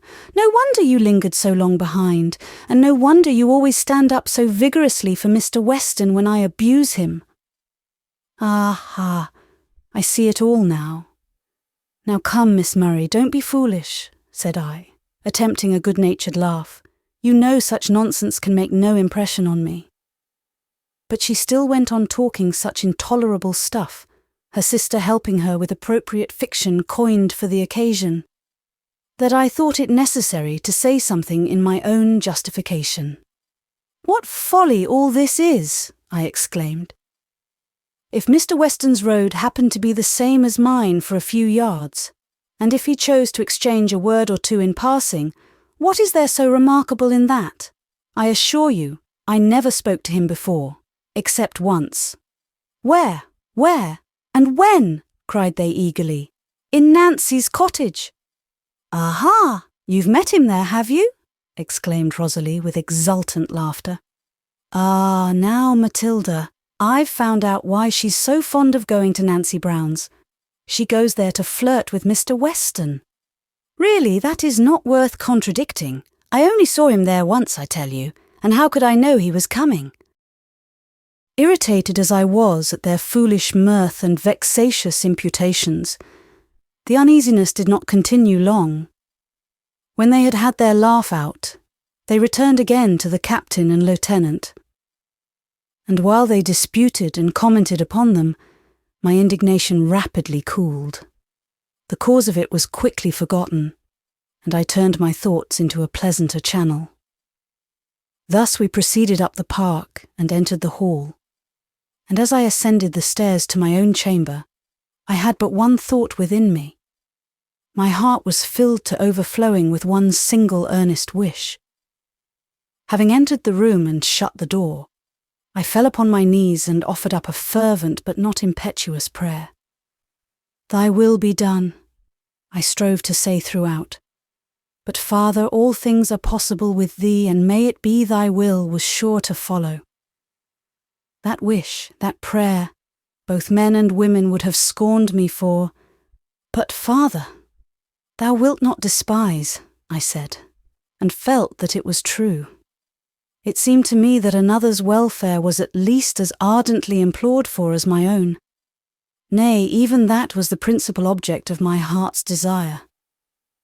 I might have been deceiving myself, but that idea gave me confidence to ask, and power to hope I did not ask in vain. As for the primroses, I kept 2 of them in a glass in my room until they were completely withered, and the housemaid threw them out, and the petals of the other I pressed between the leaves of my Bible. I have them still, and mean to keep them always. Chapter 14. The Rector. The following day was as fine as the preceding one. Soon after breakfast, Miss Matilda, having galloped and blundered through a few unprofitable lessons and vengeably thumped the piano for an hour, in a terrible humour with both me and it, because her mamma would not give her a holiday, had betaken herself to her favourite places of resort, the yards, the stables, and the dog kennels, and Miss Murray was gone forth to enjoy a quiet ramble with a new fashionable novel for her companion, leaving me in the schoolroom hard at work upon a watercolour drawing which I had promised to do for her, and which she insisted upon my finishing that day. At my feet lay a little rough terrier. It was the property of Miss Matilda, but she hated the animal and intended to sell it, alleging that it was quite spoiled. It was really an excellent dog of its kind, but she affirmed it was fit for nothing, and had not even the sense to know its own mistress. The fact was she had purchased it when but a small puppy, insisting at first that no one should touch it but herself, but soon becoming tired of so helpless and troublesome a nursling, she had gladly yielded to my entreaties to be allowed to take charge of it. And I, by carefully nursing the little creature from infancy to adolescence, of course, had obtained its affections. A reward I should have greatly valued, and looked upon as far outweighing all the trouble I had had with it, had not poor Snap's grateful feelings exposed him to many a harsh word and many a spiteful kick and pinch from his owner, and were he not now in danger of being put away in consequence, or transferred to some rough, stony-hearted master. But how could I help it? I could not make the dog hate me by cruel treatment, and she would not propitiate him by kindness. However, while I thus sat, working away with my pencil, Mrs. Murray came, half sailing, half bustling, into the room. "Miss Gray," she began, "dear, how can you sit at your drawing such a day as this?" She thought I was doing it for my own pleasure. "I wonder you don't put on your bonnet and go out with the young ladies." "I think, ma'am, Miss Murray is reading, and Miss Matilda is amusing herself with her dogs. If you would try to amuse Miss Matilda yourself a little more, I think she would not be driven to seek amusement in the companionship of dogs and horses and grooms so much as she is. And if you would be a little more cheerful and conversable with Miss Murray, she would not so often go wandering in the fields with a book in her hand. However, I don't want to vex you," added she, seeing, I suppose, that my cheeks burned and my hand trembled with some unamiable emotion. "Do, pray, try not to be so touchy, there's no speaking to you else. And tell me if you know where Rosalie is gone, and why she likes to be so much alone." "She says she likes to be alone when she has a new book to read." "But why can't she read it in the park or the garden? Why should she go into the fields and lanes? And how is it that Mr. Hatfield so often finds her out? She told me last week he'd walked his horse by her side all up Moss Lane, and now I'm sure it was he I saw, from my dressing-room window, walking so briskly past the park gates and on towards the field where she so frequently goes.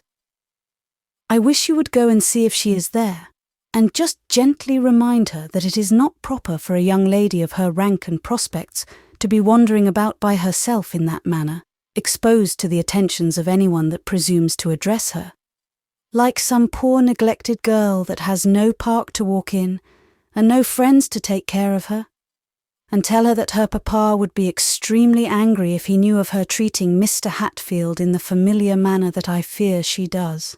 And, oh, if any governess had but half a mother's watchfulness, half a mother's anxious care, I should be saved this trouble. And you would see at once the necessity of keeping your eye upon her and making your company agreeable to— Well, go, there's no time to be lost, cried she, seeing that I had put away my drawing materials and was waiting in the doorway for the conclusion of her address. According to her prognostications, I found Miss Murray in her favourite field just without the park, and unfortunately not alone, for the tall, stately figure of Mr. Hatfield was slowly sauntering by her side. Here was a poser for me. It was my duty to interrupt the tête-à-tête, but how was it to be done? Mr. Hatfield could not to be driven away by so insignificant person as I, and to go and place myself on the other side of Miss Murray, and intrude my unwelcome presence upon her without noticing her companion, was a piece of rudeness I could not be guilty of. Neither had I the courage to cry aloud from the top of the field that she was wanted elsewhere. So I took the intermediate course of walking slowly but steadily towards them, resolving, if my approach failed to scare away the beau, to pass by and tell Miss Murray her mamma wanted her. She certainly looked very charming as she strolled, lingering along under the budding horse-chestnut trees that stretched their long arms over the park palings, with her closed book in one hand and in the other a graceful sprig of myrtle, which served her as a very pretty plaything, her bright ringlets escaping profusely from her little bonnet and gently stirred by the breeze, her fair cheek flushed with gratified vanity, her smiling blue eyes now slyly glancing towards her admirer, now gazing downward at her myrtle sprig. But Snap, running before me, interrupted her in the midst of some half-pert, half-playful repartee by catching hold of her dress and vehemently tugging thereat, till Mr. Hatfield, with his cane, administered a resounding thwack upon the animal's skull and sent it yelping back to me with a clamorous outcry that afforded the reverend gentleman great amusement. But seeing me so near, he thought, I suppose he might as well be taking his departure. And as I stooped to caress the dog, with ostentatious pity to show my disapproval of his severity, I heard him say, "When shall I see you again, Miss Murray?" "At church, I suppose," replied she, "unless your business chances to bring you here again at the precise moment when I happen to be walking by." I could always manage to have business here, if I knew precisely when and where to find you. But if I would, I could not inform you, for I am so immethodical, I never can tell today what I shall do tomorrow. "Then give me that, meantime, to comfort me," said he, half jestingly and half in earnest, extending his hand for the sprig of myrtle. "No, indeed, I shan't." "Do, pray do. I shall be the most miserable of men if you don't. You cannot be so cruel as to deny me a favour so easily granted, and yet so highly prized," pleaded he, as ardently as if his life depended on it. By this time I stood within a very few yards of them, impatiently waiting his departure. "There then, take it and go," said Rosalie.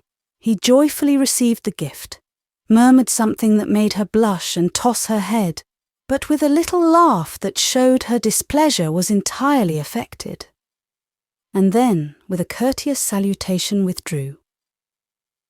"Did you ever see such a man, Miss Gray?" said she, turning to me. "I am so glad you came. I thought I never should get rid of him, and I was so terribly afraid of Papa seeing him." "Has he been with you long?" "No, not long, but he's so extremely impertinent, and he's always hanging about, pretending his business or his clerical duties require his attendance in these parts, and really watching for poor me, and pouncing upon me wherever he sees me." "Well, your mamma thinks you ought not to go beyond the park or garden without some discreet matronly person like me to accompany you and keep off all intruders." She descried Mr. Hatfield hurrying past the park gates, and forthwith dispatched me with instructions to seek you up and to take care of you, and likewise to warn— "Oh, mamma's so tiresome," as if I couldn't take care of myself. She bothered me before about Mr. Hatfield, and I told her she might trust me. I never should forget my rank and station for the most delightful man that ever breathed. I wish he would go down on his knees tomorrow and implore me to be his wife, that I might just show her how mistaken she is in supposing that I could ever. Oh, it provokes me so, to think that I could be such a fool as to fall in love. It is quite beneath the dignity of a woman to do such a thing. Love, I detest the word. As applied to one of our sex, I think it a perfect insult. A preference I might acknowledge, but never for one like poor Mr. Hatfield, who has not 700 a year to bless himself with. I like to talk to him, because he's so clever and amusing. I wish Sir Thomas Ashby were half as nice. Besides, I must have somebody to flirt with, and no one else has the sense to come here, and when we go out, Mamma won't let me flirt with anybody but Sir Thomas, if he's there. And if he's not there, I'm bound hand and foot, for fear somebody should go and make up some exaggerated story and put it into his head that I'm engaged or likely to be engaged to somebody else. Or what is more probable, for fear his nasty old mother should see or hear of my ongoings and conclude that I'm not a fit wife for her excellent son, as if the said son were not the greatest scamp in Christendom, and as if any woman of common decency were not a world too good for him. Is it really so, Miss Murray? And does your mamma know it and yet wish you to marry him? To be sure she does. She knows more against him than I do, I believe. She keeps it from me lest I should be discouraged, not knowing how little I care about such things. For it's no great matter, really. He'll be all right when he's married, as Mamma says, and reformed rakes make the best husbands, everybody knows. I only wish he were not so ugly, that's all I think about. But then there's no choice here in the country, and Papa will not let us go to London. But I should think Mr. Hatfield would be far better. And so he would, if he were Lord of Ashby Park, there's not a doubt of it. But the fact is, I must have Ashby Park, whoever shares it with me. But Mr. Hatfield thinks you like him all this time. You don't consider how bitterly he will be disappointed when he finds himself mistaken. No, indeed. It will be a proper punishment for his presumption, for ever daring to think I could like him. I should enjoy nothing so much as lifting the veil from his eyes. The sooner you do it, the better then. No, I tell you, I like to amuse myself with him. Besides, he doesn't really think I like him. I take good care of that. You don't know how cleverly I manage. He may presume to think he can induce me to like him, for which I shall punish him as he deserves. Well, mind you don't give too much reason for such presumption, that's all, replied I. But all my exhortations were in vain. They only made her somewhat more solicitous to disguise her wishes and her thoughts from me. She talked no more to me about the rector, but I could see that her mind, if not her heart, was fixed upon him still, and that she was intent upon obtaining another interview. For though, in compliance with her mother's request, I was now constituted the companion of her rambles for a time, she still persisted in wandering in the fields and lanes that lay in the nearest proximity to the road, and whether she talked to me or read the book she carried in her hand, she kept continually pausing to look round her, or gaze up the road to see if anyone was coming.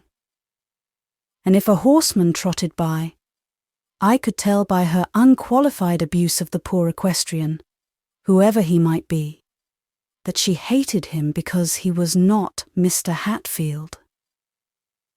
Surely, thought I, she is not so indifferent to him as she believes herself to be, or would have others to believe her, and her mother's anxiety is not so wholly causeless as she affirms. 3 days passed away, and he did not make his appearance. On the afternoon of the 4th, as we were walking beside the park palings in the memorable field, each furnished with a book, for I always took care to provide myself with something to be doing when she did not require me to talk, she suddenly interrupted my studies by exclaiming, "Oh, Miss Gray, do be so kind as to go and see Mark Wood, and take his wife £half-a-crown from me. I should have given or sent it a week ago, but quite forgot." "There," said she, throwing me her purse and speaking very fast. "Never mind getting it out now, but take the purse and give them what you like. I would go with you, but I want to finish this volume. I'll come and meet you when I've done it. Be quick, will you? And, oh wait, hadn't you better read to him a bit? Run to the house and get some sort of a good book. Anything will do." I did as I was desired, but suspecting something from her hurried manner and the suddenness of the request, I just glanced back before I quitted the field, and there was Mr. Hatfield about to enter at the gate below. By sending me to the house for a book, she had just prevented my meeting him on the road. Never mind, thought I. There'll be no great harm done. Poor Mark will be glad of the half-crown, and perhaps of the good book too. And if the rector does steal Miss Rosalie's heart, it will only humble her pride a little, and if they do get married at last, it will only save her from a worse fate, and she will be quite a good enough partner for him, and he for her. Mark Wood was the consumptive labourer whom I mentioned before. He was now rapidly wearing away. Miss Murray, by her liberality, obtained literally the blessing of him that was ready to perish. For though the half-crown could be of very little service to him, he was glad of it for the sake of his wife and children, so soon to be widowed and fatherless. After I had sat a few minutes and read a little for the comfort and edification of himself and his afflicted wife, I left them. But I had not proceeded 50 yards before I encountered Mr. Weston, apparently on his way to the same abode. He greeted me in his usual quiet, unaffected way, stopped to inquire about the condition of the sick man and his family, and with a sort of unconscious, brotherly disregard to ceremony, took from my hand the book out of which I had been reading, turned over its pages, made a few brief but very sensible remarks, and restored it.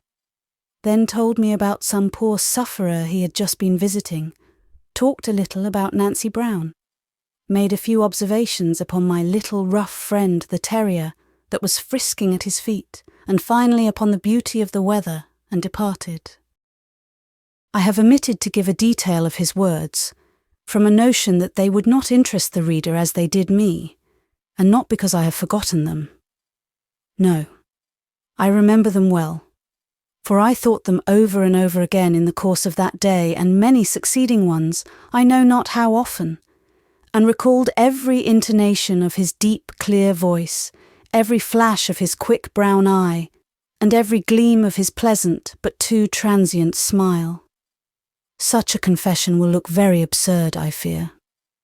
But no matter, I have written it, and they that read it will not know the writer. While I was walking along, happy within, and pleased with all around, Miss Murray came hastening to meet me, her buoyant step, flushed cheek, and radiant smiles, showing that she too was happy, in her own way. Running up to me, she put her arm through mine, and without waiting to recover breath, began, "Now, Miss Gray, think yourself highly honoured, for I'm come to tell you my news before I've breathed a word of it to anyone else." "Well, what is it?" "Oh, such news! In the first place, you must know that Mr. Hatfield came upon me just after you were gone. I was in such a way for fear papa or mamma should see him, but you know I couldn't call you back again. And so, oh dear, I can't tell you all about it now, for there's Matilda I see in the park, and I must go and open my budget to her. But however, Hatfield was most uncommonly audacious, unspeakably complimentary, and unprecedentedly tender, tried to be so at least. He didn't succeed very well in that, because it's not his vein. I'll tell you all he said another time." "But what did you say?" I'm more interested in that. I'll tell you that too at some future period.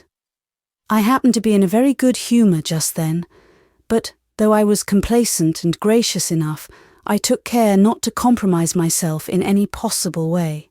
But however the conceited wretch chose to interpret my amiability of temper his own way, and at length presumed upon my indulgence so far, what do you think? He actually made me an offer. And you? I proudly drew myself up, and with the greatest coolness expressed my astonishment at such an occurrence, and hoped he had seen nothing in my conduct to justify his expectations. You should have seen how his countenance fell. He went perfectly white in the face. I assured him that I esteemed him and all that, but could not possibly accede to his proposals. And if I did, Papa and Mamma could never be brought to give their consent. But if they could, said he, would yours be wanting? Certainly, Mr. Hatfield, I replied, with a cool decision which quelled all hope at once.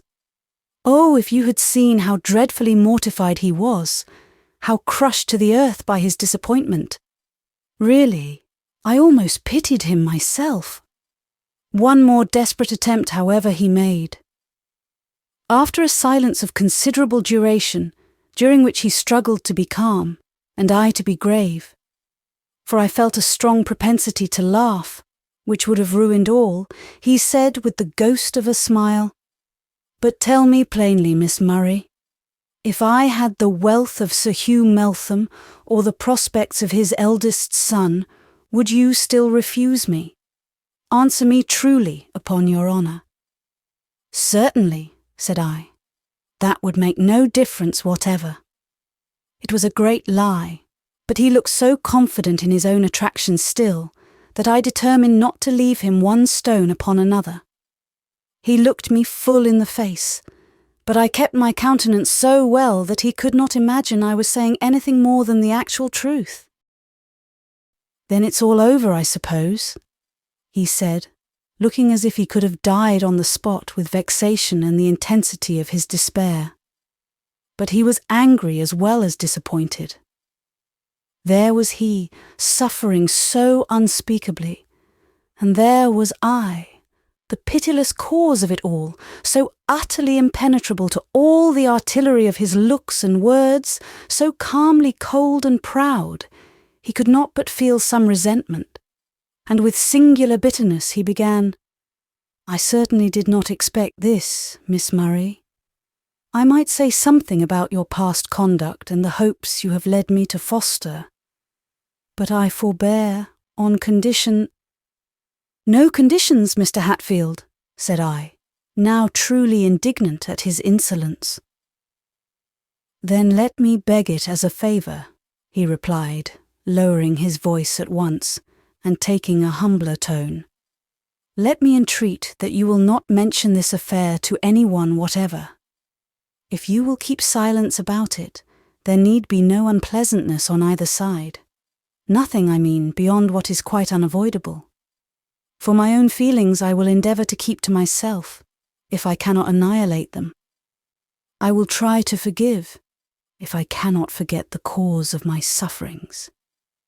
I will not suppose, Miss Murray, that you know how deeply you have injured me. I would not have you aware of it. But if, in addition to the injury you have already done me, pardon me, but whether innocently or not you have done it, and if you add to it by giving publicity to this unfortunate affair, or naming it at all, you will find that I too can speak. And though you scorned my love, you will hardly scorn my—" He stopped, but he bit his bloodless lip, and looked so terribly fierce that I was quite frightened. However, my pride upheld me still, and I answered disdainfully, "I do not know what motive you suppose I could have for naming it to anyone, Mr. Hatfield, but if I were disposed to do so, you would not deter me by threats, and it is scarcely the part of a gentleman to attempt it." "Pardon me, Miss Murray," said he. I have loved you so intensely, I do still adore you so deeply, that I would not willingly offend you. But though I never have loved, and never can love any woman as I have loved you, it is equally certain that I never was so ill-treated by any.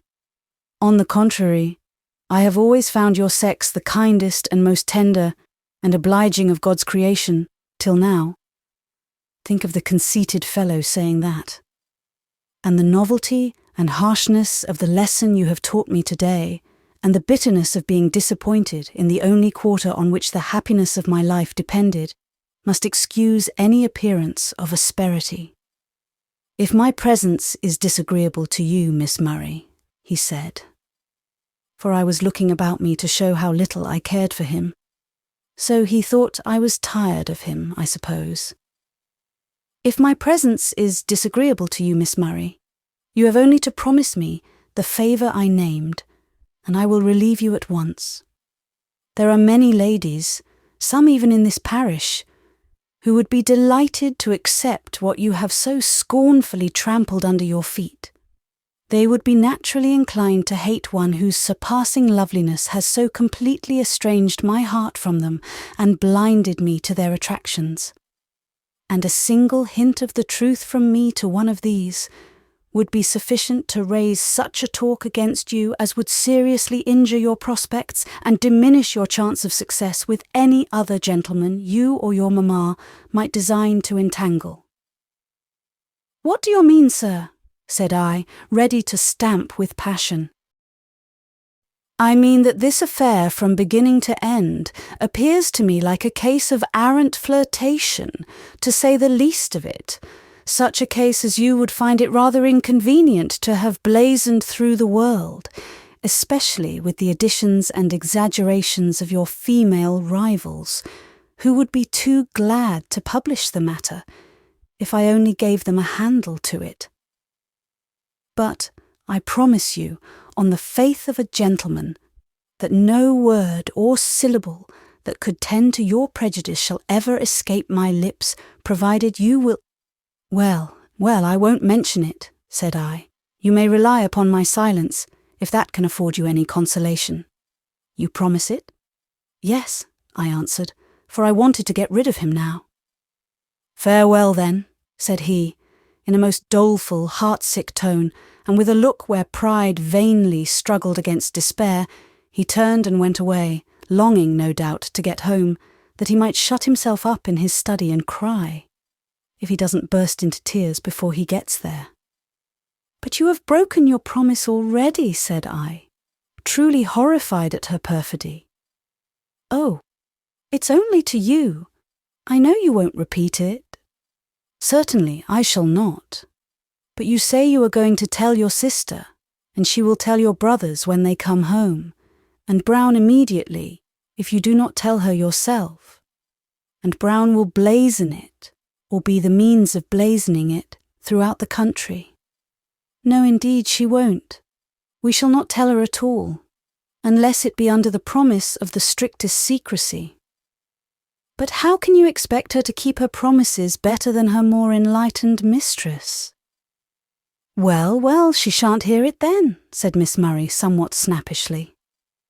But you will tell your mamma, of course, pursued I, and she will tell your papa. Of course I shall tell mamma. That is the very thing that pleases me so much. I shall now be able to convince her how mistaken she was in her fears about me.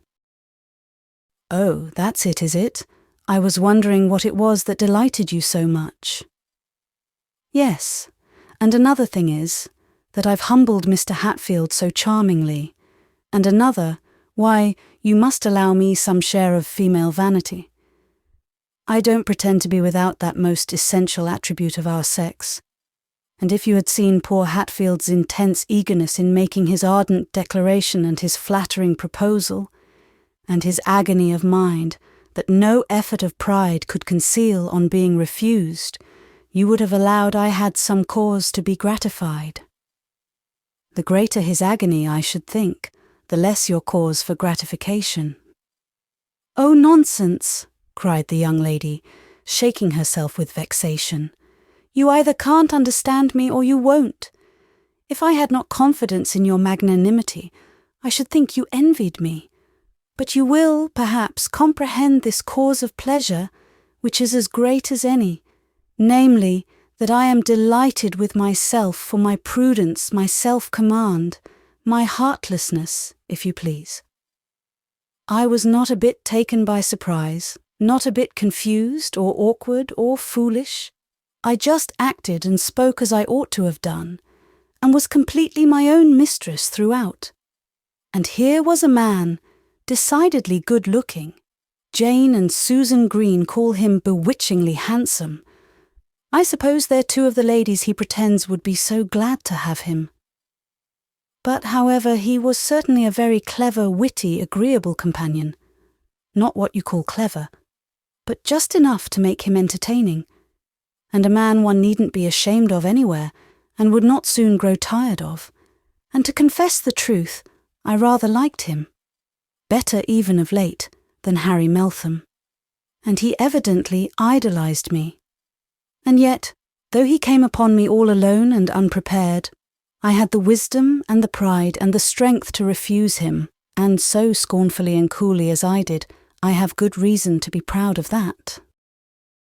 And are you equally proud of having told him that his having the wealth of Sir Hugh Meltham would make no difference to you, when that was not the case, and of having promised to tell no one of his misadventure, apparently without the slightest intention of keeping your promise? Of course! What else could I do? You would not have had me.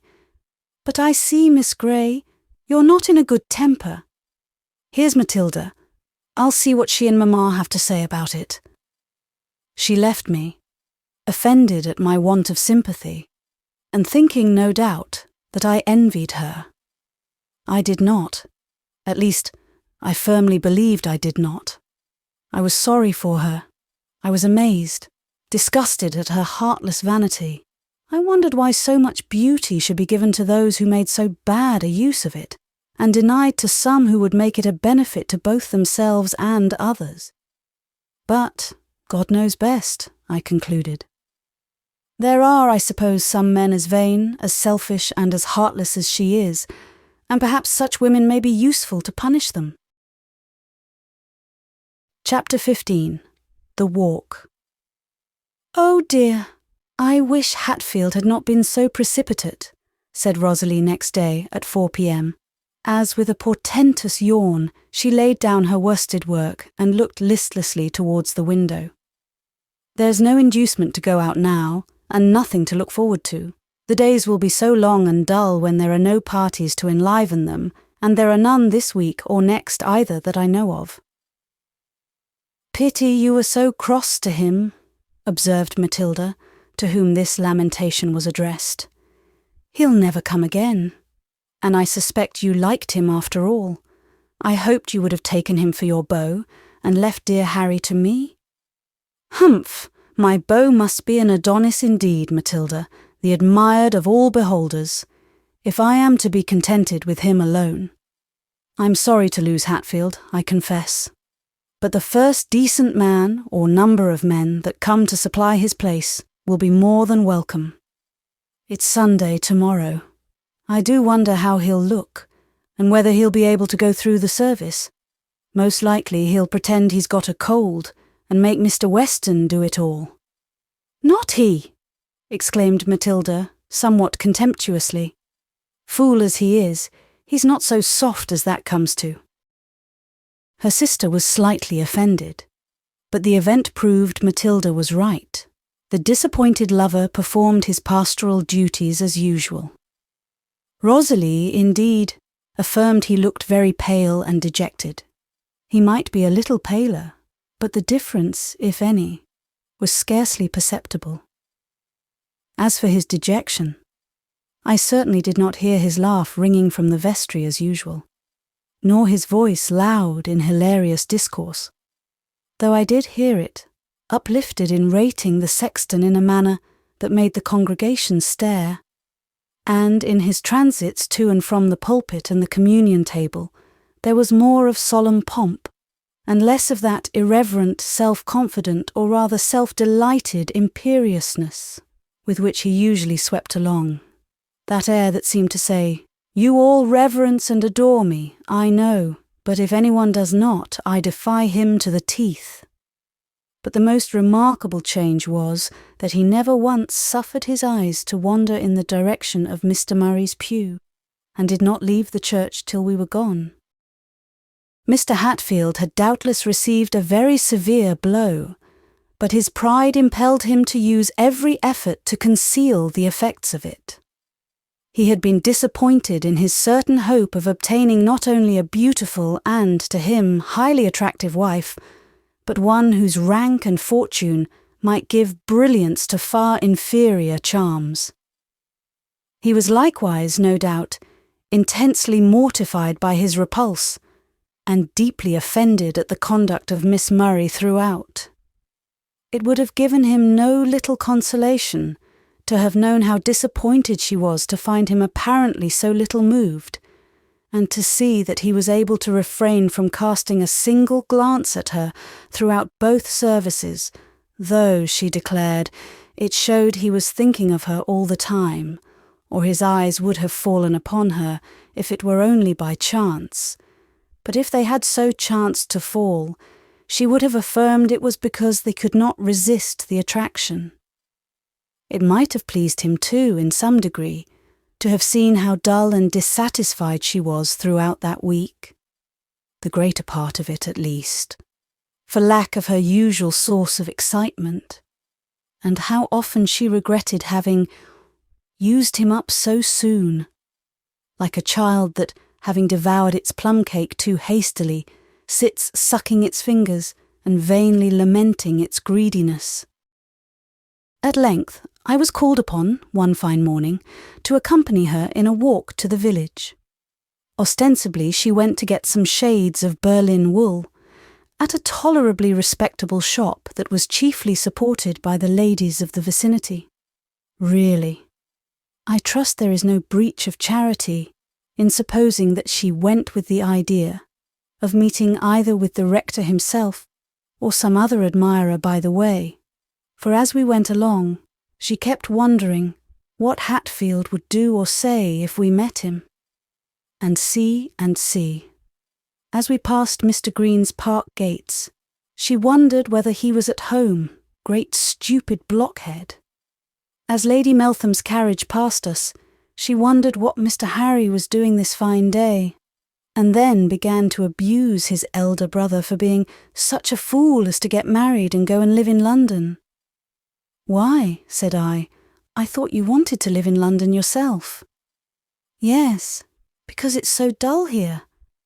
But then he makes it still duller by taking himself off. And if he were not married, I might have him instead of that odious Sir Thomas." Then, observing the prints of a horse's feet on the somewhat miry road, she wondered whether it was a gentleman's horse, and finally concluded it was, for the impressions were too small to have been made by a great clumsy cart horse. And then she wondered who the rider could be, and whether we should meet him coming back, for she was sure he had only passed that morning. And lastly, when we entered the village and saw only a few of its humble inhabitants moving about, she wondered why the stupid people couldn't keep in their houses. She was sure she didn't want to see their ugly faces and dirty, vulgar clothes. It wasn't for that she came to Horton. Amid all this, I confess, I wondered too in secret whether we should meet or catch a glimpse of somebody else. And as we passed his lodgings, I even went so far as to wonder whether he was at the window. On entering the shop, Miss Murray desired me to stand in the doorway while she transacted her business and tell her if anyone passed. But alas, there was no one visible besides the villagers, except Jane and Susan Green, coming down the single street, apparently returning from a walk. "Stupid things," muttered she, as she came out after having concluded her bargain.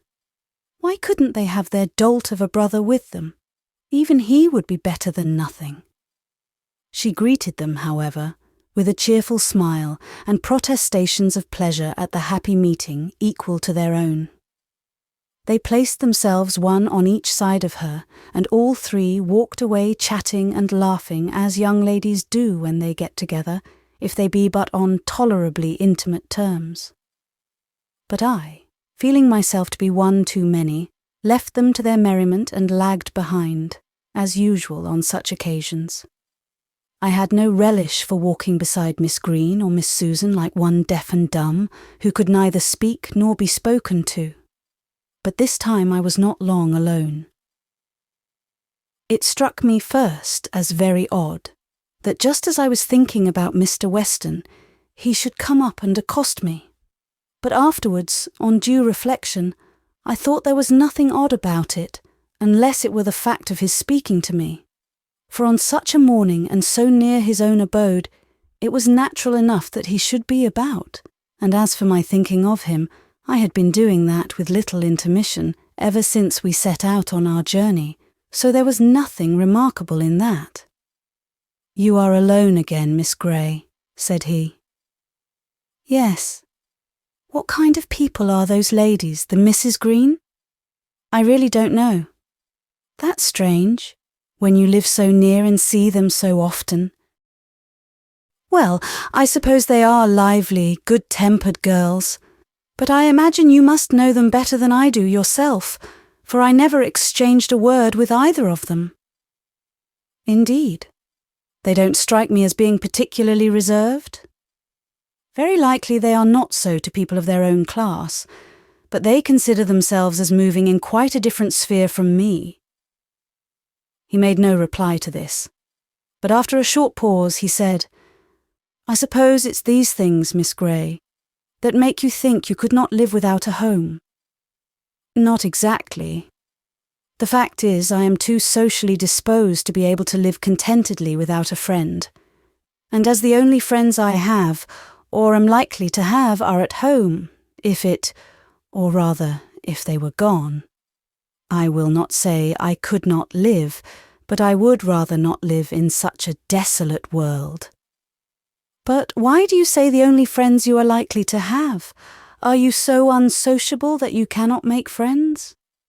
"No, but I never made one yet, and in my present position there is no possibility of doing so, or even of forming a common acquaintance. The fault may be partly in myself, but I hope not altogether. The fault is partly in society, and partly, I should think, in your immediate neighbours, and partly, too, in yourself, for many ladies in your position would make themselves be noticed and accounted of. But your pupils should be companions for you in some degree. They cannot be many years younger than yourself." "Oh yes, they are good company sometimes, but I cannot call them friends, nor would they think of bestowing such a name on me. They have other companions better suited to their tastes." "Perhaps you are too wise for them. How do you amuse yourself when alone? Do you read much?" "Reading is my favourite occupation when I have leisure for it and books to read." From speaking of books in general, he passed to different books in particular, and proceeded by rapid transitions from topic to topic, till several matters, both of taste and opinion, had been discussed considerably within the space of half an hour, but without the embellishment of many observations from himself, he being evidently less bent upon communicating his own thoughts and predilections than on discovering mine. He had not the tact or the art to effect such a purpose by skilfully drawing out my sentiments or ideas through the real or apparent statement of his own, or leading the conversation by imperceptible gradations to such topics as he wished to advert to. But such gentle abruptness and such single-minded straightforwardness could not possibly offend me. And why should he interest himself at all in my moral and intellectual capacities? What is it to him what I think or feel? I asked myself, and my heart throbbed in answer to the question. But Jane and Susan Green soon reached their home. As they stood parleying at the park gates, attempting to persuade Miss Murray to come in, I wished Mr. Weston would go, that she might not see him with me when she turned round. But, unfortunately, his business, which was to pay one more visit to poor Mark Wood, led him to pursue the same path as we did, till nearly the close of our journey. When, however, he saw that Rosalie had taken leave of her friends, and I was about to join her, he would have left me and passed on at a quicker pace. But, as he civilly lifted his hat in passing her, to my surprise, instead of returning the salute with a stiff, ungracious bow, she accosted him with one of her sweetest smiles, and walking by his side, began to talk to him with all imaginable cheerfulness and affability, and so we proceeded all three together. After a short pause in the conversation, Mr. Weston made some remark addressed particularly to me, as referring to something we had been talking of before. But before I could answer, Miss Murray replied to the observation and enlarged upon it. He rejoined, and from thence to the close of the interview, she engrossed him entirely to herself. It might be partly owing to my own stupidity, my want of tact and assurance, but I felt myself wronged. I trembled with apprehension, and I listened with envy to her easy, rapid flow of utterance, and saw with anxiety the bright smile with which she looked into his face from time to time, for she was walking a little in advance, for the purpose, as I judged, of being seen as well as heard. If her conversation was light and trivial, it was amusing, and she was never at a loss for something to say, or for suitable words to express it in. There was nothing pert or flippant in her manner now, as when she walked with Mr. Hatfield. There was only a gentle, playful kind of vivacity, which I thought must be peculiarly pleasing to a man of Mr. Weston's disposition and temperament. When he was gone, she began to laugh, and muttered to herself, "I thought I could do it." "Do what?" I asked. "Fix that man." "What in the world do you mean?" "I mean that he will go home and dream of me. I have shot him through the heart." "How do you know?" "By many infallible proofs, more especially the look he gave me when he went away. It was not an impudent look. I exonerate him from that. It was a look of reverential, tender adoration. Ha ha! He's not quite such a stupid blockhead as I thought him." I made no answer, for my heart was in my throat, or something like it, and I could not trust myself to speak. "Oh God, avert it!"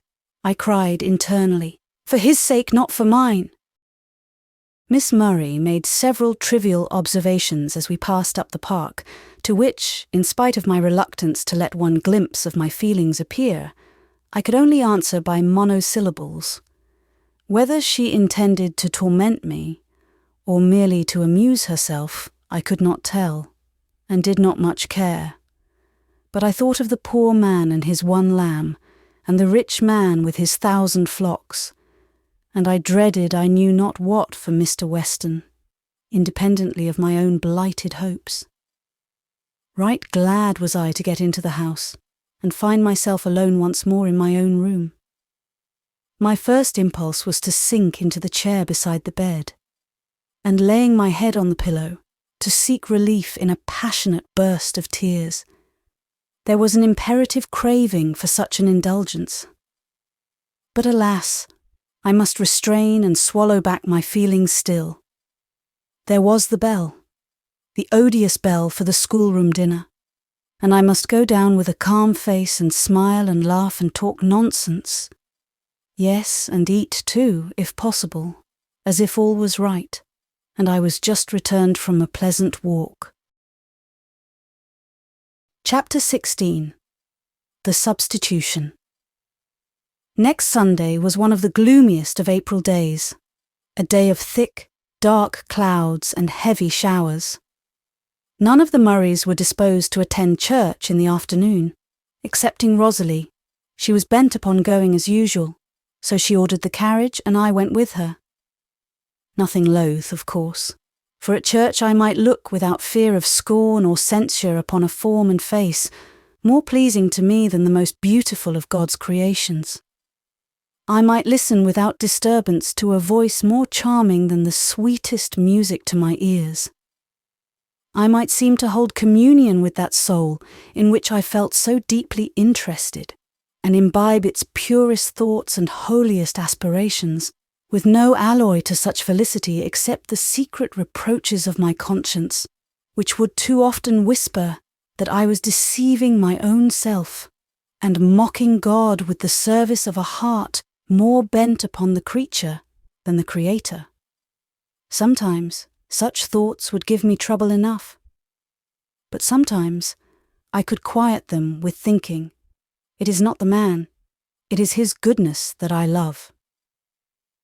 Whatsoever things are pure, whatsoever things are lovely, whatsoever things are honest and of good report, think on these things.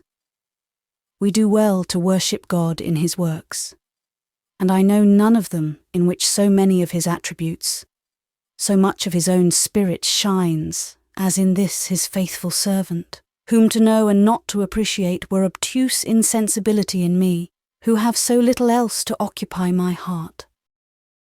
Almost immediately after the conclusion of the service, Miss Murray left the church. We had to stand in the porch, for it was raining, and the carriage was not yet come.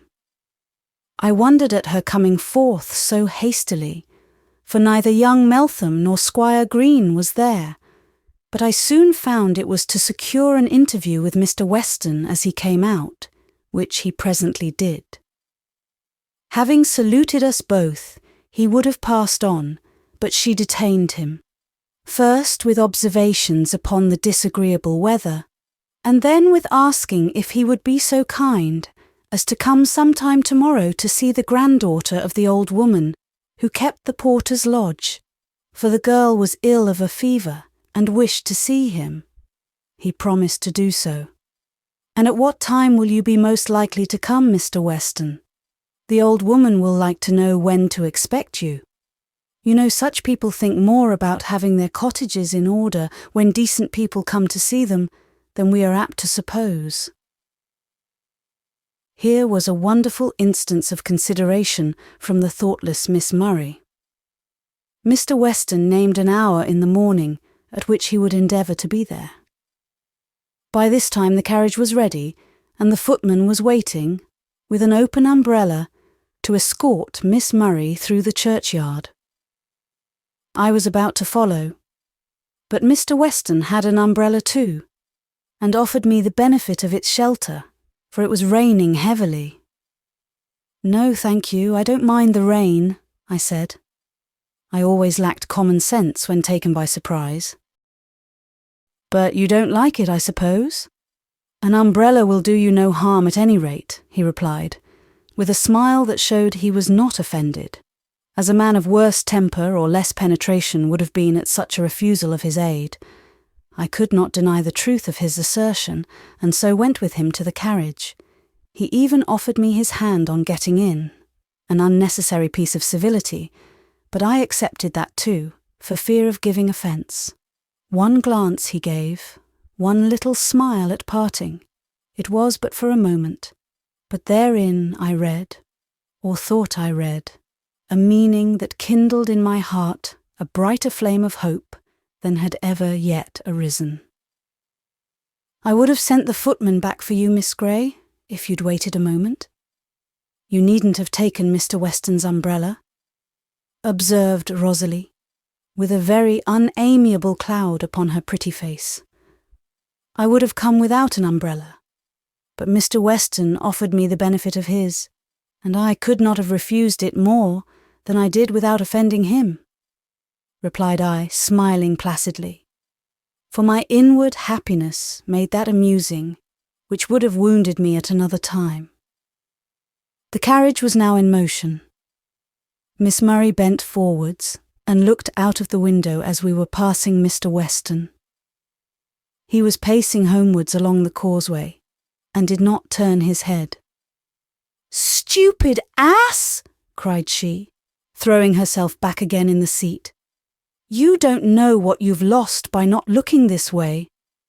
"What has he lost?" "A bow from me that would have raised him to the 7th heaven." I made no answer. I saw she was out of humour, and I derived a secret gratification from the fact, not that she was vexed, but that she thought she had reason to be so. It made me think my hopes were not entirely the offspring of my wishes and imagination. "I mean to take up Mr. Weston instead of Mr. Hatfield," said my companion after a short pause, resuming something of her usual cheerfulness. "The ball at Ashby Park takes place on Tuesday, you know, and Mamma thinks it very likely that Sir Thomas will propose to me then. Such things are often done in the privacy of the ballroom, when gentlemen are most easily ensnared, and ladies most enchanting. But if I am to be married so soon, I must make the best of the present time. I am determined Hatfield shall not be the only man who shall lay his heart at my feet, and implore me to accept the worthless gift in vain." "If you mean Mr. Weston to be one of your victims," said I, with affected indifference, "you will have to make such overtures yourself that you will find it difficult to draw back when he asks you to fulfil the expectations you have raised." "I don't suppose he will ask me to marry him, nor should I desire it. That would be rather too much presumption. But I intend him to feel my power. He has felt it already indeed. But he shall acknowledge it too. And what visionary hopes he may have, he must keep to himself and only amuse me with the result of them, for a time." "Oh, that some kind spirit would whisper those words in his ear," I inwardly exclaimed. I was far too indignant to hazard a reply to her observation aloud, and nothing more was said about Mr. Weston that day, by me, or in my hearing. But next morning, soon after breakfast, Miss Murray came into the schoolroom, where her sister was employed at her studies, or rather her lessons, for studies they were not, and said, "Matilda, I want you to take a walk with me about 11 o'clock. "Oh, I can't, Rosalie. I have to give orders about my new bridle and saddle-cloth, and speak to the rat-catcher about his dogs. Miss Gray must go with you." "No, I want you," said Rosalie, and calling her sister to the window, she whispered an explanation in her ear, upon which the latter consented to go. I remembered that 11 was the hour at which Mr. Weston proposed to come to the porter's lodge, and remembering that, I beheld the whole contrivance. Accordingly, at dinner, I was entertained with a long account of how Mr. Weston had overtaken them as they were walking along the road, and how they had had a long walk and talk with him, and really found him quite an agreeable companion, and how he must have been, and evidently was, delighted with them and their amazing condescension, etc., etc. Chapter 17. Confessions. As I am in the way of confessions, I may as well acknowledge that, about this time, I paid more attention to dress than ever I had done before. This is not saying much, for hitherto I had been a little neglectful in that particular. But now also, it was no uncommon thing to spend as much as 2 minutes in the contemplation of my own image in the glass, though I never could derive any consolation from such a study.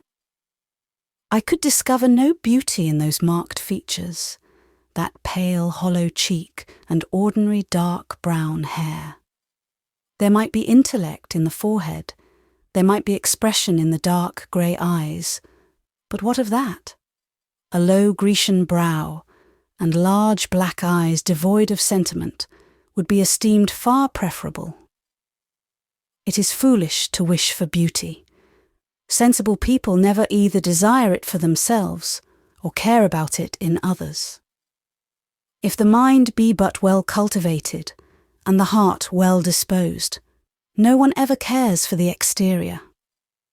So said the teachers of our childhood, and so say we to the children of the present day.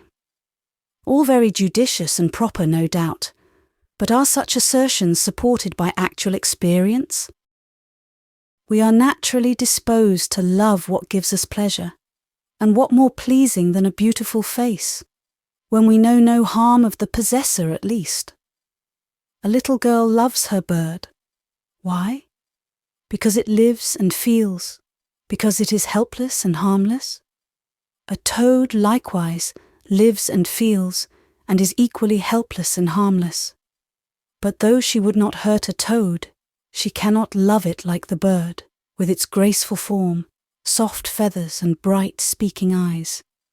If a woman is fair and amiable, she is praised for both qualities, but especially the former, by the bulk of mankind.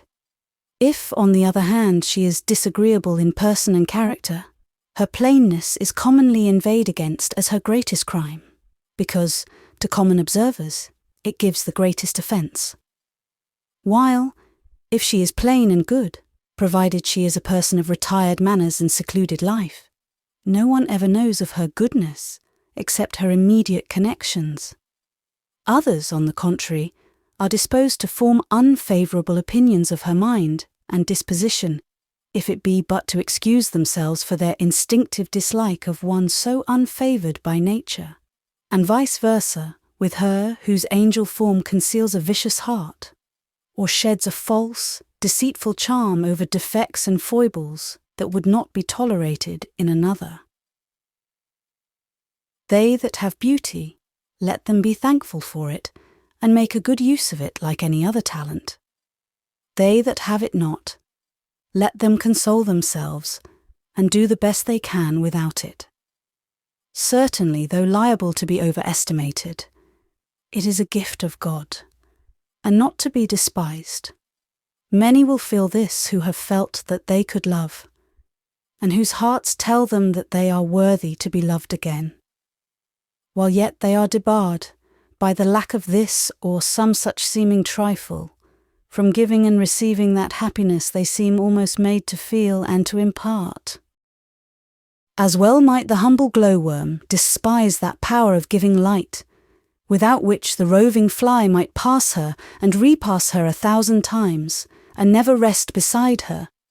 She might hear her winged darling buzzing over and around her, he vainly seeking her, she longing to be found, but with no power to make her presence known, no voice to call him, no wings to follow his flight.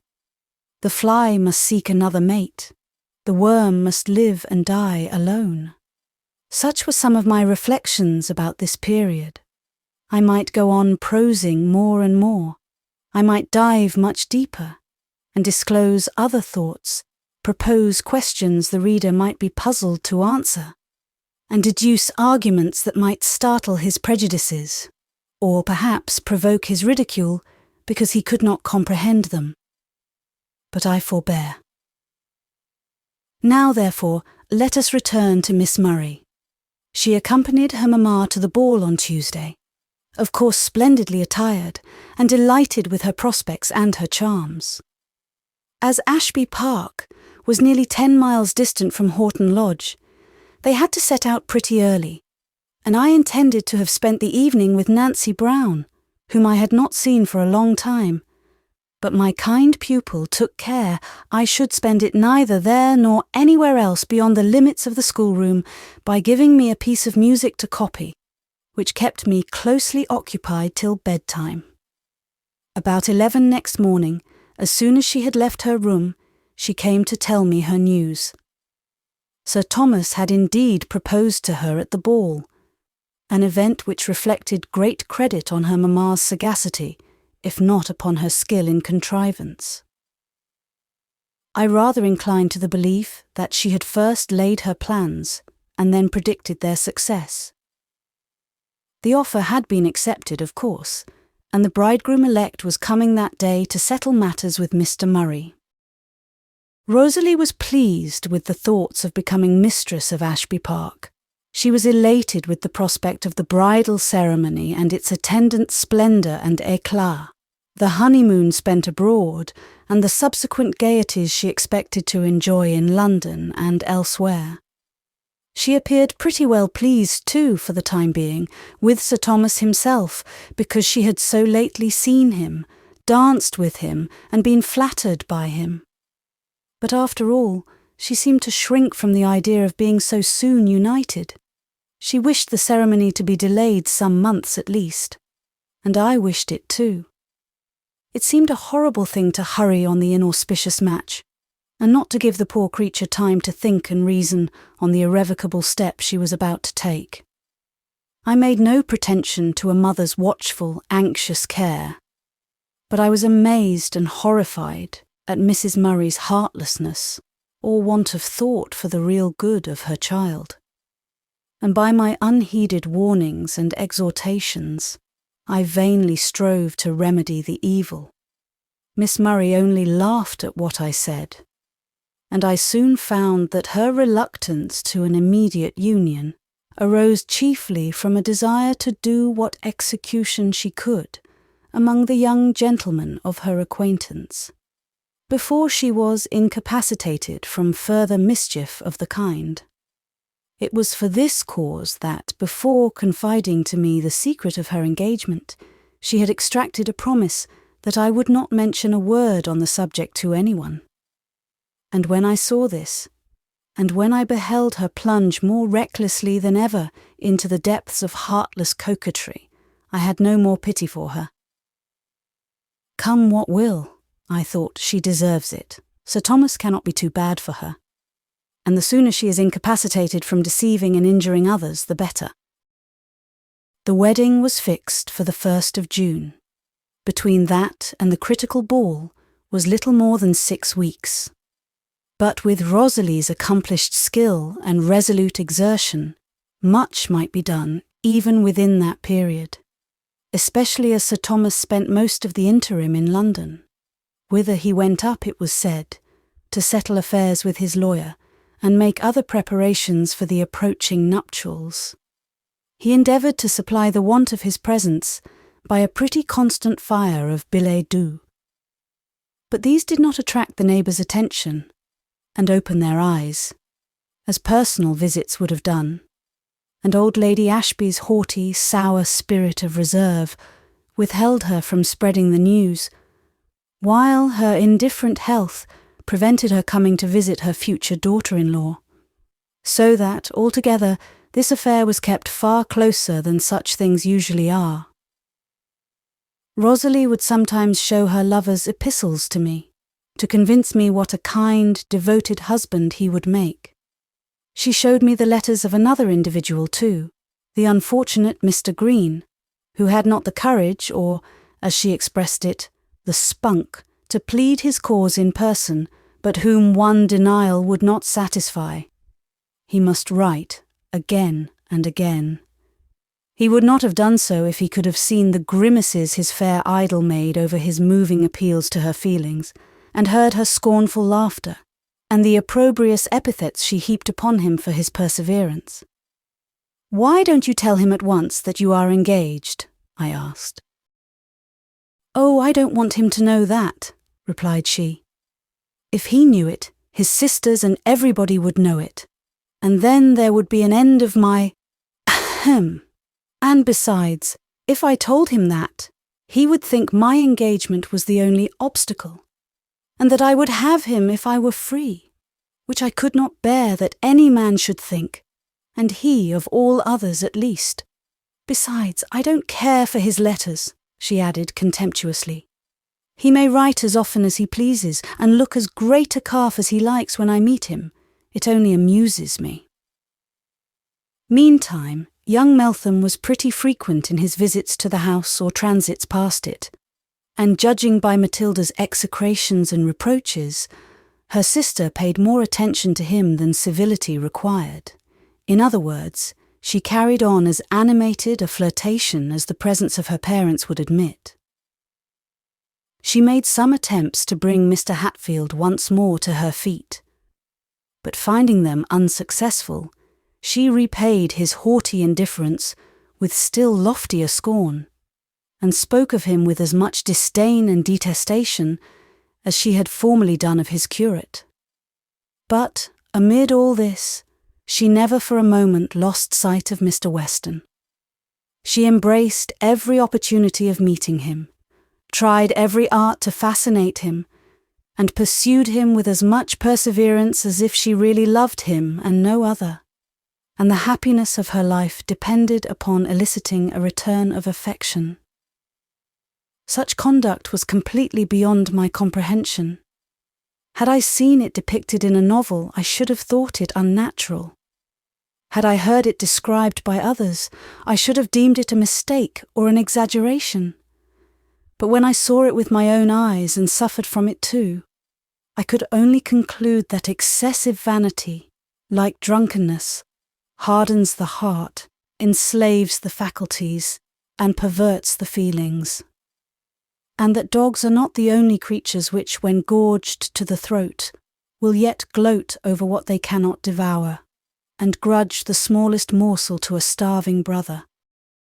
She now became extremely beneficent to the poor cottagers.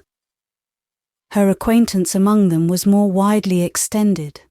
Her visits to their humble dwellings were more frequent and excursive than they had ever been before.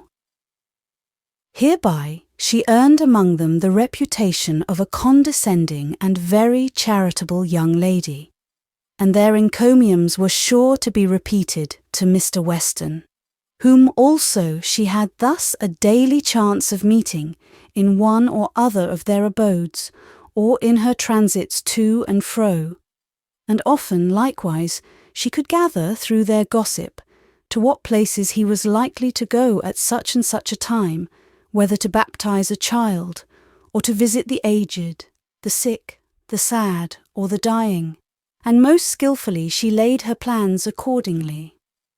In these excursions she would sometimes go with her sister, whom, by some means, she had persuaded or bribed to enter into her schemes, sometimes alone, never, now, with me, so that I was debarred the pleasure of seeing Mr. Weston, or hearing his voice even in conversation with another, which would certainly have been a very great pleasure, however hurtful, or however fraught with pain. I could not even see him at church. For Miss Murray, under some trivial pretext, chose to take possession of that corner in the family pew, which had been mine ever since I came. And, unless I had the presumption to station myself between Mr. and Mrs. Murray, I must sit with my back to the pulpit, which I accordingly did. Now, also, I never walked home with my pupils.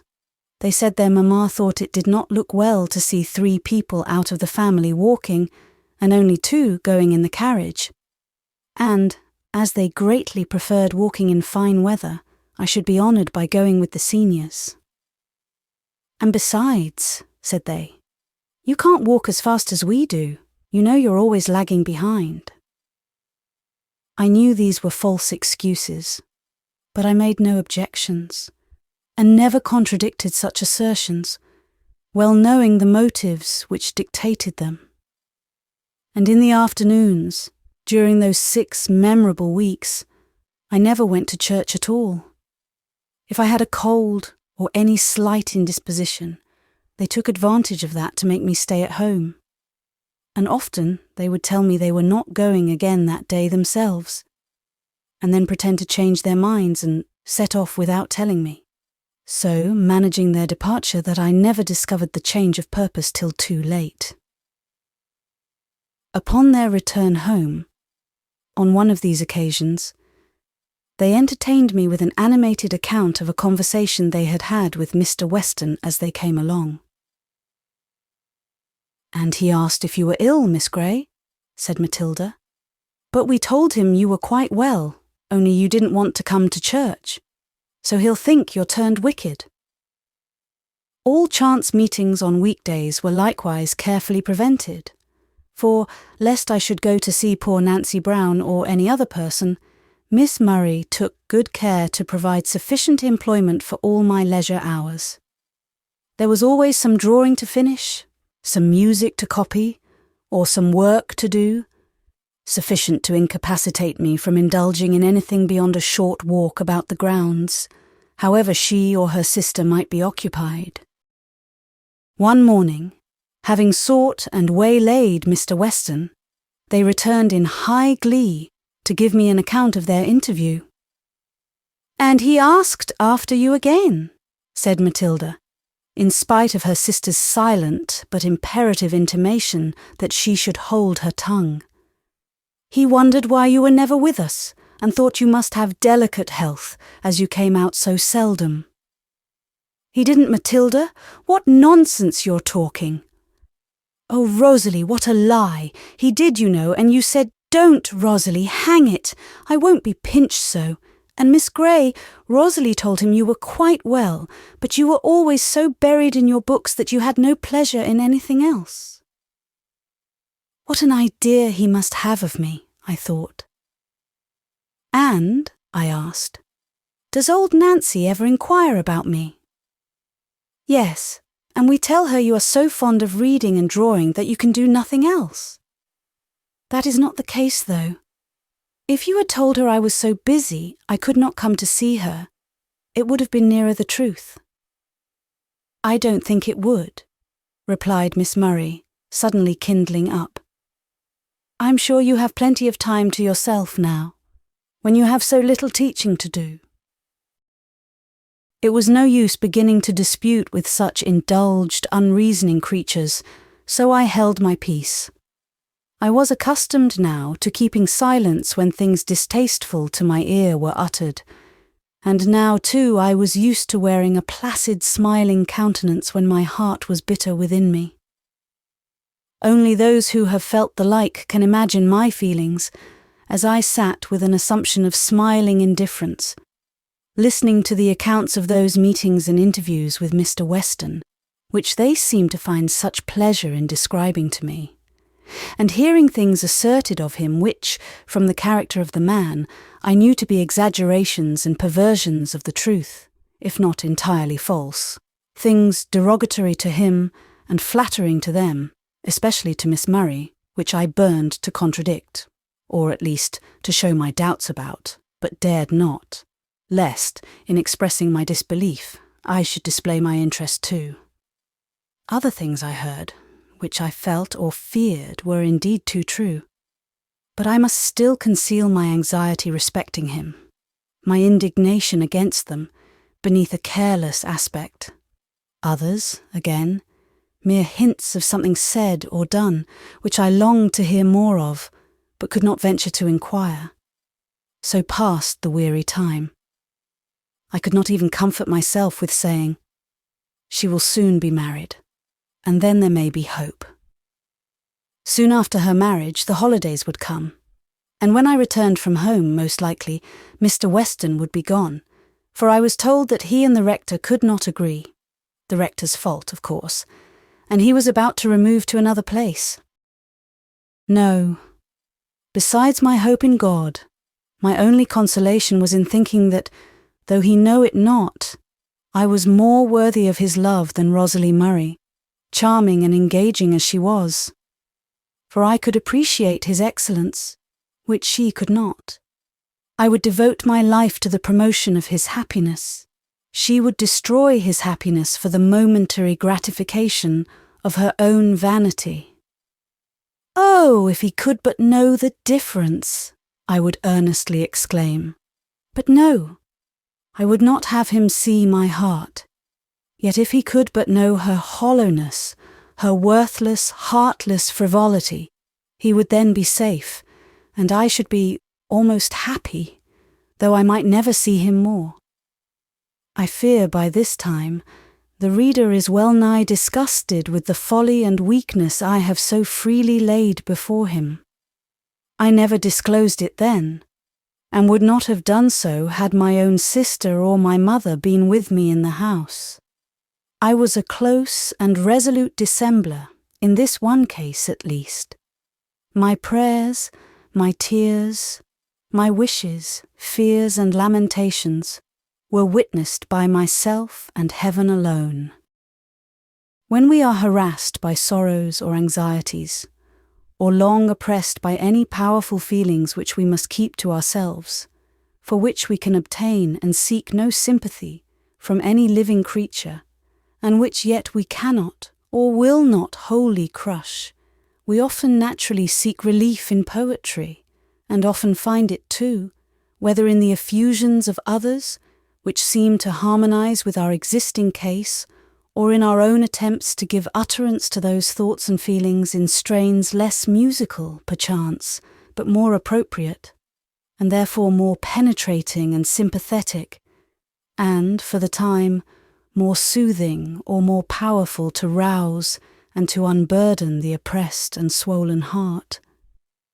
Before this time, at Wellwood House and here, when suffering from homesick melancholy, I had sought relief twice or thrice at this secret source of consolation, and now I flew to it again, with greater avidity than ever, because I seemed to need it more.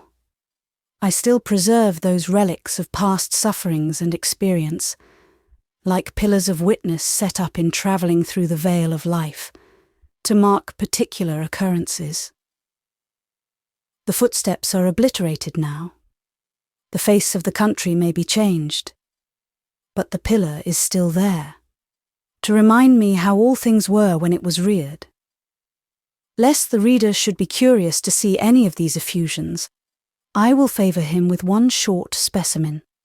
Cold and languid as the lines may seem, it was almost a passion of grief to which they owed their being. Oh, they have robbed me of the hope my spirit held so dear. They will not let me hear that voice my soul delights to hear. They will not let me see that face I so delight to see. And they have taken all thy smiles and all thy love from me. Well, let them seize on all they can. One treasure still is mine, a heart that loves to think on thee, and feels the worth of thine. Yes, at least they could not deprive me of that. I could think of him day and night, and I could feel that he was worthy to be thought of. Nobody knew him as I did. Nobody could appreciate him as I did. Nobody could love him as I could if I might. But there was the evil. What business had I to think so much of one that never thought of me? Was it not foolish? Was it not wrong? Yet if I found such deep delight in thinking of him, and if I kept those thoughts to myself and troubled no one else with them, where was the harm of it? I would ask myself. And such reasoning prevented me from making any sufficient effort to shake off my fetters. But if those thoughts brought delight, it was a painful, troubled pleasure, too near akin to anguish, and one that did me more injury than I was aware of. It was an indulgence that a person of more wisdom or more experience would doubtless have denied herself. And yet how dreary to turn my eyes from the contemplation of that bright object and force them to dwell on the dull, grey, desolate prospect around, the joyless, hopeless, solitary path that lay before me. It was wrong to be so joyless, so desponding. I should have made God my friend, and to do his will the pleasure and the business of my life. But faith was weak, and passion was too strong. In this time of trouble I had two other causes of affliction. The first may seem a trifle, but it cost me many a tear. Snap, my little dumb, rough-visaged, but bright-eyed, warm-hearted companion, the only thing I had to love me, was taken away and delivered over to the tender mercies of the village rat-catcher, a man notorious for his brutal treatment of his canine slaves. The other was serious enough. My letters from home gave intimation that my father's health was worse. No boding fears were expressed, but I was grown timid and despondent, and could not help fearing that some dreadful calamity awaited us there. I seemed to see the black clouds gathering round my native hills, and to hear the angry muttering of a storm that was about to burst and desolate our hearth. Chapter 18. Mirth and Mourning. The 1st of June arrived at last, and Rosalie Murray was transmuted into Lady Ashby. Most splendidly beautiful she looked in her bridal costume. Upon her return from church, after the ceremony, she came flying into the schoolroom, flushed with excitement and laughing, half in mirth and half in reckless desperation, as it seemed to me. "Now, Miss Gray, I'm Lady Ashby," she exclaimed. "It's done. My fate is sealed. There's no drawing back now. I'm come to receive your congratulations and bid you goodbye. And then I'm off for Paris, Rome, Naples, Switzerland, London. Oh dear, what a deal I shall see and hear before I come back again. But don't forget me. I shan't forget you, though I've been a naughty girl. Come, why don't you congratulate me?" "I cannot congratulate you," I replied, "till I know whether this change is really for the better. But I sincerely hope it is, and I wish you true happiness and the best of blessings. Well, goodbye, the carriage is waiting, and they're calling me." She gave me a hasty kiss and was hurrying away, but suddenly returning, embraced me with more affection than I thought her capable of evincing, and departed with tears in her eyes. Poor girl! I really loved her then, and forgave her from my heart all the injury she had done me, and others also. She had not half known it, I was sure, and I prayed God to pardon her too. During the remainder of that day of festal sadness, I was left to my own devices. Being too much unhinged for any steady occupation, I wandered about with a book in my hand for several hours, more thinking than reading, for I had many things to think about. In the evening I made use of my liberty to go and see my old friend Nancy once again, to apologize for my long absence, which must have seemed so neglectful and unkind, by telling her how busy I had been, and to talk or read or work for her, whichever might be most acceptable, and also, of course, to tell her the news of this important day, and perhaps to obtain a little information from her in return respecting Mr. Weston's expected departure. But of this she seemed to know nothing, and I hoped, as she did, that it was all a false report. She was very glad to see me, but happily her eyes were now so nearly well that she was almost independent of my services. She was deeply interested in the wedding, but while I amused her with the details of the festive day, the splendours of the bridal party, and of the bride herself, she often sighed and shook her head, and wished good might come of it.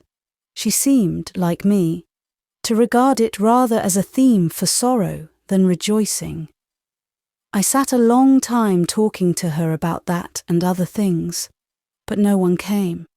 Shall I confess that I sometimes looked towards the door with a half-expectant wish to see it open and give entrance to Mr. Weston, as had happened once before, and that, returning through the lanes and fields, I often paused to look round me, and walked more slowly than was at all necessary, for, though a fine evening, it was not a hot one, and finally felt a sense of emptiness and disappointment at having reached the house without meeting or even catching a distant glimpse of anyone except a few labourers returning from their work.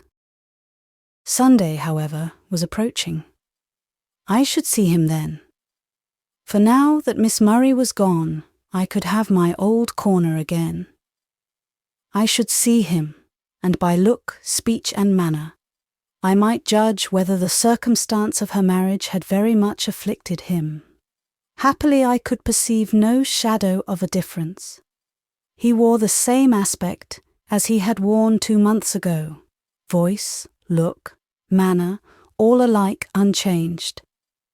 There was the same keen-sighted, unclouded truthfulness in his discourse, the same forcible clearness in his style, the same earnest simplicity in all he said and did, that made itself, not marked by the eye and ear, but felt upon the hearts of his audience. I walked home with Miss Matilda, but he did not join us.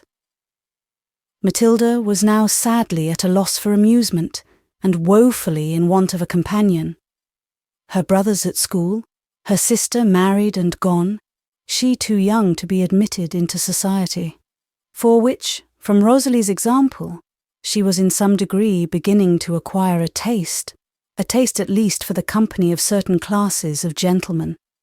At this dull time of year, no hunting going on, no shooting even, for, though she might not join in that, it was something to see her father or the gamekeeper go out with the dogs, and to talk with them on their return about the different birds they had bagged. Now also, she was denied the solace which the companionship of the coachman, grooms, horses, greyhounds and pointers might have afforded. For her mother having, notwithstanding the disadvantages of a country life, so satisfactorily disposed of her elder daughter, the pride of her heart had begun seriously to turn her attention to the younger, and, being truly alarmed at the roughness of her manners, and thinking it high time to work a reform, had been roused at length to exert her authority, and prohibited entirely the yards, stables, kennels, and coach-house. Of course, she was not implicitly obeyed, but, indulgent as she had hitherto been, when once her spirit was roused, her temper was not so gentle as she required that of her governesses to be, and her will was not to be thwarted with impunity. After many a scene of contention between mother and daughter, many a violent outbreak which I was ashamed to witness, in which the father's authority was often called in to confirm with oaths and threats the mother's slighted prohibitions, for even he could see that Tilly, though she would have made a fine lad, was not quite what a young lady ought to be. Matilda at length found that her easiest plan was to keep clear of the forbidden regions, unless she could now and then steal a visit without her watchful mother's knowledge. Amid all this, let it not be imagined that I escaped without many a reprimand, and many an implied reproach, that lost none of its sting from not being openly worded, but rather wounded the more deeply because, from that very reason, it seemed to preclude self-defence. Frequently, I was told to amuse Miss Matilda with other things, and to remind her of her mother's precepts and prohibitions. I did so to the best of my power, but she would not be amused against her will, and could not against her taste, and though I went beyond mere reminding, such gentle remonstrances as I could use were utterly ineffectual. Dear Miss Gray, it is the strangest thing. I suppose you can't help it if it's not in your nature. But I wonder you can't win the confidence of that girl, and make your society at least as agreeable to her as that of Robert or Joseph. They can talk the best about the things in which she is most interested, I replied. Well, that is a strange confession, however, to come from her governess. Who is to form a young lady's tastes, I wonder, if the governess doesn't do it? I have known governesses who have so completely identified themselves with the reputation of their young ladies for elegance and propriety in mind and manners, that they would blush to speak a word against them, and to hear the slightest blame imputed to their pupils was worse than to be censured in their own persons, and I really think it very natural for my part. Do you, ma'am? Yes, of course. The young lady's proficiency and elegance is of more consequence to the governess than her own, as well as to the world. If she wishes to prosper in her vocation, she must devote all her energies to her business. All her ideas and all her ambition will tend to the accomplishment of that one object. When we wish to decide upon the merits of a governess, we naturally look at the young ladies she professes to have educated and judge accordingly.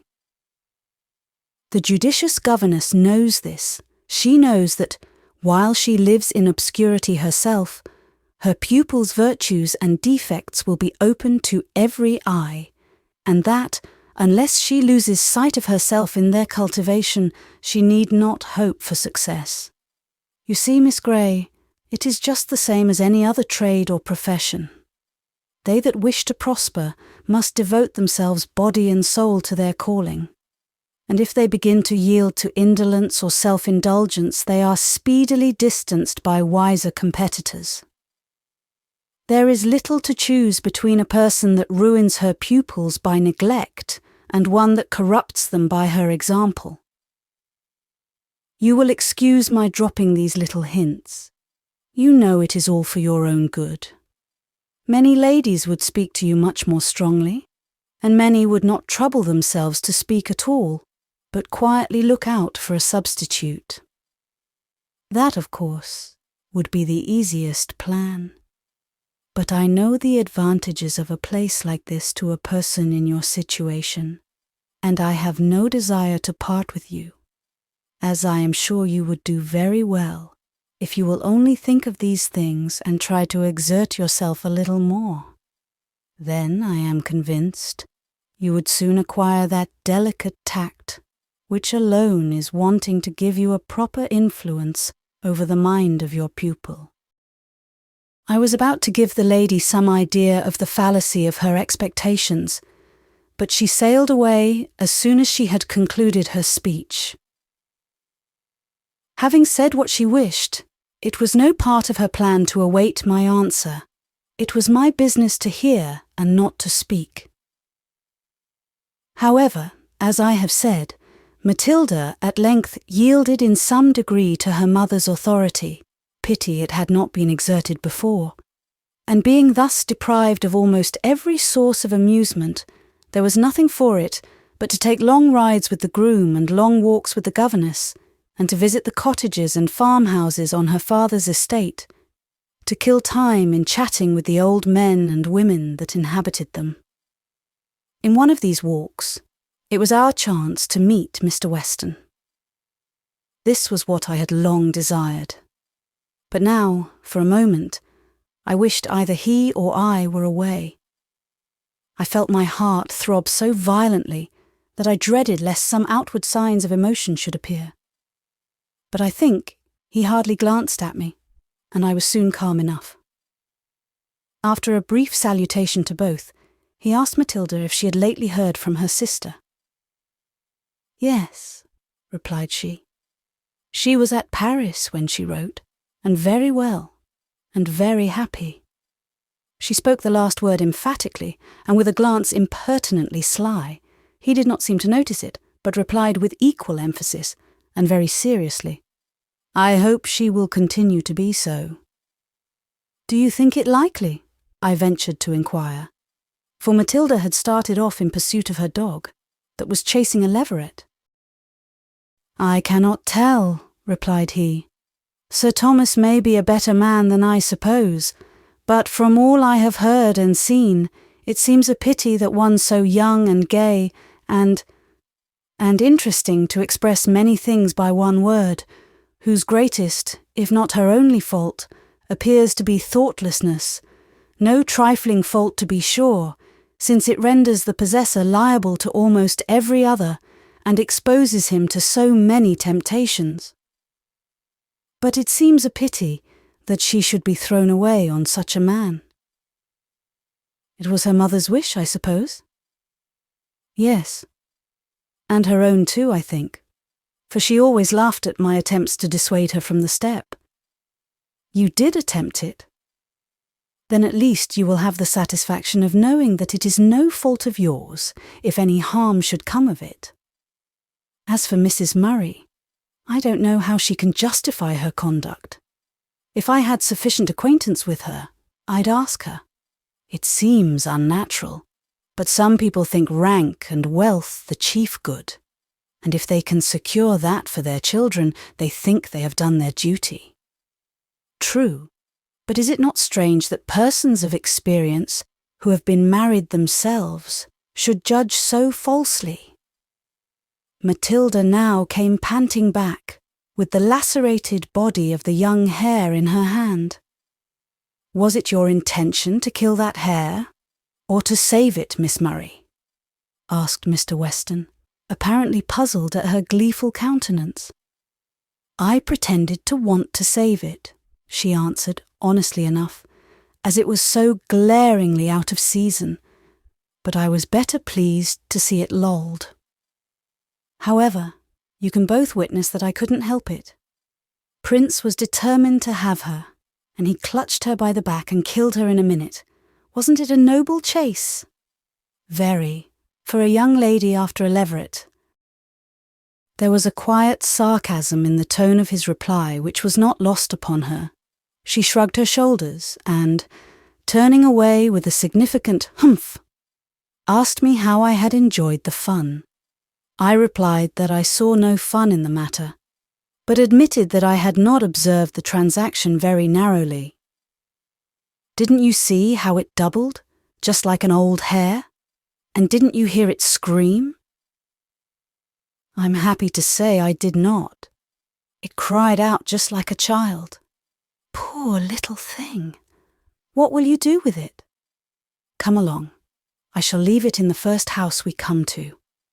I don't want to take it home, for fear Papa should scold me for letting the dog kill it. Mr. Weston was now gone, and we too went on our way. But as we returned, after having deposited the hare in a farmhouse and demolished some spice cake and currant wine in exchange, we met him returning also from the execution of his mission, whatever it might be. He carried in his hand a cluster of beautiful bluebells, which he offered to me, observing, with a smile, that though he had seen so little of me for the last 2 months, he had not forgotten that bluebells were numbered among my favourite flowers. It was done as a simple act of goodwill, without compliment or remarkable courtesy, or any look that could be construed into reverential, tender adoration. Vide Rosalie Murray. But still it was something to find my unimportant saying so well remembered. It was something that he had noticed so accurately the time I had ceased to be visible. I was told, said he, that you were a perfect bookworm, Miss Gray, so completely absorbed in your studies that you were lost to every other pleasure. Yes, and it's quite true, cried Matilda.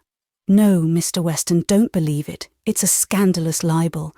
These young ladies are too fond of making random assertions at the expense of their friends, and you ought to be careful how you listen to them. I hope this assertion is groundless at any rate. Why? Do you particularly object to ladies studying? No, but I object to anyone so devoting himself or herself to study as to lose sight of everything else. Except under peculiar circumstances, I consider very close and constant study as a waste of time and an injury to the mind as well as the body. Well, I have neither the time nor the inclination for such transgressions. We parted again. Well, what is there remarkable in all this? Why have I recorded it? Because, reader, it was important enough to give me a cheerful evening, a night of pleasing dreams, and a morning of felicitous hopes. Shallow-brained cheerfulness, foolish dreams, unfounded hopes, you would say.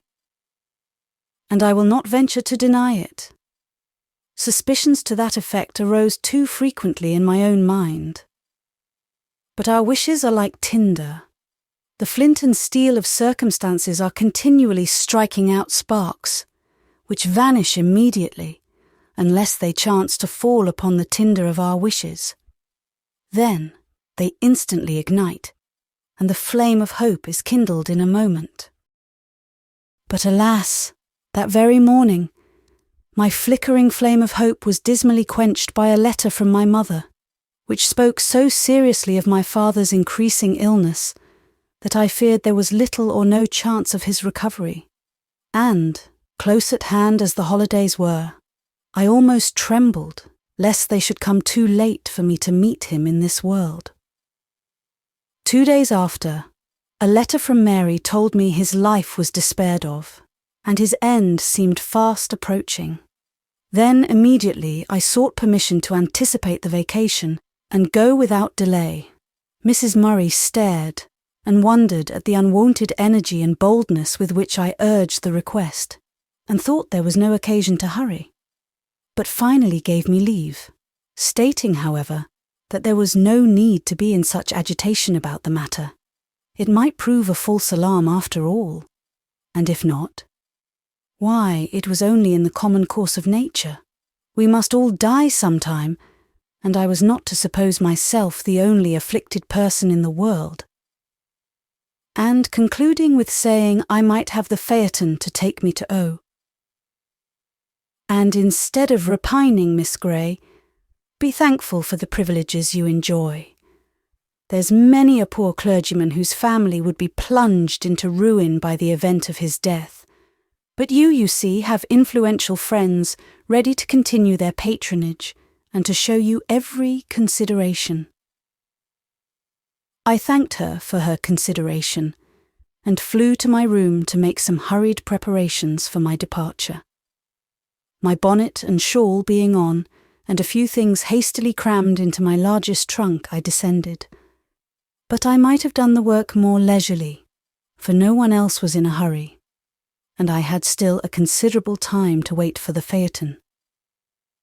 At length it came to the door, and I was off. But oh, what a dreary journey was that! How utterly different from my former passages homewards! Being too late for the last coach, I had to hire a cab for 10 miles, and then a car to take me over the rugged hills. It was 10:30 before I reached home. They were not in bed.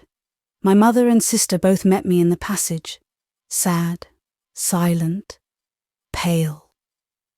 I was so much shocked and terror-stricken that I could not speak, to ask the information I so much longed yet dreaded to obtain. "Agnes," said my mother, struggling to repress some strong emotion. "Oh, Agnes," cried Mary and burst into tears. "How is he?" I asked, gasping for the answer. "Dead." It was the reply I had anticipated, but the shock seemed none the less tremendous. Chapter 19. The Letter. My father's mortal remains had been consigned to the tomb, and we, with sad faces and sombre garments, sat lingering over the frugal breakfast table, revolving plans for our future life. My mother's strong mind had not given way beneath even this affliction. Her spirit, though crushed, was not broken. Mary's wish was that I should go back to Horton Lodge, and that our mother should come and live with her and Mr. Richardson at the vicarage. She affirmed that he wished it no less than herself, and that such an arrangement could not fail to benefit all parties, for my mother's society and experience would be of inestimable value to them, and they would do all they could to make her happy. But no arguments or entreaties could prevail. My mother was determined not to go. Not that she questioned for a moment the kind wishes and intentions of her daughter, but she affirmed that so long as God spared her health and strength, she would make use of them to earn her own livelihood, and be chargeable to no one, whether her dependence would be felt as a burden or not. If she could afford to reside as a lodger in vicarage, she would choose that house before all others as the place of her abode. But not being so circumstanced, she would never come under its roof, except as an occasional visitor, unless sickness or calamity should render her assistance really needful, or until age or infirmity made her incapable of maintaining herself. "No, Mary," said she, "if Richardson and you have anything to spare, you must lay it aside for your family, and Agnes and I must gather honey for ourselves. Thanks to my having had daughters to educate, I have not forgotten my accomplishments. God willing, I will check this vain repining," she said, while the tears coursed one another down her cheeks in spite of her efforts, but she wiped them away and, resolutely shaking back her head, continued, "I will exert myself and look out for a small house, commodiously situated in some populous but healthy district, where we will take a few young ladies to board and educate, if we can get them, and as many day pupils as will come, or as we can manage to instruct. Your father's relations and old friends will be able to send us some pupils, or to assist us with their recommendations, no doubt. I shall not apply to my own. What say you to it, Agnes? Will you be willing to leave your present situation and try? Quite willing, Mamma, and the money I have saved will do to furnish the house. It shall be taken from the bank directly. When it is wanted, we must get the house and settle on preliminaries first. Mary offered to lend the little she possessed, but my mother declined it, saying that we must begin on an economical plan, and she hoped that the whole or part of mine, added to what we could get by the sale of the furniture, and what little our dear papa had contrived to lay aside for her since the debts were paid, would be sufficient to last us till Christmas, when, it was hoped, something would accrue from our united labours. It was finally settled that this should be our plan, and that inquiries and preparations should immediately be set on foot. And while my mother busied herself with these, I should return to Horton Lodge at the close of my 4 weeks' vacation, and give notice for my final departure, when things were in train for the speedy commencement of our school.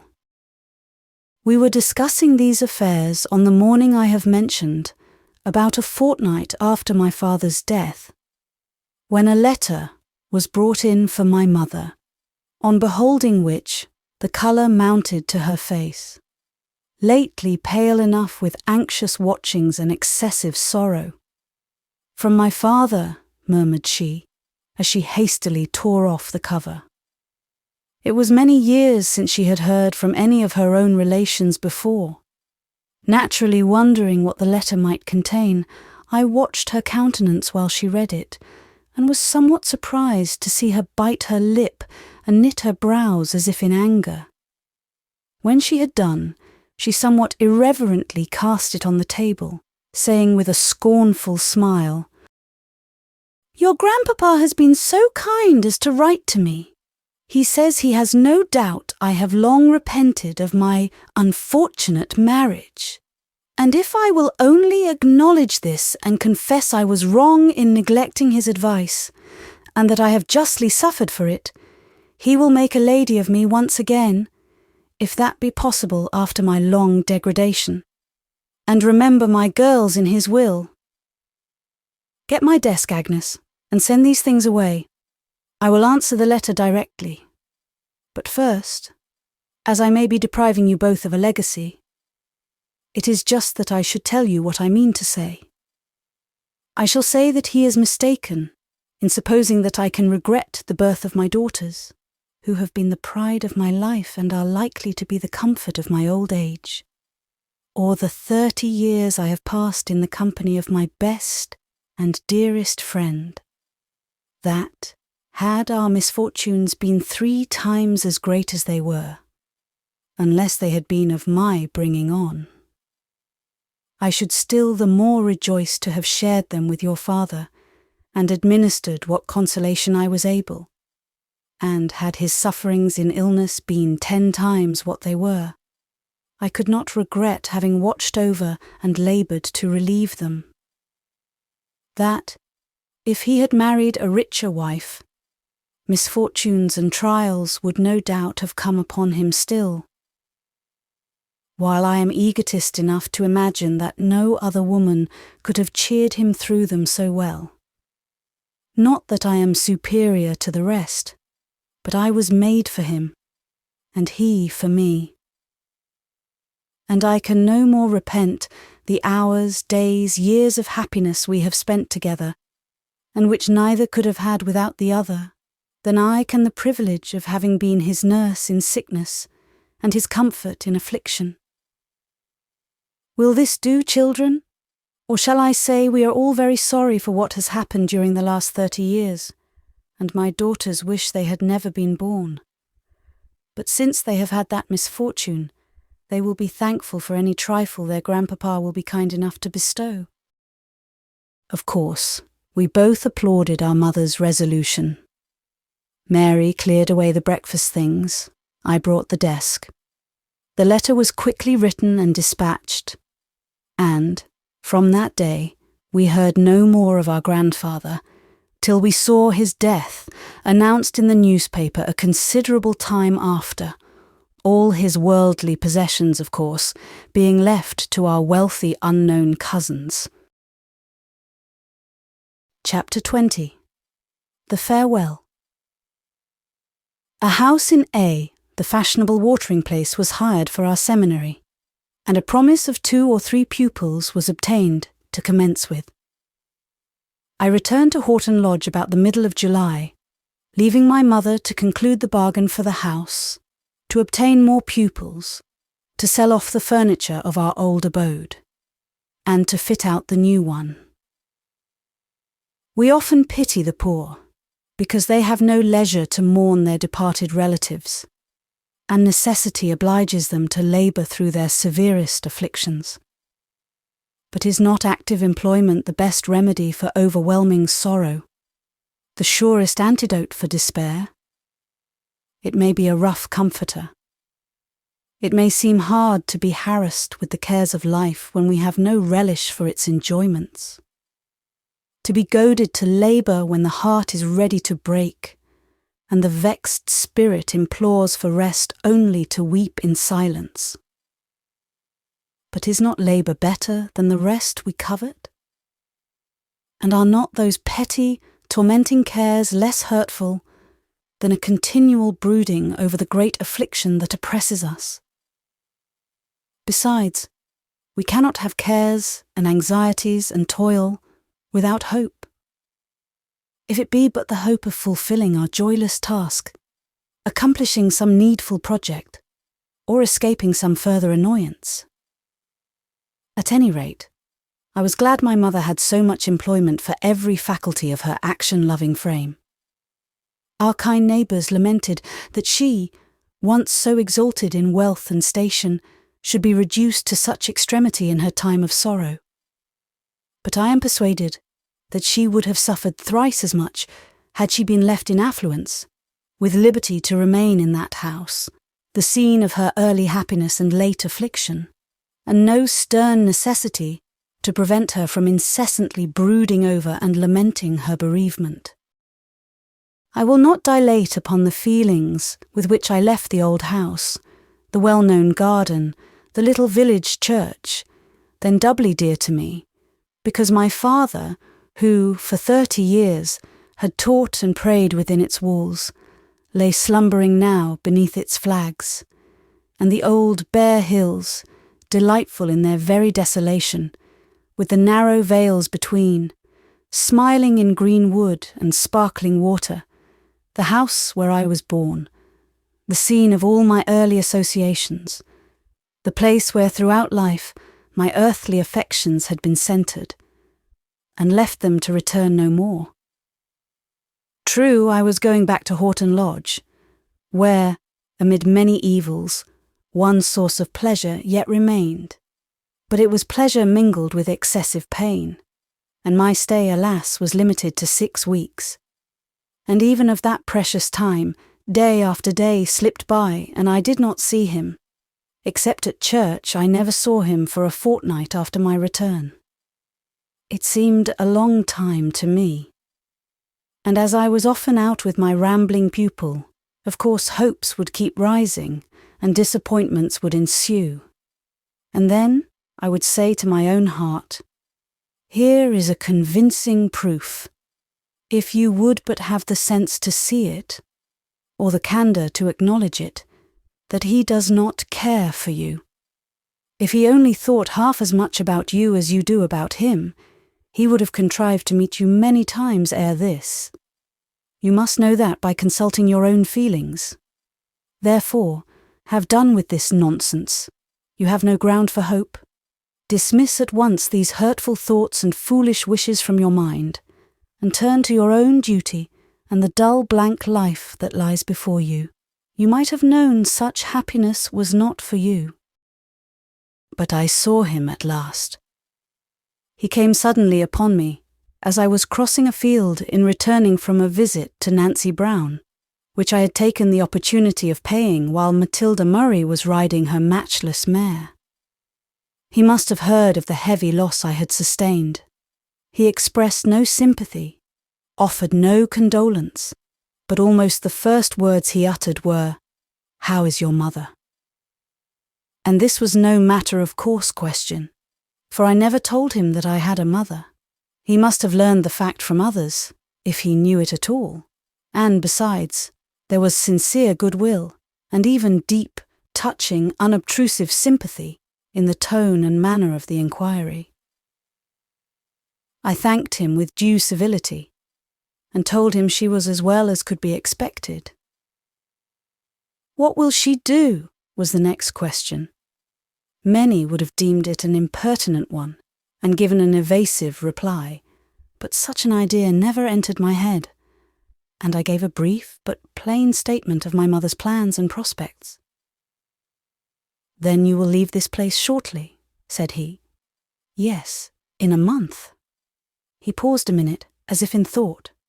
When he spoke again, I hoped it would be to express his concern at my departure, but it was only to say, "I should think you will be willing enough to go?"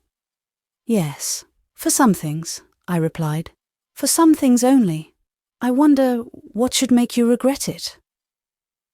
I was annoyed at this in some degree, because it embarrassed me. I had only one reason for regretting it, and that was a profound secret which he had no business to trouble me about. "Why?" said I. "Why should you suppose that I dislike the place?" "You told me so yourself," was the decisive reply. "You said, at least, that you could not live contentedly without a friend, and that you had no friend here, and no possibility of making one, and besides, I know you must dislike it." "But if you remember rightly," I said, or meant to say, "I could not live contentedly without a friend in the world. I was not so unreasonable as to require one always near me. I think I could be happy in a house full of enemies if—" But no, that sentence must not be continued. I paused and hastily added, "And besides, we cannot well leave a place where we have lived for 2 or 3 years without some feeling of regret." "Will you regret to part with Miss Murray, your sole remaining pupil and companion?" "I dare say I shall in some degree.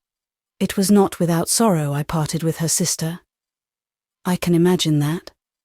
"Well, Miss Matilda is quite as good, better in one respect." "What is that?" "She's honest." "And the other is not?" "I should not call her dishonest, but it must be confessed she's a little artful." "Artful, is she?"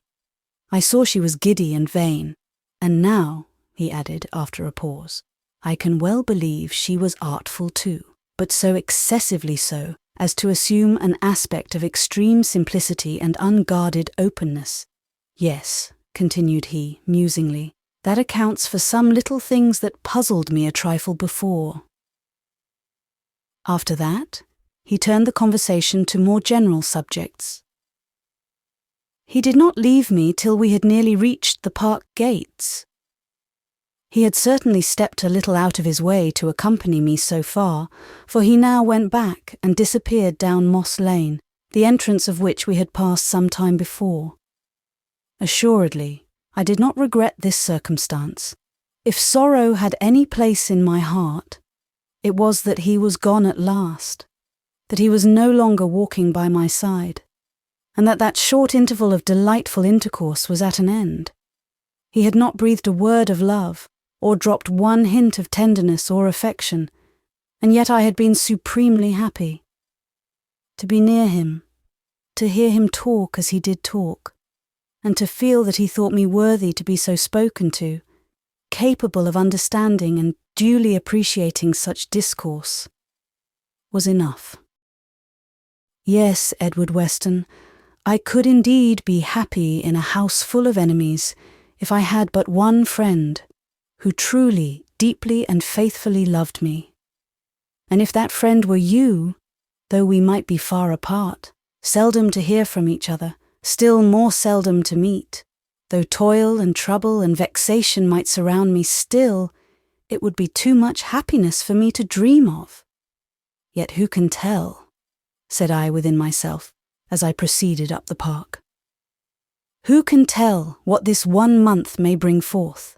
I have lived nearly 23 years, and I have suffered much, and tasted little pleasure yet.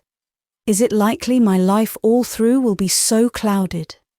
Is it not possible that God may hear my prayers, disperse these gloomy shadows, and grant me some beams of heaven's sunshine yet? Will he entirely deny to me those blessings which are so freely given to others, who neither ask them nor acknowledge them when received? May I not still hope and trust? I did hope and trust for a while. But alas, alas, the time ebbed away. 1 week followed another, and excepting 1 distant glimpse and 2 transient meetings, during which scarcely anything was said, while I was walking with Miss Matilda, I saw nothing of him, except, of course, at church. And now, the last Sunday was come, and the last service. I was often on the point of melting into tears during the sermon. The last I was to hear from him. The best I should hear from anyone, I was well assured. It was over. The congregation were departing, and I must follow. I had then seen him, and heard his voice too, probably for the last time. In the churchyard, Matilda was pounced upon by the 2 Misses Green. They had many inquiries to make about her sister, and I know not what besides. I only wish they would have done, that we might hasten back to Horton Lodge. I longed to seek the retirement of my own room, or some sequestered nook in the grounds, that I might deliver myself up to my feelings, to weep my last farewell, and lament my false hopes and vain delusions. Only this once, and then adieu to fruitless dreaming. Thenceforth, only sober, solid, sad reality should occupy my mind. But while I thus resolved, a low voice close beside me said, "I suppose you are going this week, Miss Gray?" "Yes," I replied. I was very much startled, and had I been at all hysterically inclined, I certainly should have committed myself in some way then. Thank God I was not. "Well," said Mr. Weston, "I want to bid you good-bye. It is not likely I shall see you again before you go." "Good-bye, Mr. Weston," I said. Oh, how I struggled to say it calmly. I gave him my hand. He retained it a few seconds in his. "It is possible we may meet again," said he. "Will it be of any consequence to you whether we do or not?" "Yes, I should be very glad to see you again." I could say no less. He kindly pressed my hand and went. Now I was happy again, though more inclined to burst into tears than ever. If I had been forced to speak at that moment, a succession of sobs would have inevitably ensued, and as it was, I could not keep the water out of my eyes. I walked along with Miss Murray, turning aside my face and neglecting to notice several successive remarks, till she bawled out that I was either deaf or stupid. And then, having recovered my self-possession, as one awakened from a fit of abstraction, I suddenly looked up and asked what she had been saying. Chapter 21. The School. I left Horton Lodge, and went to join my mother in our new abode at A. I found her well in health, resigned in spirit, and even cheerful, though subdued and sober in her general demeanour. We had only 3 boarders and 6 day pupils to commence with. But by due care and diligence, we hoped ere long to increase the number of both. I set myself with befitting energy to discharge the duties of this new mode of life. I call it new, for there was indeed a considerable difference between working with my mother in a school of our own and working as a hireling among strangers, despised and trampled upon by old and young, and for the first few weeks I was by no means unhappy. It is possible we may meet again, and will it be of any consequence to you whether we do or not? Those words still rang in my ear and rested on my heart. They were my secret solace and support. I shall see him again. He will come, or he will write. No promise, in fact, was too bright or too extravagant for Hope to whisper in my ear. I did not believe half of what she told me. I pretended to laugh at it all, but I was far more credulous than I myself supposed. Otherwise, why did my heart leap up when a knock was heard at the front door, and the maid who opened it came to tell my mother a gentleman wished to see her? And why was I out of humour for the rest of the day, because it proved to be a music master come to offer his services to our school? And what stopped my breath for a moment? When the postman, having brought a couple of letters, my mother said, "Here, Agnes, this is for you," and threw one of them to me. And what made the hot blood rush into my face when I saw it was directed in a gentleman's hand? And why? Oh, why did that cold, sickening sense of disappointment fall upon me, when I had torn open the cover and found it was only a letter from Mary which, for some reason or other, her husband had directed for her? Was it then come to this, that I should be disappointed to receive a letter from my only sister, and because it was not written by a comparative stranger? Dear Mary, and she had written it so kindly, and thinking I should be so pleased to have it. I was not worthy to read it, and I believe, in my indignation against myself, I should have put it aside till I had schooled myself into a better frame of mind, and was become more deserving of the honour and privilege of its perusal. But there was my mother looking on, and wishful to know what news it contained. So I read it and delivered it to her, and then went into the schoolroom to attend to the pupils. But amidst the cares of copies and sums, in the intervals of correcting errors here and reproving derelictions of duty there, I was inwardly taking myself to task with far sterner severity. "What a fool you must be," said my head to my heart, or my sterner to my softer self. "How could you ever dream that he would write to you? What grounds have you for such a hope, or that he will see you, or give himself any trouble about you, or even think of you again? What grounds?" And then Hope set before me that last short interview, and repeated the words I had so faithfully treasured in my memory. Well, and what was there in that? Who ever hung his hopes upon so frail a twig? What was there in those words that any common acquaintance might not say to another? Of course, it was possible you might meet again. He might have said so if you had been going to New Zealand. But that did not imply any intention of seeing you. And then, as to the question that followed, anyone might ask that. And how did you answer? Merely with a stupid, commonplace reply, such as you would have given to Master Murray, or anyone else you had been on tolerably civil terms with. "But then," persisted Hope, "the tone and manner in which he spoke. Oh, that is nonsense."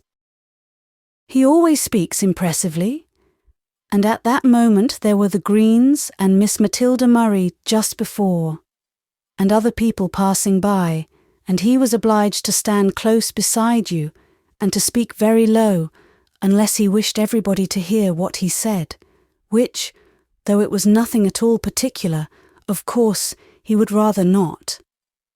But then, above all, that emphatic yet gentle pressure of the hand, which seemed to say, 'Trust me,' and many other things besides, too delightful, almost too flattering to be repeated even to oneself.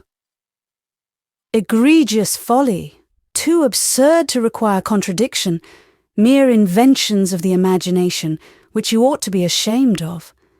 If you would but consider your own unattractive exterior, your unamiable reserve, your foolish diffidence, which must make you appear cold, dull, awkward, and perhaps ill-tempered too. If you had but rightly considered these from the beginning, you would never have harboured such presumptuous thoughts, and now that you have been so foolish, pray repent and amend, and let us have no more of it." I cannot say that I implicitly obeyed my own injunctions. But such reasoning as this became more and more effective as time wore on, and nothing was seen or heard of Mr. Weston, until, at last, I gave up hoping, for even my heart acknowledged it was all in vain. But still, I would think of him. I would cherish his image in my mind, and treasure every word, look, and gesture that my memory could retain, and brood over his excellences and his peculiarities. And in fact, all I had seen, heard, or imagined respecting him. Agnes, this sea air and change of scene do you no good, I think. I never saw you look so wretched. It must be that you sit too much and allow the cares of the schoolroom to worry you. You must learn to take things easy, and to be more active and cheerful. You must take exercise whenever you can get it, and leave the most tiresome duties to me. They will only serve to exercise my patience, and perhaps try my temper a little. So said my mother, as we sat at work one morning during the Easter holidays. I assured her that my employments were not at all oppressive, that I was well, or, if there was anything amiss, it would be gone as soon as the trying months of spring were over. When summer came, I should be as strong and hearty as she could wish to see me. But inwardly, her observations startled me. I knew my strength was declining, my appetite had failed, and I was grown listless and desponding. And if indeed he could never care for me, and I could never see him more, if I was forbidden to minister to his happiness, forbidden forever to taste the joys of love, to bless and to be blessed, then life must be a burden, and if my Heavenly Father would call me away, I should be glad to rest. But it would not do to die and leave my mother, selfish, unworthy daughter, to forget her for a moment. Was not her happiness committed in a great measure to my charge? And the welfare of our young pupils, too? Should I shrink from the work that God had set before me, because it was not fitted to my taste? Did not he know best what I should do, and where I ought to labour?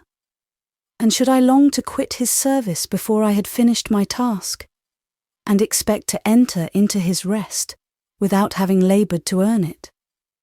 No. By his help I will arise and address myself diligently to my appointed duty. If happiness in this world is not for me, I will endeavour to promote the welfare of those around me, and my reward shall be hereafter.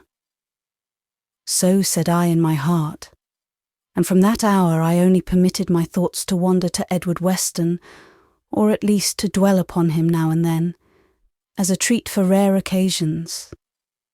And, whether it was really the approach of summer, or the effect of these good resolutions, or the lapse of time, or all together, tranquillity of mind was soon restored, and bodily health and vigour began likewise slowly but surely to return. Early in June, I received a letter from Lady Ashby, late Miss Murray. She had written to me twice or thrice before, from the different stages of her bridal tour, always in good spirits and professing to be very happy. I wondered every time that she had not forgotten me, in the midst of so much gaiety and variety of scene. At length, however, there was a pause, and it seemed she had forgotten me, for upwards of 7 months passed away and no letter. Of course I did not break my heart about that, though I often wondered how she was getting on, and when this last epistle so unexpectedly arrived, I was glad enough to receive it. It was dated from Ashby Park, where she was come to settle down at last, having previously divided her time between the continent and the metropolis. She made many apologies for having neglected me so long, assured me she had not forgotten me, and had often intended to write, etc., etc., but had always been prevented by something. She acknowledged that she had been leading a very dissipated life, and I should think her very wicked and very thoughtless. But notwithstanding that, she thought a great deal, and among other things, that she should vastly like to see me. "We have been several days here already," wrote she. "We have not a single friend with us, and are likely to be very dull. You know I never had a fancy for living with my husband like two turtles in a nest. Were he the most delightful creature that ever wore a coat. So do take pity upon me and come. I suppose your midsummer holidays commence in June, the same as other people's. Therefore you cannot plead want of time, and you must and shall come. In fact, I shall die if you don't. I want you to visit me as a friend, and stay a long time. There is nobody with me, as I told you before, but Sir Thomas and old Lady Ashby, but you needn't mind them. They'll trouble us but little with their company. And you shall have a room to yourself, whenever you like to retire to it, and plenty of books to read when my company is not sufficiently amusing. I forget whether you like babies. If you do, you may have the pleasure of seeing mine, the most charming child in the world, no doubt, and all the more so, that I am not troubled with nursing it. I was determined I wouldn't be bothered with that. Unfortunately, it is a girl, and Sir Thomas has never forgiven me. But, however, if you will only come, I promise you shall be its governess as soon as it can speak, and you shall bring it up in the way it should go, and make a better woman of it than its mamma. And you shall see my poodle too, a splendid little charmer imported from Paris, and 2 fine Italian paintings of great value. I forget the artist. Doubtless you will be able to discover prodigious beauties in them, which you must point out to me, as I only admire by hearsay, and many elegant curiosities besides, which I purchased at Rome and elsewhere. And finally, you shall see my new home, the splendid house and grounds I used to covet so greatly. Alas, how far the promise of anticipation exceeds the pleasure of possession! There's a fine sentiment. I assure you I am become quite a grave old matron. Pray come, if it be only to witness the wonderful change. Write by return of post, and tell me when your vacation commences, and say that you will come the day after, and stay till the day before it closes, in mercy to yours affectionately, Rosalie Ashby. I showed this strange epistle to my mother, and consulted her on what I ought to do. She advised me to go, and I went, willing enough to see Lady Ashby and her baby too, and to do anything I could to benefit her, by consolation or advice, for I imagined she must be unhappy, or she would not have applied to me thus. But feeling, as may readily be conceived, that in accepting the invitation, I made a great sacrifice for her, and did violence to my feelings in many ways, instead of being delighted with the honourable distinction of being entreated by the baronet's lady to visit her as a friend. However, I determined my visit should be only for a few days at most, and I will not deny that I derived some consolation from the idea that, as Ashby Park was not very far from Horton, I might possibly see Mr. Weston, or at least hear something about him. Chapter 22. The Visit. Ashby Park was certainly a very delightful residence. The mansion was stately without, commodious and elegant within. The park was spacious and beautiful, chiefly on account of its magnificent old trees, its stately herds of deer, its broad sheet of water, and the ancient woods that stretched beyond it, for there was no broken ground to give variety to the landscape, and but very little of that undulating swell which adds so greatly to the charm of park scenery. And so, this was the place Rosalie Murray had so longed to call her own, that she must have a share of it, on whatever terms it might be offered. whatever price was to be paid for the title of mistress, and whoever was to be her partner in the honour and bliss of such a possession, well, I am not disposed to censure her now. She received me very kindly, and, though I was a poor clergyman's daughter, a governess, and a schoolmistress, she welcomed me with unaffected pleasure to her home, and, what surprised me rather, took some pains to make my visit agreeable. I could see, it is true, that she expected me to be greatly struck with the magnificence that surrounded her, and I confess, I was rather annoyed at her evident efforts to reassure me and prevent me from being overwhelmed by so much grandeur, too much awed at the idea of encountering her husband and mother-in-law, or too much ashamed of my own humble appearance. I was not ashamed of it at all, for though plain, I had taken good care not to be shabby or mean, and should have been pretty considerably at my ease, if my condescending hostess had not taken such manifest pains to make me so. And, as for the magnificence that surrounded her, nothing that met my eyes struck me or affected me half so much as her own altered appearance.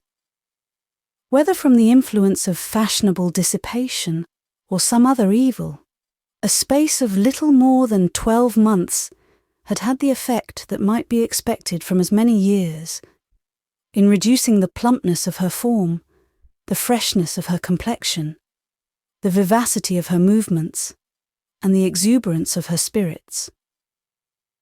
I wished to know if she was unhappy, but I felt it was not my province to inquire. I might endeavour to win her confidence, but, if she chose to conceal her matrimonial cares from me, I would trouble her with no obtrusive questions. I therefore, at first, confined myself to a few general inquiries about her health and welfare, and a few commendations on the beauty of the park, and of the little girl that should have been a boy. A small, delicate infant of 7 or 8 weeks old, whom its mother seemed to regard with no remarkable degree of interest or affection, though full as much as I expected her to show. Shortly after my arrival, she commissioned her maid to conduct me to my room and see that I had everything I wanted. It was a small, unpretending, but sufficiently comfortable apartment. When I descended thence, having divested myself of all travelling encumbrances, and arranged my toilet with due consideration for the feelings of my lady hostess, she conducted me herself to the room I was to occupy when I chose to be alone, or when she was engaged with visitors, or obliged to be with her mother-in-law, or otherwise prevented, as she said, from enjoying the pleasure of my society. It was a quiet, tidy little sitting-room, and I was not sorry to be provided with such a harbour of refuge. "And some time," said she, "I will show you the library. I never examined its shelves, but I dare say it is full of wise books, and you may go and burrow among them whenever you please. And now you shall have some tea. It will soon be dinner time, but I thought, as you were accustomed to dine at 1, you would perhaps like better to have a cup of tea about this time, and to dine when we lunch. And then, you know, you can have your tea in this room, and that will save you from having to dine with Lady Ashby and Sir Thomas, which would be rather awkward, at least not awkward, but rather, you know what I mean. I thought you mightn't like it so well, especially as we may have other ladies and gentlemen to dine with us occasionally." "Certainly," said I would much rather have it as you say, and, if you have no objection, I should prefer having all my meals in this room." "Why so?"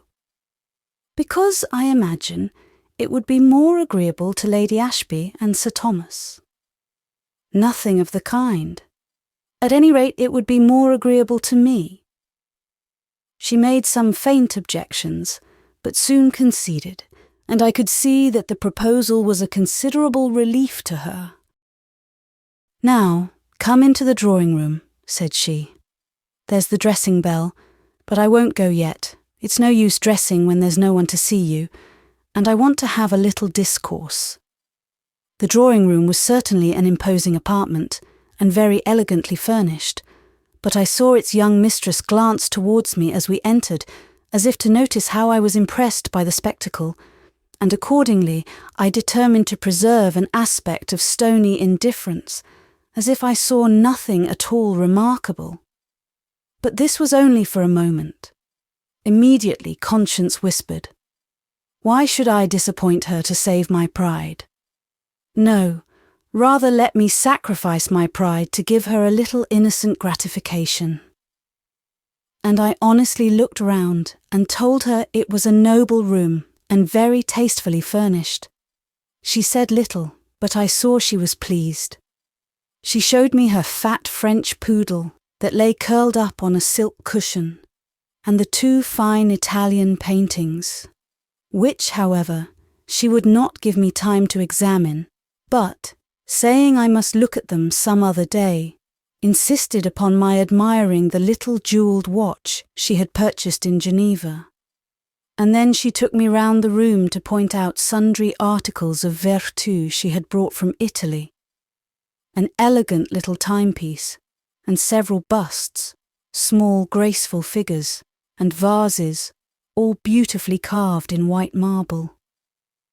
She spoke of these with animation, and heard my admiring comments with a smile of pleasure, that soon, however, vanished, and was followed by a melancholy sigh, as if in consideration of the insufficiency of all such baubles to the happiness of the human heart, and their woeful inability to supply its insatiate demands.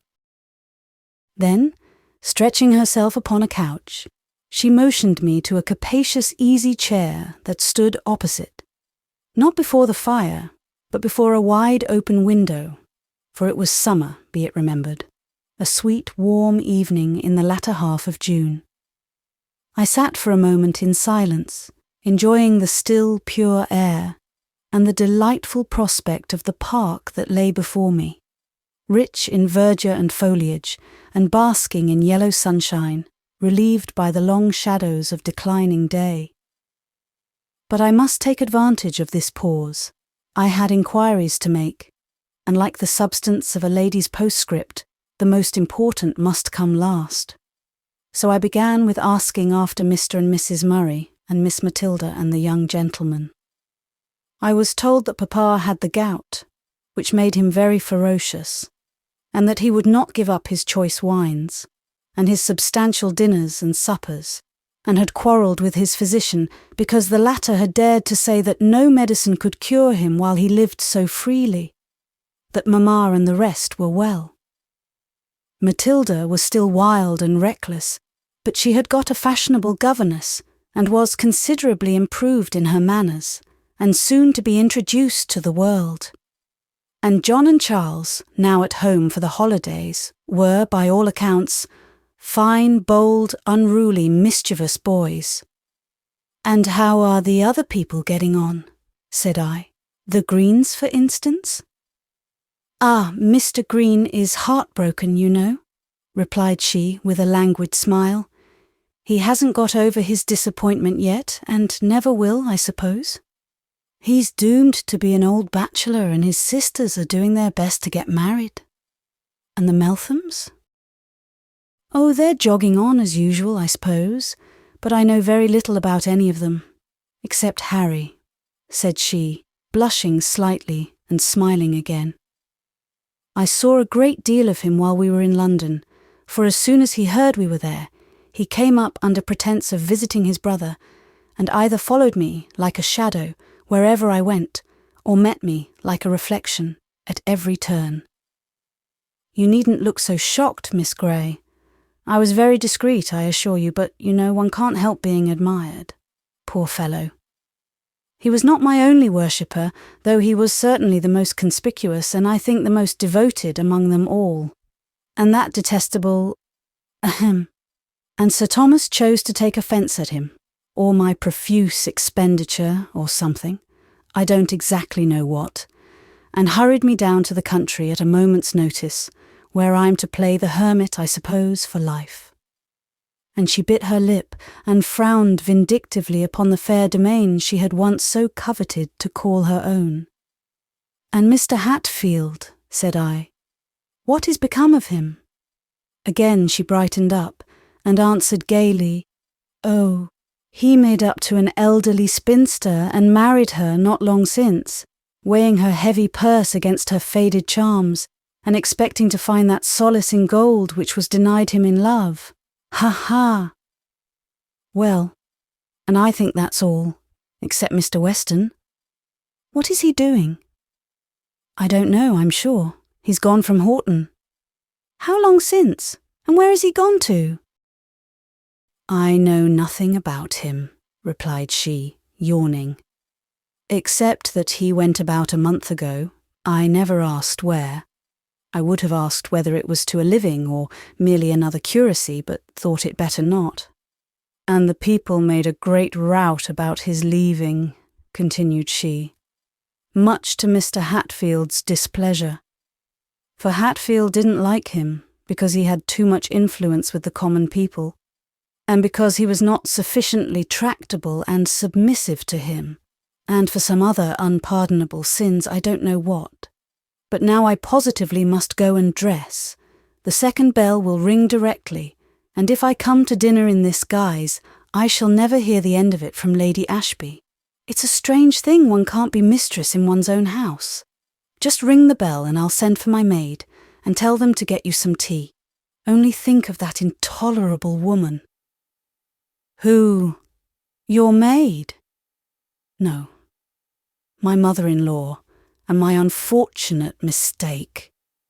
Instead of letting her take herself off to some other house, as she offered to do when I married, I was fool enough to ask her to live here still, and direct the affairs of the house for me, because, in the first place, I hoped we should spend the greater part of the year in town, and in the second place, being so young and inexperienced, I was frightened at the idea of having a house full of servants to manage, and dinners to order, and parties to entertain, and all the rest of it. And I thought she might assist me with her experience, never dreaming she would prove a usurper, a tyrant, an incubus, a spy, and everything else that's detestable. I wish she was dead." She then turned to give her orders to the footman, who had been standing bolt upright within the door for the last half-minute, and had heard the latter part of her animadversions, and, of course, made his own reflections upon them, notwithstanding the inflexible wooden countenance he thought proper to preserve in the drawing-room. On my remarking afterwards that he must have heard her, she replied, "Oh, no matter. I never care about the footmen. They're mere automatons. It's nothing to them what their superiors say or do. They won't dare to repeat it. And as to what they think, if they presume to think at all, of course nobody cares for that. It would be a pretty thing indeed. We were to be tongue-tied by our servants."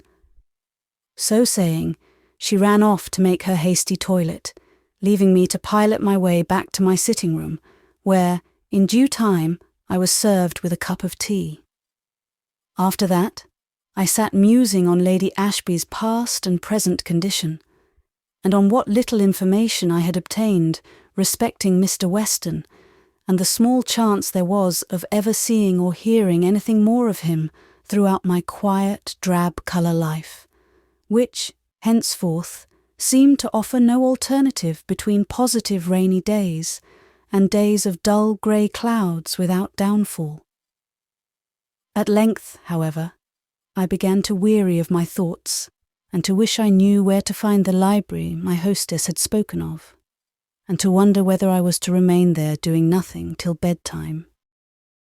As I was not rich enough to possess a watch, I could not tell how time was passing, except by observing the slowly lengthening shadows from the window, which presented a side view, including a corner of the park, a clump of trees, whose topmost branches had been colonized by an innumerable company of noisy rooks, and a high wall with a massive wooden gate, no doubt communicating with the stable-yard, as a broad carriage road swept up to it from the park. The shadow of this wall soon took possession of the whole of the ground as far as I could see, forcing the golden sunlight to retreat inch by inch, and at last take refuge in the very tops of the trees. Ere long, even they were left in shadow, the shadow of the distant hills, or of the earth itself, and, in sympathy for the busy citizens of the rookery, I regretted to see their habitation, so lately bathed in glorious light, reduced to the sombre workaday hue of the lower world, or of my own world within. For a moment, such birds as soared above the rest might still receive the lustre on their wings, which imparted to their sable plumage the hue and brilliance of deep red gold. At last, that too departed. Twilight came stealing on, the rooks became more quiet, I became more weary, and wished I were going home tomorrow. At length it grew dark, and I was thinking of ringing for a candle and betaking myself to bed, when my hostess appeared, with many apologies for having neglected me so long, and laying all the blame upon that nasty old woman, as she called her mother-in-law. If I didn't sit with her in the drawing-room while Sir Thomas is taking his wine, said she would never forgive me. And then, if I leave the room the instant he comes, as I have done once or twice, it is an unpardonable offence against her dear Thomas. She never showed such disrespect to her husband, and as for affection, wives never think of that nowadays, she supposes. But things were different in her time, as if there was any good to be done by staying in the room, when he does nothing but grumble and scold when he's in a bad humour, talk disgusting nonsense when he's in a good one, and go to sleep on the sofa when he's too stupid for either, which is most frequently the case now when he has nothing to do but to sot over his wine. But could you not try to occupy his mind with something better, and engage him to give up such habits? I'm sure you have powers of persuasion and qualifications for amusing a gentleman, which many ladies would be glad to possess. And so you think I would lay myself out for his amusement? No, that's not my idea of a wife. It's the husband's part to please the wife, not hers to please him. And if he isn't satisfied with her as she is, and thankful to possess her too, he isn't worthy of her, that's all. And as for persuasion, I assure you, I shan't trouble myself with that. I've enough to do to bear with him as he is without attempting to work a reform. But I'm sorry I left you so long alone, Miss Gray. How have you passed the time? Chiefly in watching the rooks. Mercy! How dull you must have been. I really must show you the library, and you must ring for everything you want just as you would in an inn and make yourself comfortable. I have selfish reasons for wishing to make you happy, because I want you to stay with me and not fulfill your horrid threat of running away in a day or two. Well, don't let me keep you out of the drawing-room any longer tonight, for at present I am tired and wish to go to bed.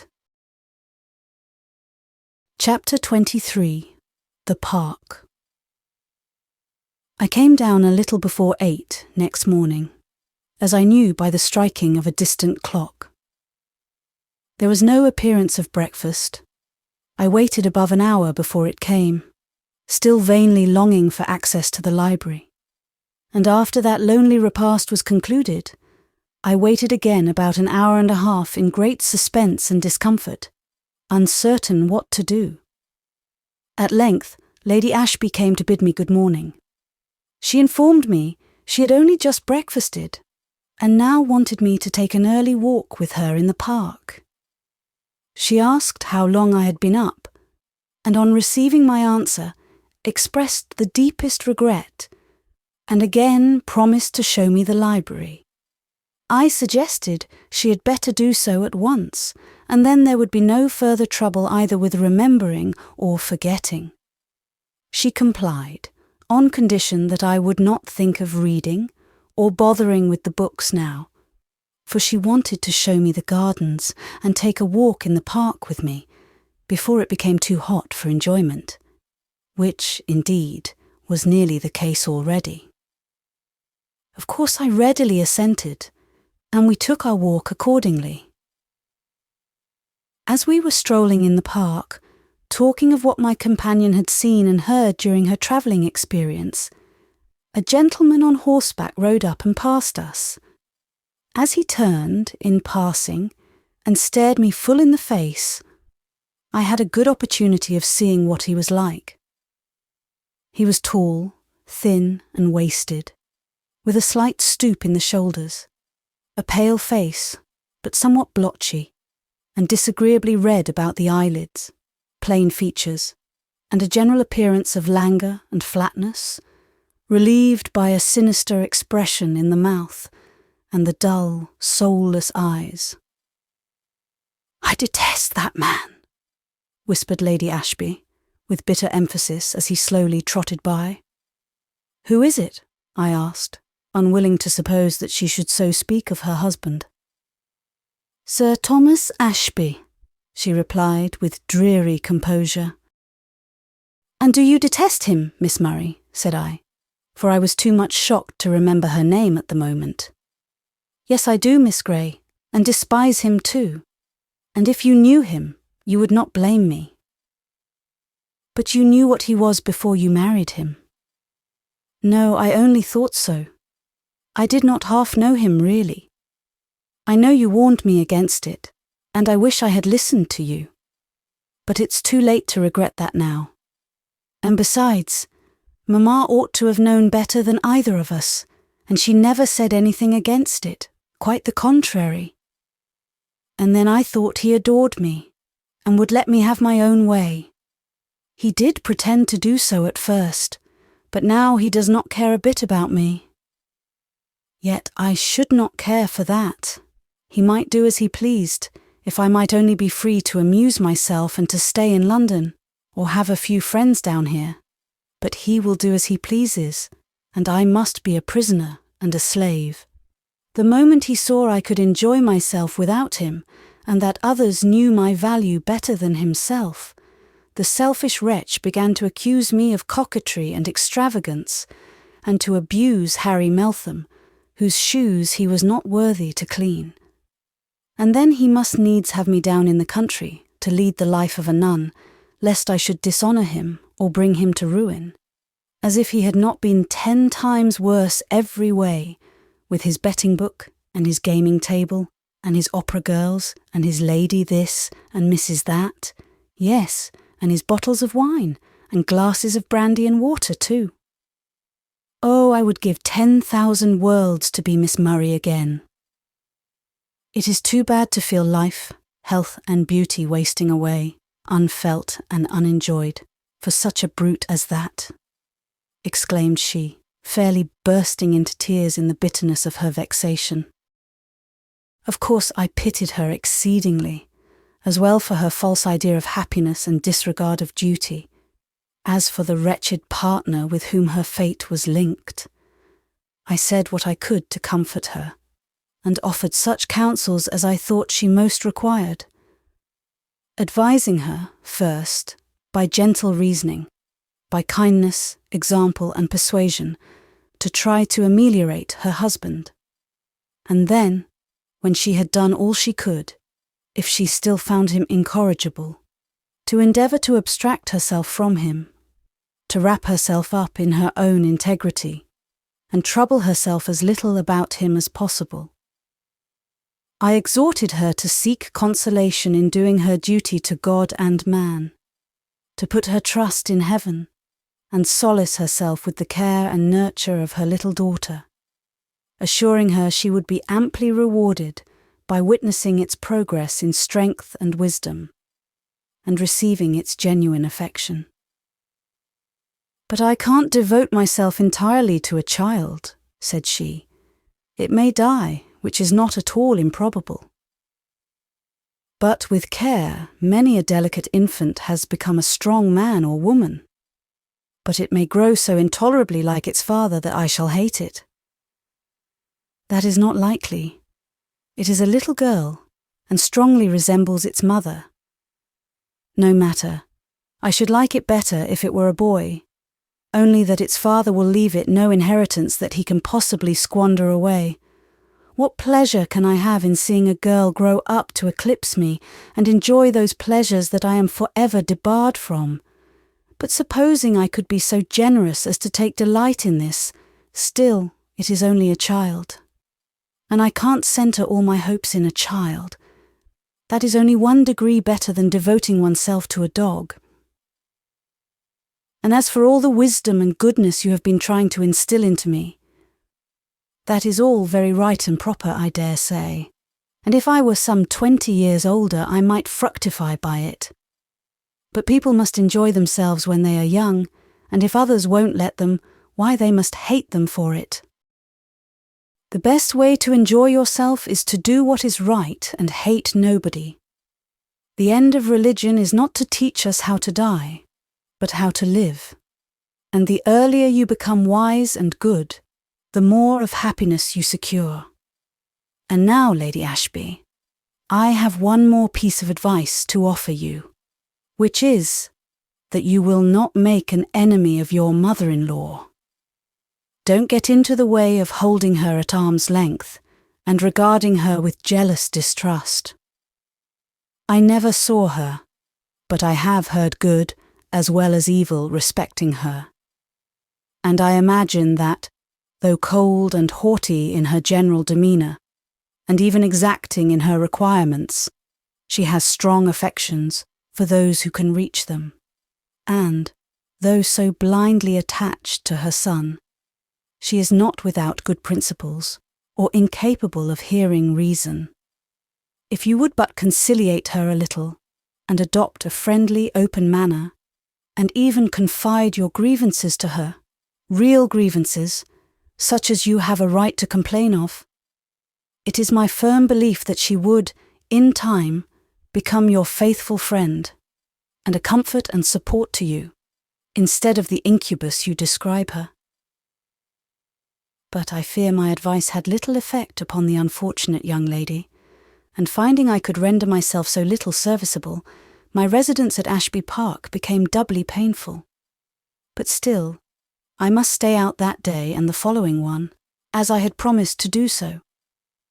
Though, resisting all entreaties and inducements to prolong my visit further, I insisted upon departing the next morning, affirming that my mother would be lonely without me, and that she impatiently expected my return.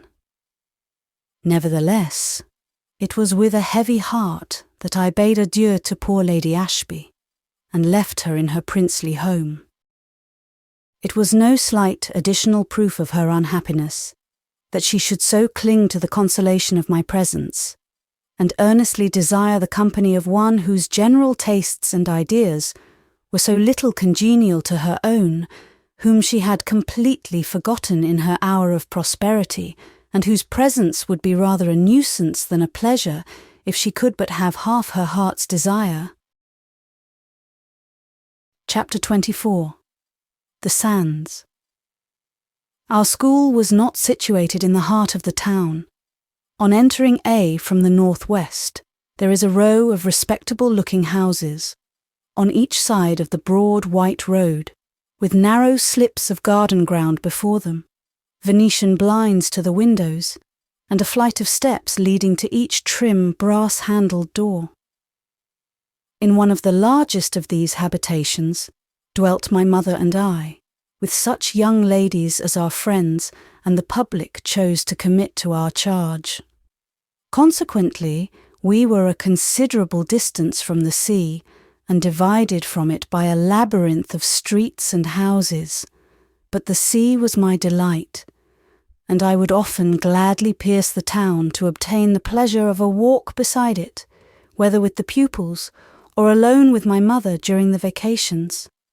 It was delightful to me at all times and seasons, but especially in the wild commotion of a rough sea breeze and in the brilliant freshness of a summer morning. I awoke early on the 3rd morning after my return from Ashby Park. The sun was shining through the blind, and I thought how pleasant it would be to pass through the quiet town and take a solitary ramble on the sands while half the world was in bed. I was not long in forming the resolution, nor slow to act upon it. Of course I would not disturb my mother, so I stole noiselessly downstairs and quietly unfastened the door. I was dressed and out when the church clock struck 6:15.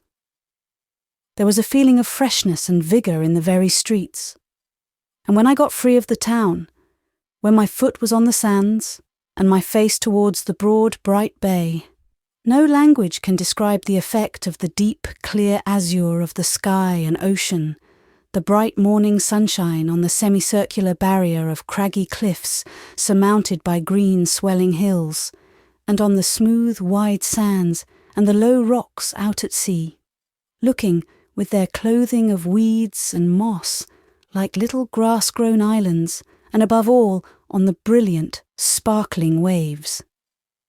And then, the unspeakable purity and freshness of the air. There was just enough heat to enhance the value of the breeze, and just enough wind to keep the whole sea in motion, to make the waves come bounding to the shore, foaming and sparkling, as if wild with glee. Nothing else was stirring. No living creature was visible besides myself. My footsteps were the first to press the firm, unbroken sands. Nothing before had trampled them since last night's flowing tide had obliterated the deepest marks of yesterday and left them fair and even, except where the subsiding water had left behind it the traces of dimpled pools and little running streams. Refreshed, delighted, invigorated, I walked along, forgetting all my cares, feeling as if I had wings to my feet and could go at least 40 miles without fatigue, and experiencing a sense of exhilaration to which I had been an entire stranger since the days of early youth. About 6:30, however, the grooms began to come down to air their masters' horses, first one and then another, till there were some dozen horses and 5 or 6 riders. But that need not trouble me, for they would not come as far as the low rocks which I was now approaching. When I had reached these, and walked over the moist, slippery seaweed, at the risk of floundering into one of the numerous pools of clear, salt water that lay between them, to a little mossy promontory with the sea splashing round it, I looked back again to see who next was stirring. Still, there were only the early grooms with their horses, and one gentleman with a little dark speck of a dog running before him, and one water cart coming out of the town to get water for the baths. In another minute or two, the distant bathing machines would begin to move, and then the elderly gentlemen of regular habits and sober Quaker ladies would be coming to take their salutary morning walks. But however interesting such a scene might be, I could not wait to witness it, for the sun and the sea so dazzled my eyes in that direction that I could but afford one glance.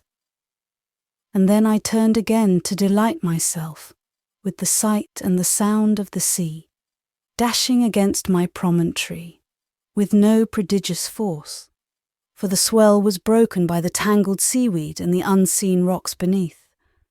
Otherwise I should soon have been deluged with spray. But the tide was coming in, the water was rising, the gulfs and lakes were filling, the straits were widening. It was time to seek some safer footing, so I walked, skipped, and stumbled back to the smooth, wide sands, and resolved to proceed to a certain bold projection in the cliffs, and then return. Presently, I heard a snuffling sound behind me, and then a dog came frisking and wriggling to my feet. It was my own Snap, the little dark, wire-haired terrier. When I spoke his name, he leapt up in my face and yelled for joy. Almost as much delighted as himself, I caught the little creature in my arms and kissed him repeatedly. But how came he to be there? He could not have dropped from the sky or come all that way alone.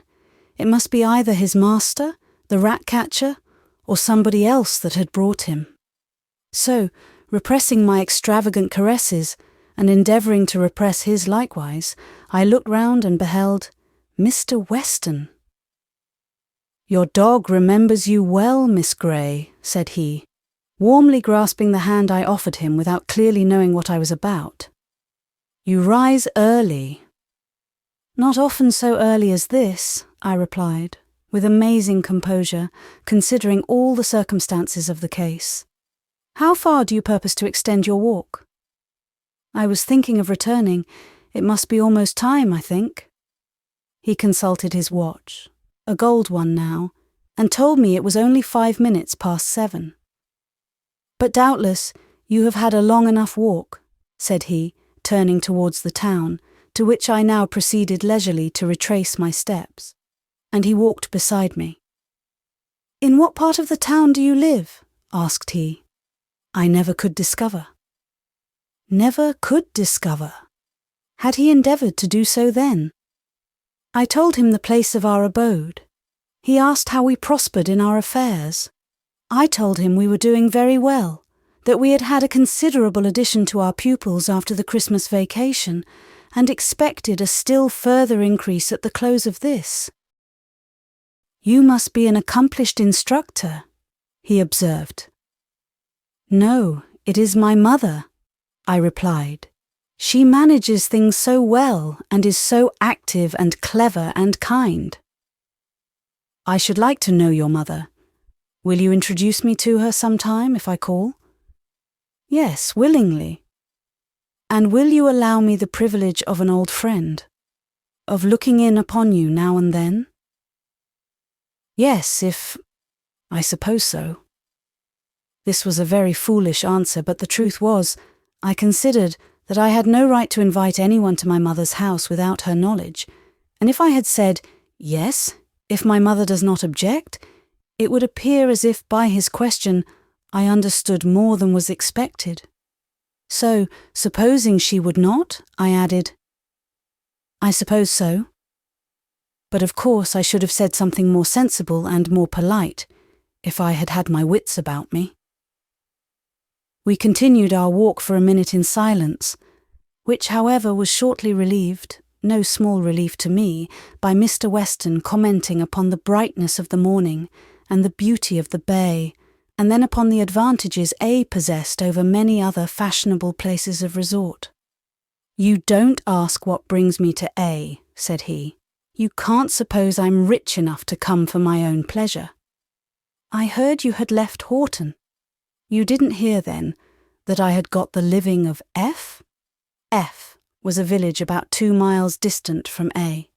"No," said I.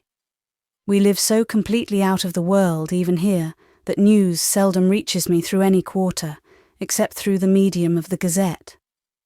But I hope you like your new parish, and that I may congratulate you on the acquisition."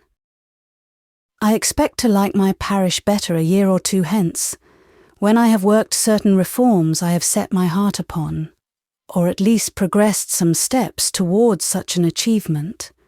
But you may congratulate me now, for I find it very agreeable to have a parish all to myself, with nobody to interfere with me, to thwart my plans or cripple my exertions. And besides, I have a respectable house in a rather pleasant neighbourhood, and £300 a year, and in fact I have nothing but solitude to complain of, and nothing but a companion to wish for." He looked at me as he concluded, and the flash of his dark eyes seemed to set my face on fire, greatly to my own discomfiture, for to evince confusion at such a juncture was intolerable.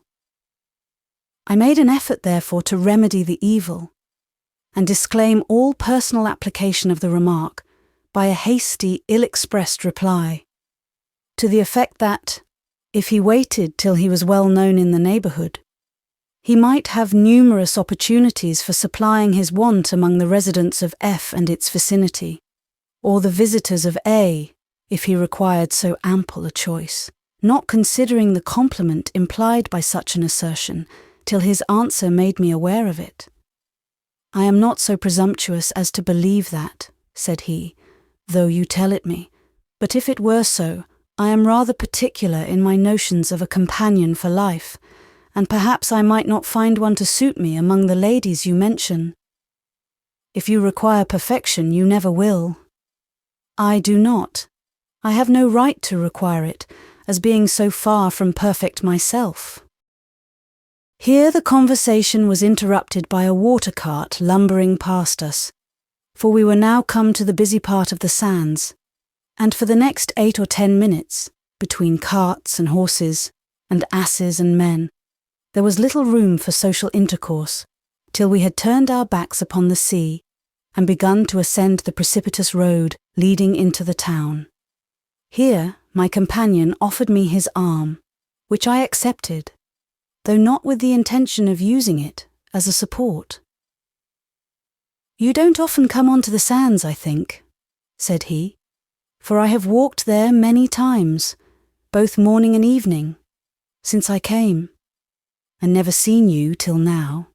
And several times in passing through the town too, I have looked about for your school, but I did not think of the road, and once or twice I made inquiries, but without obtaining the requisite information."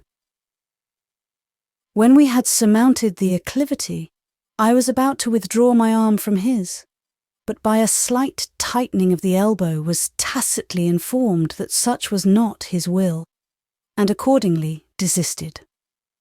Discoursing on different subjects, we entered the town, and passed through several streets.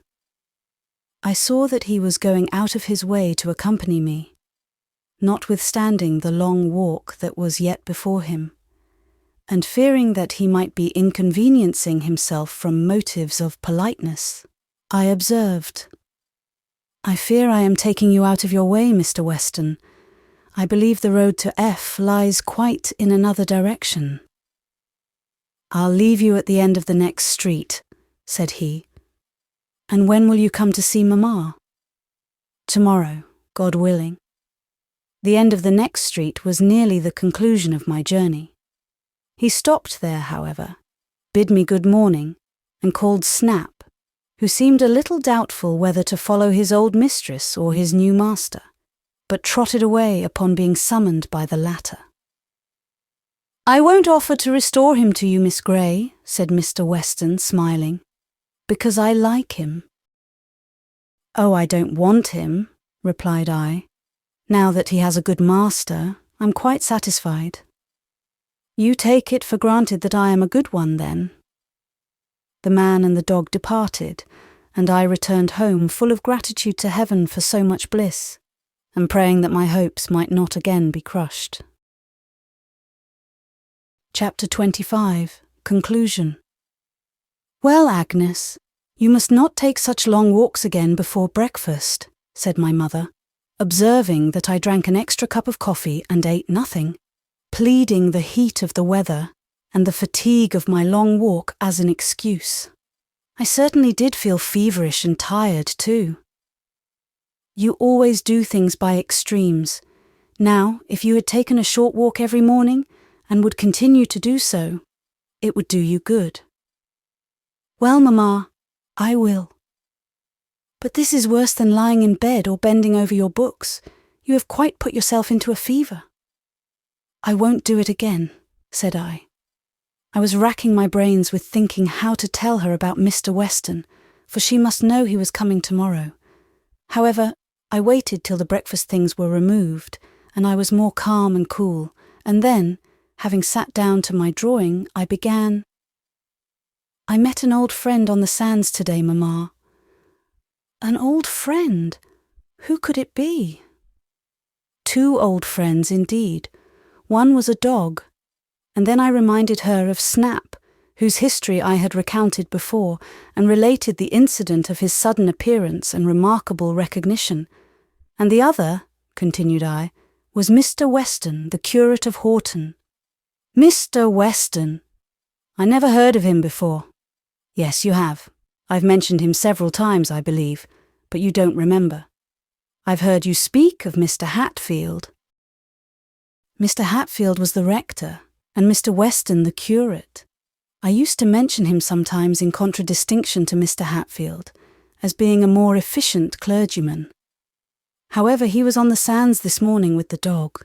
He had bought it, I suppose, from the rat-catcher, and he knew me as well as it did, probably through its means, and I had a little conversation with him, in the course of which, as he asked about our school, I was led to say something about you and your good management, and he said he should like to know you, and asked if I would introduce him to you, if he should take the liberty of calling tomorrow.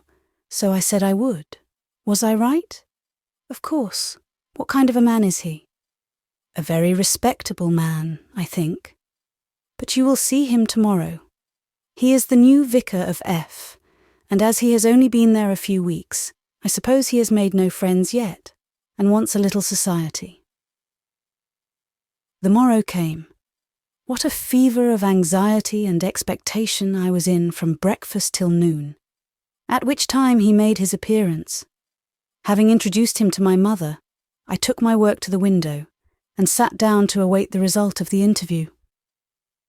They got on extremely well together, greatly to my satisfaction, for I had felt very anxious about what my mother would think of him.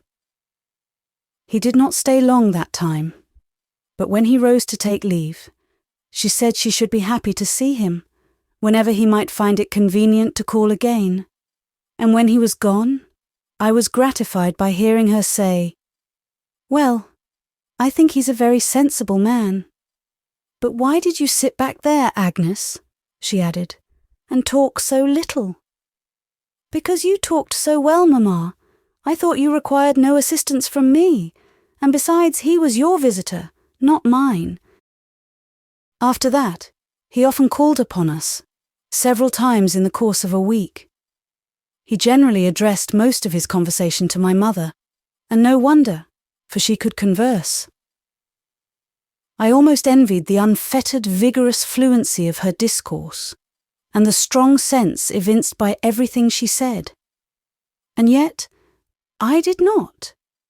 For, though I occasionally regretted my own deficiencies for his sake, it gave me very great pleasure to sit and hear the two beings I loved and honoured above everyone else in the world, discoursing together so amicably, so wisely and so well. I was not always silent, however, nor was I at all neglected. I was quite as much noticed as I would wish to be. There was no lack of kind words and kinder looks, no end of delicate attentions, too fine and subtle to be grasped by words, and therefore indescribable, but deeply felt at heart. Ceremony was quickly dropped between us. Mr. Weston came as an expected guest, welcome at all times, and never deranging the economy of our household affairs. He even called me Agnes. The name had been timidly spoken at first, but finding it gave no offence in any quarter, he seemed greatly to prefer that appellation to Miss Gray, and so did I. How tedious and gloomy were those days in which he did not come, and yet not miserable, for I had still the remembrance of the last visit, and the hope of the next, to cheer me. But when 2 or 3 days passed without my seeing him, I certainly felt very anxious, absurdly, unreasonably so, for of course he had his own business and the affairs of his parish to attend to. And I dreaded the close of the holidays, when my business also would begin, and I should be sometimes unable to see him, and sometimes, when my mother was in the schoolroom, obliged to be with him alone, a position I did not at all desire in the house, though to meet him out of doors and walk beside him had proved by no means disagreeable. One evening, however, in the last week of the vacation, he arrived unexpectedly, for a heavy and protracted thunder shower during the afternoon had almost destroyed my hopes of seeing him that day. But now the storm was over, and the sun was shining brightly. "A beautiful evening, Mrs. Gray," said he, as he entered. "Agnes, I want you to take a walk with me to—" He named a certain part of the coast, a bold hill on the land side, and towards the sea a steep precipice, from the summit of which a glorious view is to be had. The rain has laid the dust, and cooled and cleared the air, and the prospect will be magnificent. Will you come? Can I go, Mamma? Yes, to be sure.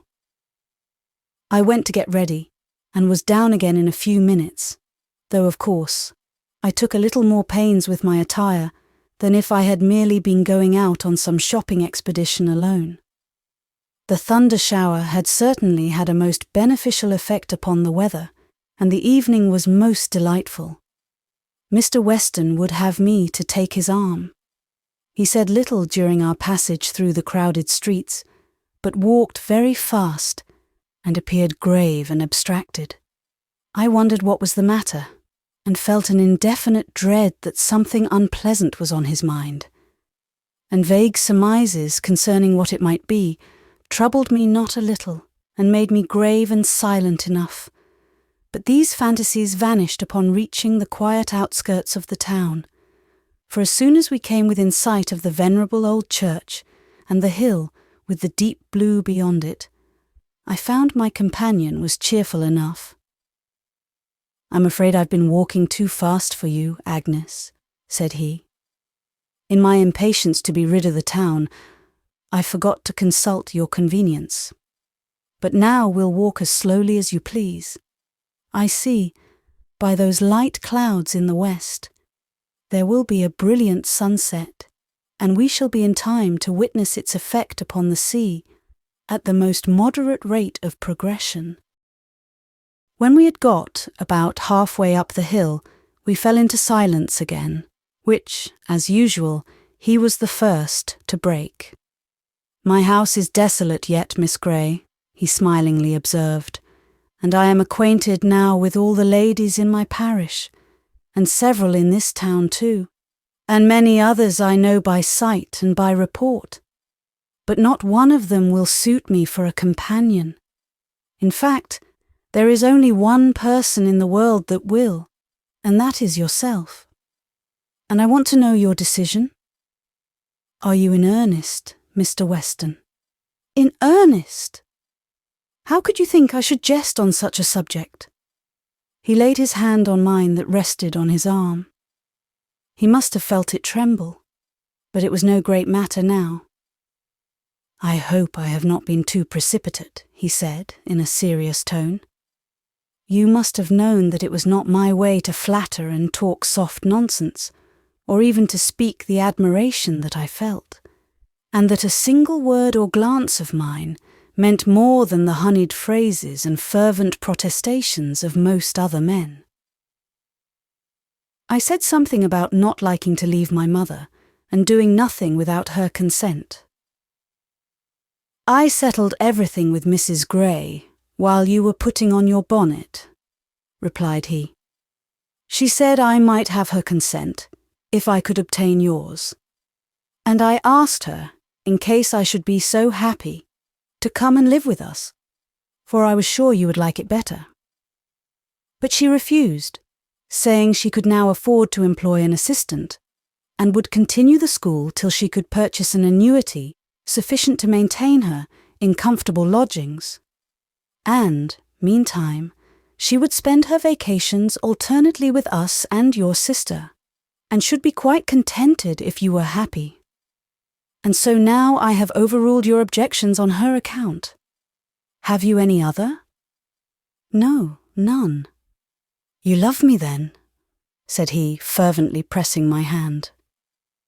"Yes." Here I pause. My diary, from which I have compiled these pages, goes but little further. I could go on for years, but I will content myself with adding that I shall never forget that glorious summer evening, and always remember with delight that steep hill and the edge of the precipice where we stood together, watching the splendid sunset mirrored in the restless world of waters at our feet, with hearts filled with gratitude to heaven, and happiness and love almost too full for speech. A few weeks after that, when my mother had supplied herself with an assistant, I became the wife of Edward Weston, and never have found cause to repent it, and am certain that I never shall. We have had trials, and we know that we must have them again, but we bear them well together, and endeavour to fortify ourselves and each other against the final separation, that greatest of all afflictions to the survivor. But if we keep in mind the glorious heaven beyond, where both may meet again, and sin and sorrow are unknown, surely that too may be borne. And meantime, we endeavour to live to the glory of Him who has scattered so many blessings in our path. Edward, by his strenuous exertions, has worked surprising reforms in his parish, and is esteemed and loved by its inhabitants, as he deserves. For whatever his faults may be as a man, and no one is entirely without, I defy anybody to blame him as a pastor, a husband, or a father. Our children, Edward, Agnes, and little Mary, promise well. Their education for the time being is chiefly committed to me, and they shall want no good thing that a mother's care can give. Our modest income is amply sufficient for our requirements, and by practicing the economy we learnt in harder times, and never attempting to imitate our richer neighbours, we manage not only to enjoy comfort and contentment ourselves, but to have every year something to lay by for our children, and something to give to those who need it. And now I think I have said sufficient. Thank you for listening to this story. We hope you enjoyed it. If you'd like to hear more, hit subscribe, give us a thumbs up, and share your thoughts in the comments. Your support really motivates us to keep creating more audiobooks. See you soon.